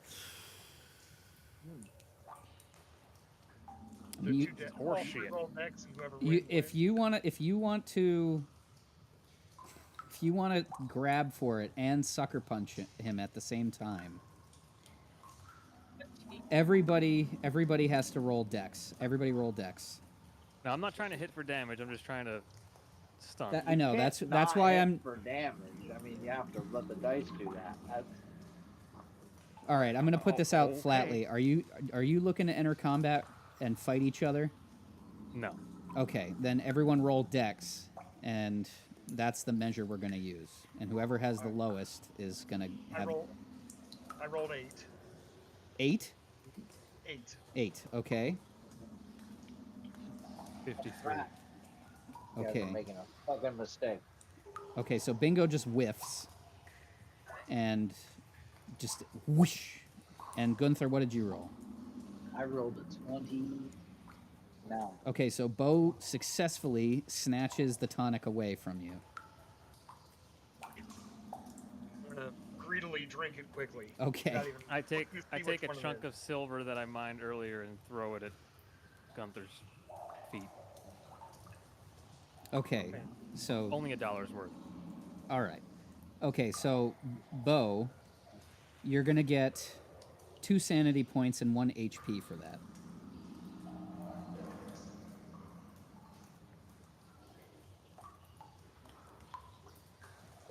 So you feel great.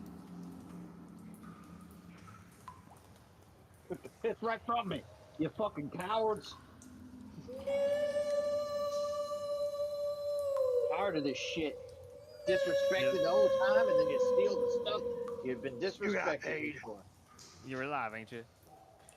Oh, is that how it's gonna be, Mr. Whiffer over there? Oh, whoa. And you can hear from deeper inside of the cave the cries of Hetty Pointer fading deeper and deeper. Are we gonna go save this woman or not? Or are you guys fixated on your little ordeal?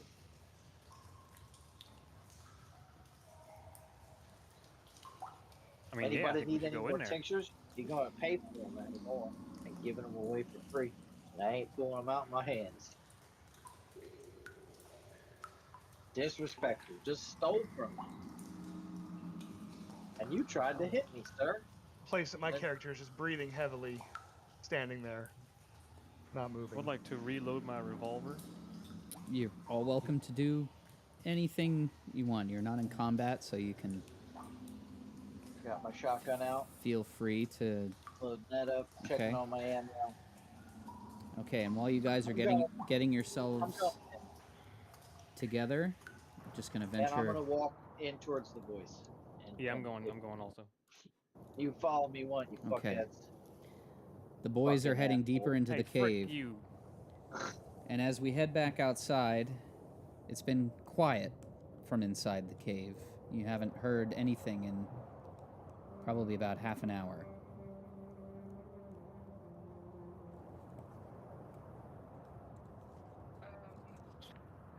So do I have my rifle?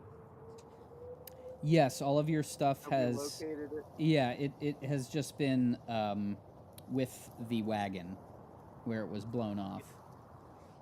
So I've got my rifle again, and I'm keeping an eye out for anything else. Okay. I guess we'll just have to wait, because I don't know what's going on, and I'm not going back in there with the zombies. That seems like a quick way to a coffin. I don't know if we should leave them because there's...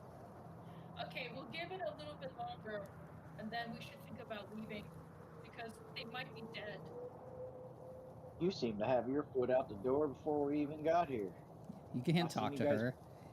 Oh, wait. You're in the cave. You're in the cave.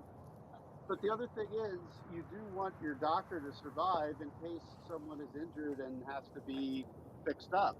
So it may be wiser for her to wait out here. Or not. You know, flame jumpers could show up again. Your doctor's only useful if they're near you and they know you're hurt. For in the combat field.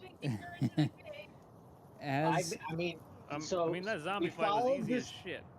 We followed this woman here who paid us money to help her find her husband, sent her into here, and I seem to be the only one concerned, and well, wanting to help this poor woman. I don't know who you're arguing with, because here, hold on, let me make it clear where you are. You are inside the cave. Yelling at the wall to myself. You are in the cave. Okay, all right, okay. It's clear to me, as someone who's outside the cave, that we need someone to guard the entrance of the cave, lest someone else come in and get you guys. My ears ringing. The deepest section of the mine ends abruptly at a recently dynamited section. A gap in the wall opens into an enormous chamber beyond. The breach looks out into a massive chasm nearly 50 yards across, reaching 100 feet or more into the hillside and plunging deeper than the eye can see. You can hear, some people can hear bats and other unseen flying creatures. Everyone roll spot hidden. Who's inside the cave? Not even close. I succeed. You notice there is a large coil of rope, nearly 250 feet long, next to a breach that goes down into the abyss, along with a few picks, spikes, and tools. The rope is secured to the wall. Looks like we found where the jackpot is. Looks like everyone's been going down this big hole. Check out that rope. You down there? Eddie! Eddie! Yes! Help me find loot! Help me find This bitch is fucking. This isn't. She's dead, man. She's dead. I don't want to drop some dynamite down here, but I don't want to fuck everything up. You know what? I'm a fighter, and I don't fucking take no for an answer. So I'm gonna go down there and save her because I still believe she's somewhere around here. All right, then I'm gonna wait for you to go down and then drop the dynamite. No, I'm just kidding. All right. Are you gonna use the rope to climb down? I'm gonna use the rope and I'm gonna climb down. All right. I want you to roll for climb with a bonus because the rope is. You see that the rope has been secured. So bonus dice. That means your D100, you roll with an extra 100, like an extra double digit, to increase your chances of a good outcome.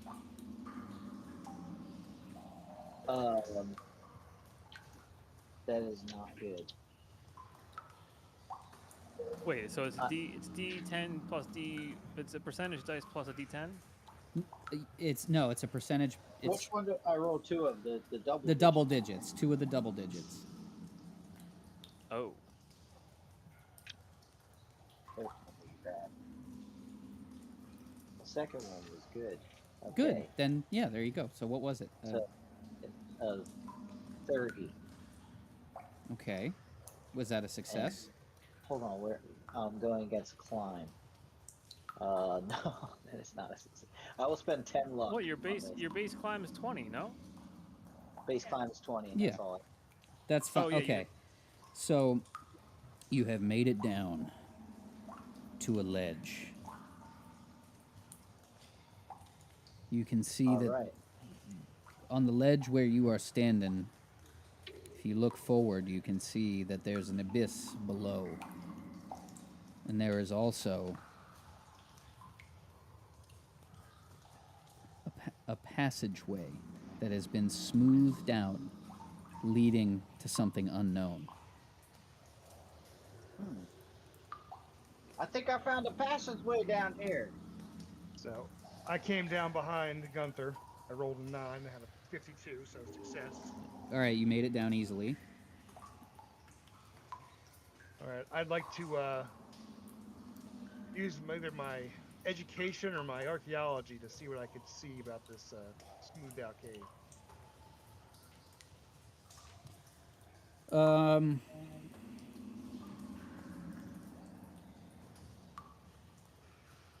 Okay, roll. Do you have archaeology? I do. Roll archaeology. I get an extreme success, 10. Then I'm just going to read to you straight up. The smooth passage goes about 100 feet until it opens into a circular chamber about 50 feet across with a domed ceiling about 30 feet high at its peak. A nearby map depicts the ledge and this chamber.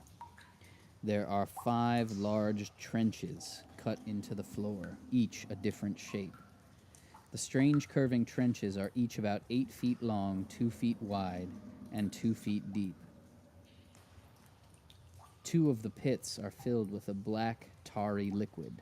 It looks like the black ooze that you have seen oozing out of these poor bastard miners. In a small recess in the wall near each of these trenches, there stands a chunk of black basalt, about the size of a man's head. The piece's smooth surfaces are either expertly carved or polished into vague shapes.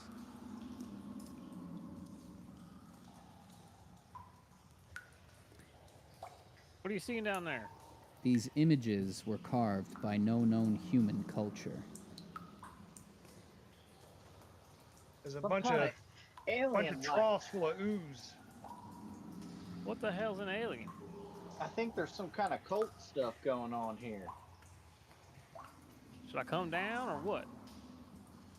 I think we need to blow this tunnel.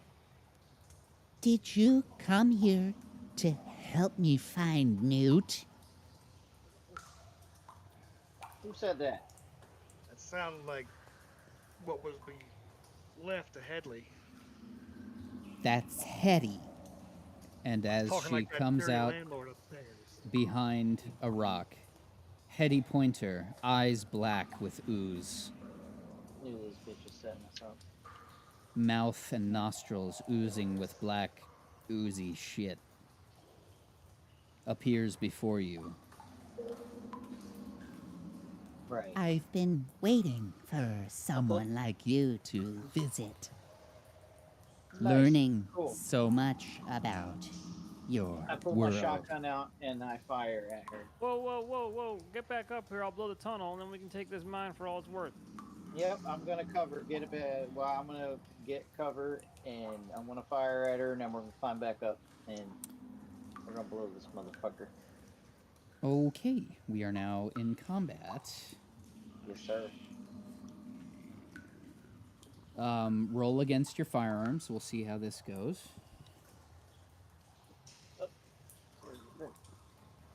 Drop my gun. What the fuck just happened? Where did my dice go? Dude, this is crazy. I just rolled it, fell off the counter. And Did both of you just lose your dice? What the fuck? Where did it go? I have my noise canceling headphones in, so that's kind of fucking up. Control F. If it bounced, I can just roll 2 2s. I'm gonna get some water while you find your dice. That was a 10, so that's an extreme success. That's a critical success. Uh-huh. And what were you firing with? I was firing with the shotgun. Okay, so you're going to roll then with an extreme success. That would be a 5th, right? So if your firearm skill's a 50, so you rolled a 5th, so you get maximum damage. I have to wait for Steve to get back. Yeah, that's fine. I'm just gonna try to. Where did that dice go? It's gonna make that. I mean, it literally. I didn't hear it. It went off my belly, and then I do not know where it went. The danger of rolling dice in a cave. I'm rolling with the MCC dice trick thing that I made, and it doesn't have a catch yet, so I gotta make sure I like. I'm like wondering how it hit off your belly. I'm like, are you rolling on your belly in bed or something? No, it hit off my calculator, and then it bounced at me. And where did it go? And everything. There's so much stuff down here right now. I don't know where it went. I suppose this is a good argument for having multiple dice sets. Yeah, I did. This is my second dice set, and I still haven't found my first one at the studio yet. Oh no. I'm a wreck, I know. Steve, are you back? Where's the... Yes. Okay. Gunther has trained his shotgun at the possessed body of Hetty Pointer and blown her apart inside of this chamber. And as he did so, out of the carved crevasses in the floor, the ooze has begun to ooze up, seemingly against gravity, and collect into a 2-meter wide giant ball.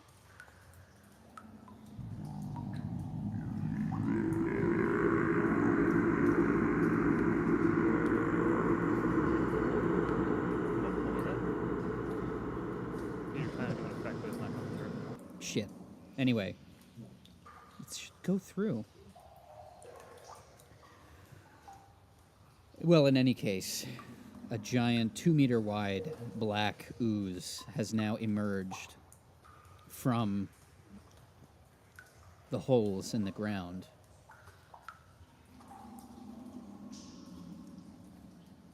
Well, blowing this thing up is not going to do shit because it's ooze. It's like a Terminator situation. Now, you don't want to know what that is, but maybe in the future you will. That was in its combat turn. It oozed out of the holes, so the combat turn returns to Bo now, who is down with Gunther and the black formless form. So I'm going to turn and make a run towards the rope to try and get back up that rope. Okay, so you're going to flee. Correct. Okay, Gunther, what are you going to do? I'm going to follow back up that. Well, what do I see down there again? So there's the 6 or 7, or what was that, 5? I don't remember. Like there's different shapes. 5 trenches in different shapes that are about 2 feet deep or 3 feet deep, full of this black ooze, which is now a. And then in the walls, there are recesses in the walls, and each one of them, or not, well, in each one of the recesses, there are like sculptures with sort of otherworldly faces carved in them. Oh shit! About the size of a man's head. Yeah, I'm gonna go to these sculptures, and I'm actually gonna just throw them into the abyss. That's what you're gonna do on your combat? On my combat, yeah.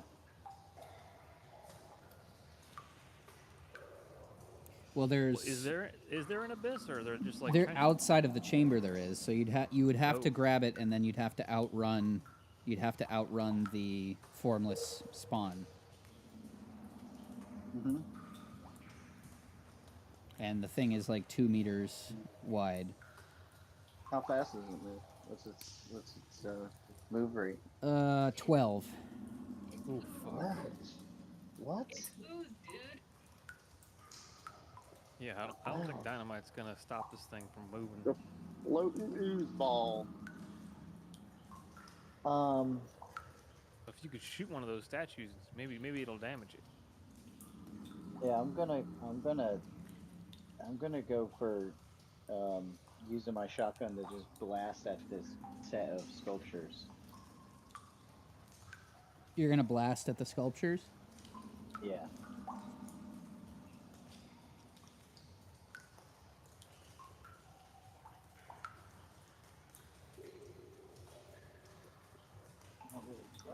Okay. Gunther, what's your throw? What's that? What's your throw? My throw is 20. Ah, shit. All right. Oh, what's your throw? I mean, what's my strength? My dexterity's 50. My move rate's 7 though. That's slow. I don't think I have any other choice. I'm gonna fire on these things. I think, Peter. All right. Well, I can let you fire at one of them.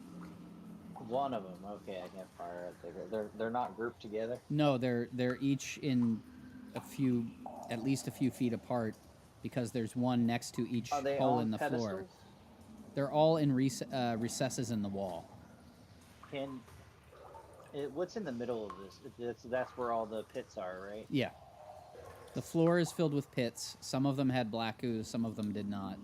But there's a recess in the wall next to each one with a sculpture in it for all of them.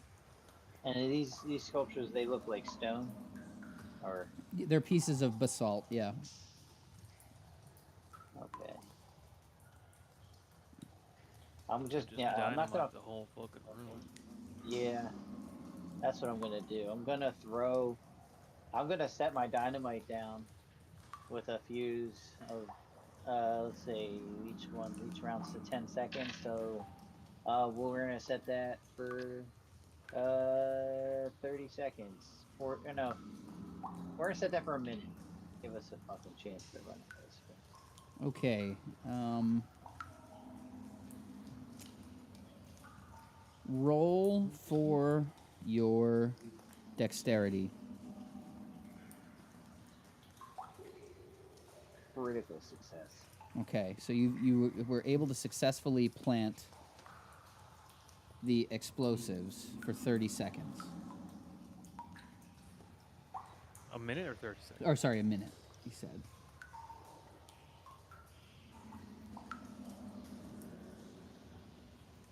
And now the blob is going to form a tentacle to whip at you.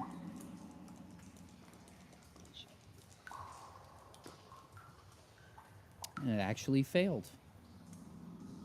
So it formed a tentacle, but it wasn't able to connect with you. So at this point, Bo has been able to successfully clamber back up to the other bit of the cave. But it is still combat, so what is your next move? Well, actually, I didn't get a turn. Oh, bingo. I'm in combat. No, that's right, because you're still up top. No, it's still in combat. Bingo, what are you doing? I don't know what the fuck I can do to help here. I'm going to just drop some dynamite with a fuse of 1.5 minutes right at the base of this thing. Okay. You dropped dynamite! You got 1.5 minutes to get back up. Actually, I got a minute to get out. I already dropped a fuse. You know what? A minute. I'm not doing anything. I changed my mind. Okay. All right, Bo. All right, I'm attempting to get out of this tunnel, so I should be climbing, I'm assuming? Yeah, so no, you've made it back up the rope. All right. In that case, so you're with Bingo. Continue out towards the exit. Okay, so you're going past Bingo toward the exit. Correct. Okay. So we've had Monster turn, we've had Bo's turn, so now it's back to Gunther, who has just dodged a tentacle lash. Yeah, and I set that fuse, and I am out of this motherfucker. Okay, you're running out. Okay, now the formless spawn is coming after you, and it's going to try to bite you. Oh, it turned into tea? It can turn into whatever it wants to. Turn into a hug. Oh, jeez. The creature has just had an extreme success. If you can roll an extreme... fighting back will not do anything, but if you can roll an extreme dodge, you'll be able to get away. Alright, well, that's... My dodge is... Burn all your luck, brother. 50, I guess. It's a combat. You can't burn. You can't burn luck. You have to roll a natural extreme success. I did not do that.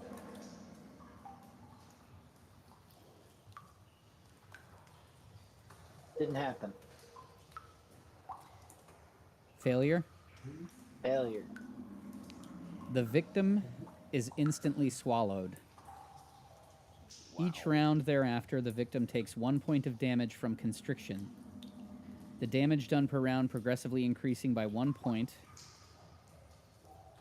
While swallowed, the victim may take no action, though friends may attempt to slay the monster to free him or her. While digesting a victim, a spawn may continue to fight, but may not shift location without disgorging what it has swallowed. Oh. And now the turn goes back to Bingo.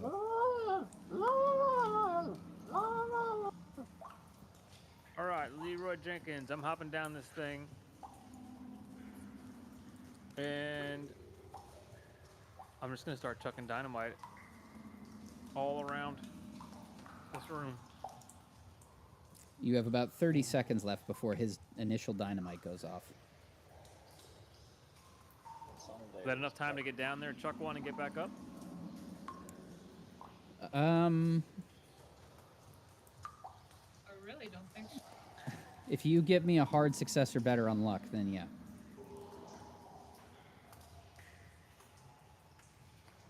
That is a hard success.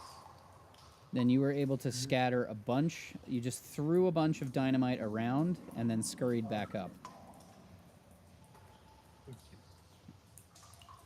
And now it is Bo's turn.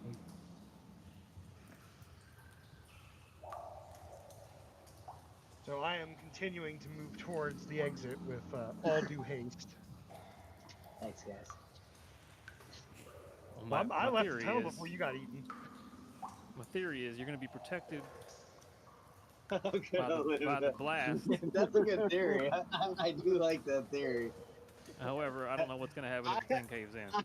I am hoping for that. Okay.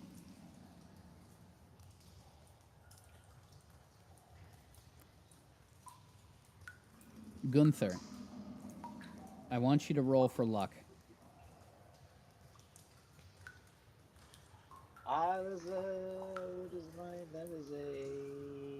That is a hard success.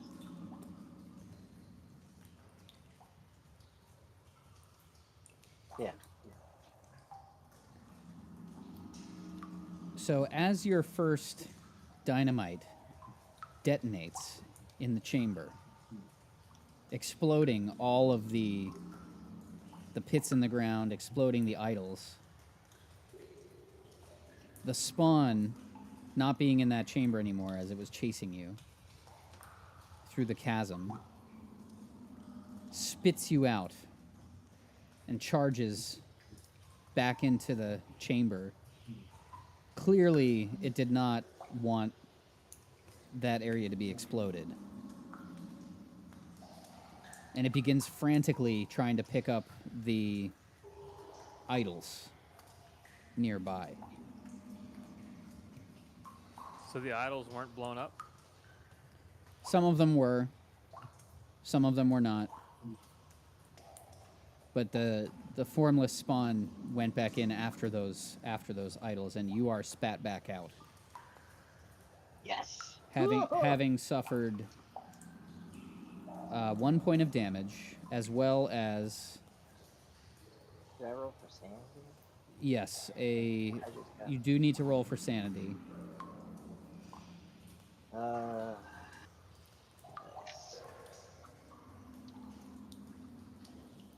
That is a failure. Then you need to roll 1d10. Oh, wait, 60 is, oh no, I passed though. Okay, then you lose a sanity I thought it was point. a 90. But you have, as the last person down here, you have exactly 15 seconds to climb out of there. Alright, I try my best to get the fuck out of there, climb, because I know I set my dynamite too, and I'm confused. I don't know what. Your dynamite blew up, but you only have a few seconds before. Yeah, before the other dynamite. Before Bingo's dynamite blows up. And I'm running out of the room as fast as I can and grabbing that rope and climbing like I've never climbed before in my life. I want you to roll luck, please. That is a hard success. Then you are able to clamber up as as Bingo's dynamite begins exploding. Wait, hang on.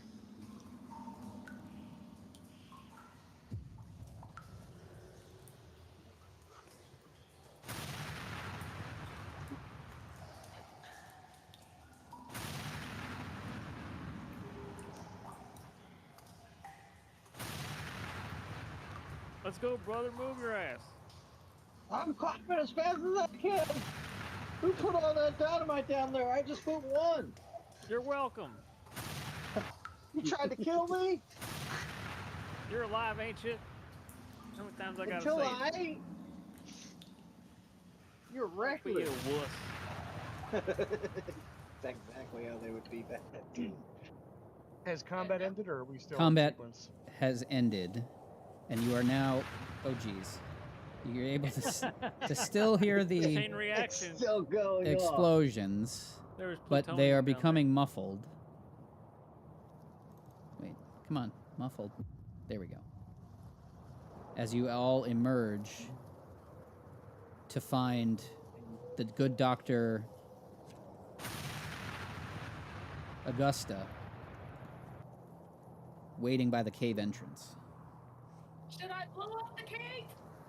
No. No, What? no. What? This thing's worth $10,000. I think we got it. I'm gonna. That was a lot As of you dynamite. debate over whether to seal the cave, you can each hear, except for Gunther, you can hear something rushing toward the cave entrance, and you have but little time to decide what to do. So, as I was running out, I saw the bundle of dynamite that Bingo had set on the entryway to the cave, and I make a move to light it. Oh, I guess we're running out then. Blow it up. You fools. And then I'm running away. Excellent. I'm making for the wagon. I'm out of there. I'm running. Damn it. All right. So I'm gonna light that dynamite bundle, cut that fuse a little shorter so it goes quicker, and then make my way out of the blast zone as best I can. And as you all flee from the camp,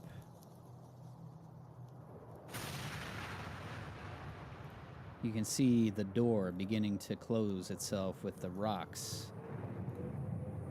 like an avalanche of boulders, closing up vast fortune, and also the formless black goo inside of the cave.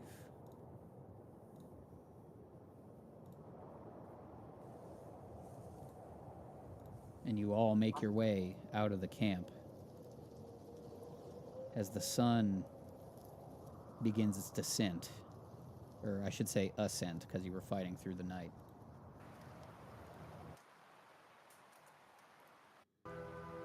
And you have just survived something from down there. Yay! Amazing. Fucking Did made it. $7 on this whole trip. Fuck. You know, this journey can be thanked for the sake of tonics have saved us today. And that is. Oh yeah, sure. I did nothing. Yeah, okay. I didn't say you didn't help. I mean, well, let's review. I don't know, my body count's tied with Bingo's. I would like. Bingo, I think, like did to, most of the killing. Bingo did most of the killing. Certainly, Gunther blew up a few zombies. Does the doctor and the funeral director not does this is Augusta Angus. and Angus? do you tell us about the silver that you found, or you just gonna What I'm gonna do? What when we silver? get back- What silver. No, what I'm going to do when we get back is I'm going to obviously tend to all your wounds. Okay, so just like I've healed whoever needs to be healed. And then only Angus and me know about the box. So basically what happens is I give Angus some of the money, and then you all, in some way or form, get bank drafts with your share of the silver. Oh wow, how noble of you. Aw. That's very noble. I could have got ugly real quick. Too bad Bingo's a mountain name without an address. Well, we wouldn't have been able to. I mean, we could have.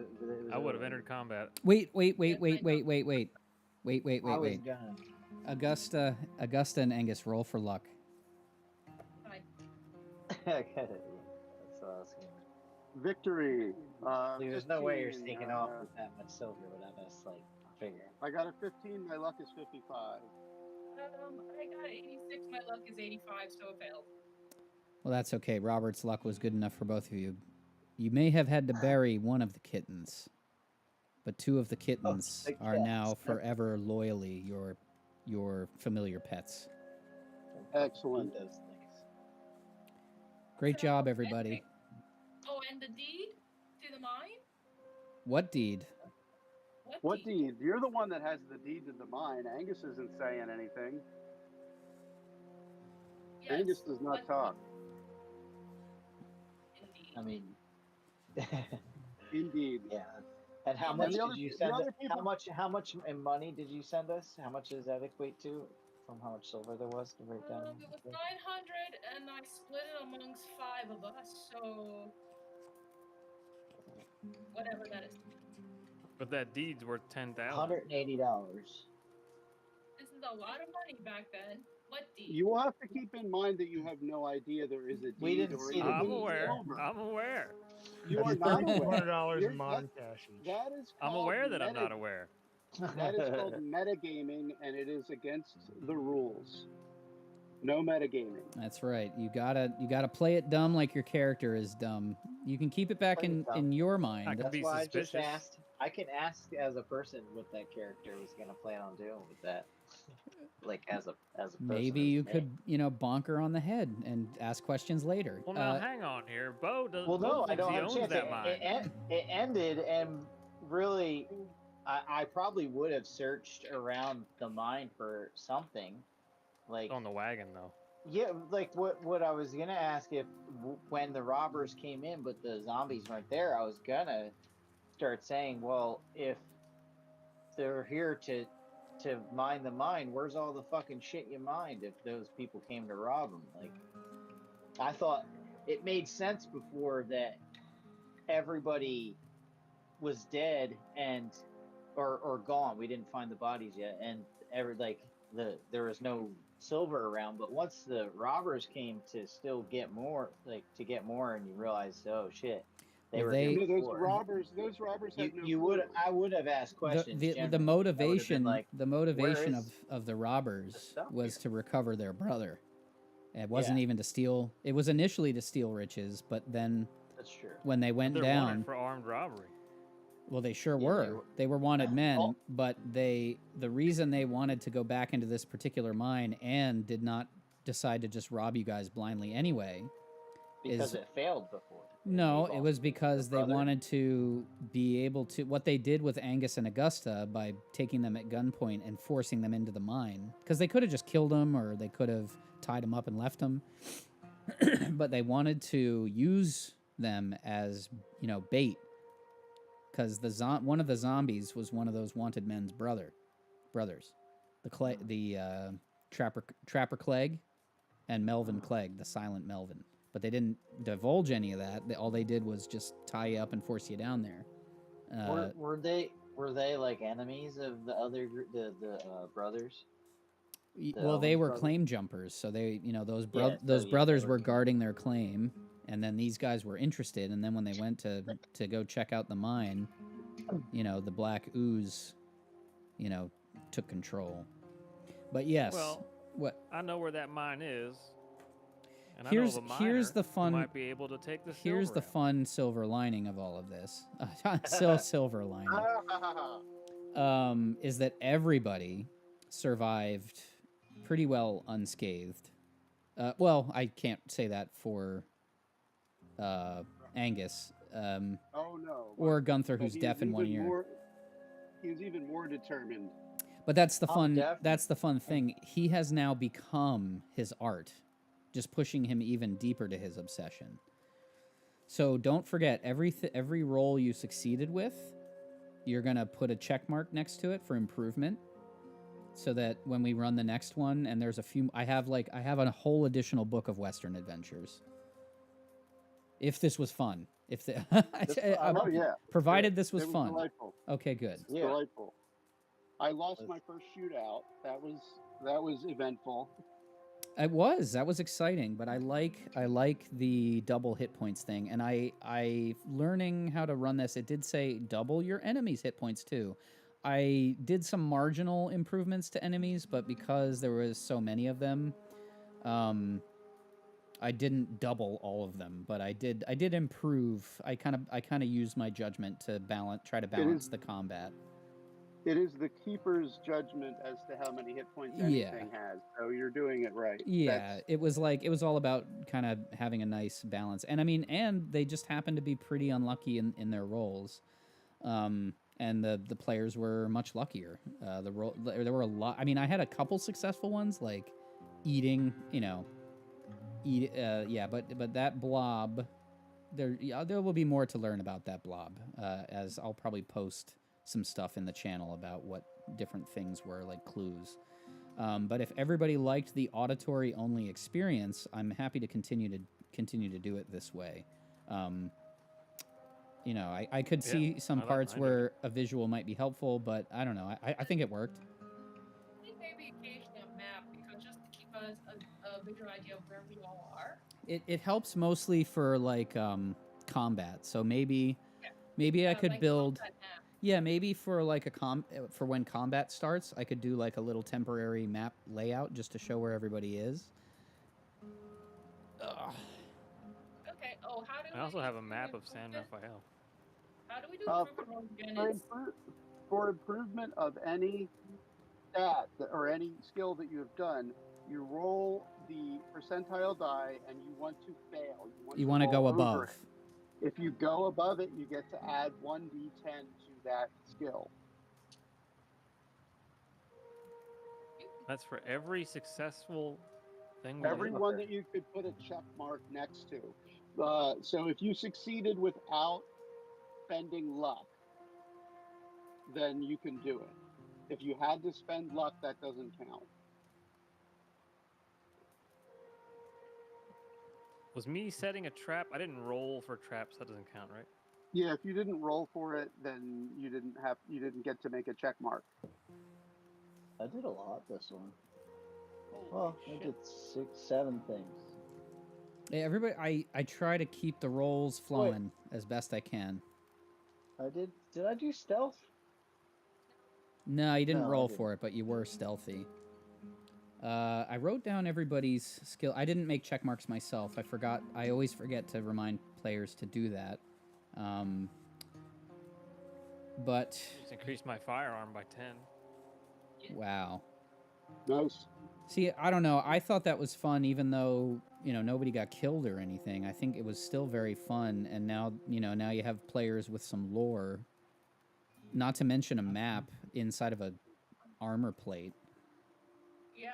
Yeah, what's his armor worth? Got some good stuff there. I mean, you could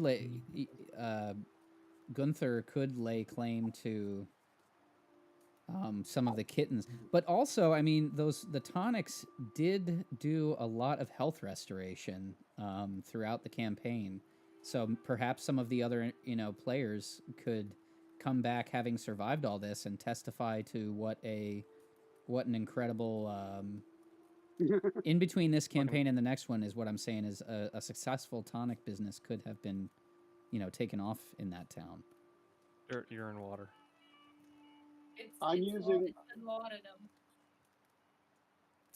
Yeah, I'm using my gains from this to establish my coffin maker's workshop in town. Yeah, So it you will will actually have physically be a building now. yeah, you will have the kind of coffin. It will physically. Yeah. Like $180 back in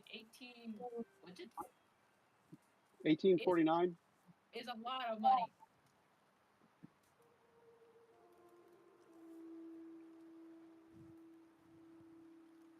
And luck does not go back up ever, correct? No, luck can go back up. I'm trying to think. I think that's something that can happen in between scenarios. But let me look. Let me look it up You here. guys were fighting the formless spawn of Cthulhu.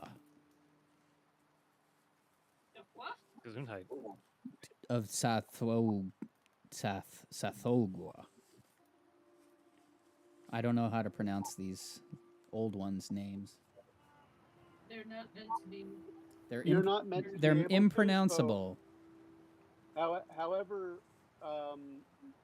okay, so yeah, luck increases the same as skills, so you can make a luck improvement roll if you would like, or you should. But that's if my luck is down to 60, I would roll against luck and add to 60 or to the base number. What you do is you roll and you want to fail, so you want to roll above 60, and then you get to add a d10 if you do. Got it. Fuck. Oh, come on. Listen. My luck's staying at 60. I would like a kitty. Can I have a kitty? No, it's mine. Yeah, you're gonna have to fight her for that.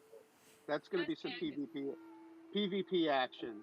You know what we should probably do before the next scenario? We should do like a session, not a session 0, but like an epilogue session, just for that would like be a mid-period session 0. Yeah, yeah, exactly. Where it's like it's not the next scenario, but it's like a 2-hour just get together to just kind of go over what the characters have been up to and such.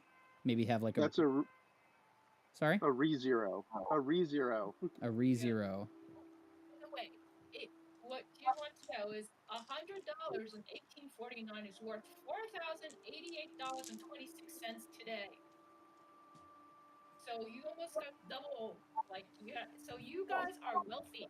I'm fine with the money you gave me. I never even had a complaint, and I agree. I wouldn't. I was just asking what you were going to do with it, hoping you'd give me some, but and we didn't get to really resolve any of the like on-site stuff leaving. I guess I would say getting back to the place might have been a better leaving off. Well, as far as dramatic conclusions to the scenario goes, I just felt the proper ending is to just dramatically blow the thing up and then exit, and then sort it. So it's like you wouldn't see then that. We just get our bonuses. Yeah, you get your bonuses, and then like the loot always gets sorted out like later. Absolutely. Is the San Rafael thing a potential thing you're going to do, or is that something where we can be like, hey, you checked that out on your own and found blah, blah, or what? I need to read the next couple. Well, I can actually design any of my own scenarios that I want. So, yeah, I'll just say yes. Hang on to that armor. You'll need it. Peter. Yeah. If you want to design a scenario, that book that I just read that I think I showed you, you should pick it up. Okay. Because it has very good mystery scenario designing strategies. Oh, I saw that link. I sent you. Well, I'll send you another link to it. Okay. But really, it's really clearly written, and it will help. You can write a mystery scenario in like an hour with it. Oh, like, cool. Easily. Good job, Pete. Oh, great job, players. Excellent. Thank you so much. The sound worked quite well. Yes, thanks for helping me troubleshoot that. Thank you, Mike. Applause. Well, as long as everybody enjoyed themselves, I'll keep doing them. Yeah, it was great. Excellent. Trails. Awesome. Oh, I got track. All right. You track things. All right, I'm gonna stop streaming, and I'll make this link available if anyone wants to ever hear it again. Thanks for listening and playing. Excellent.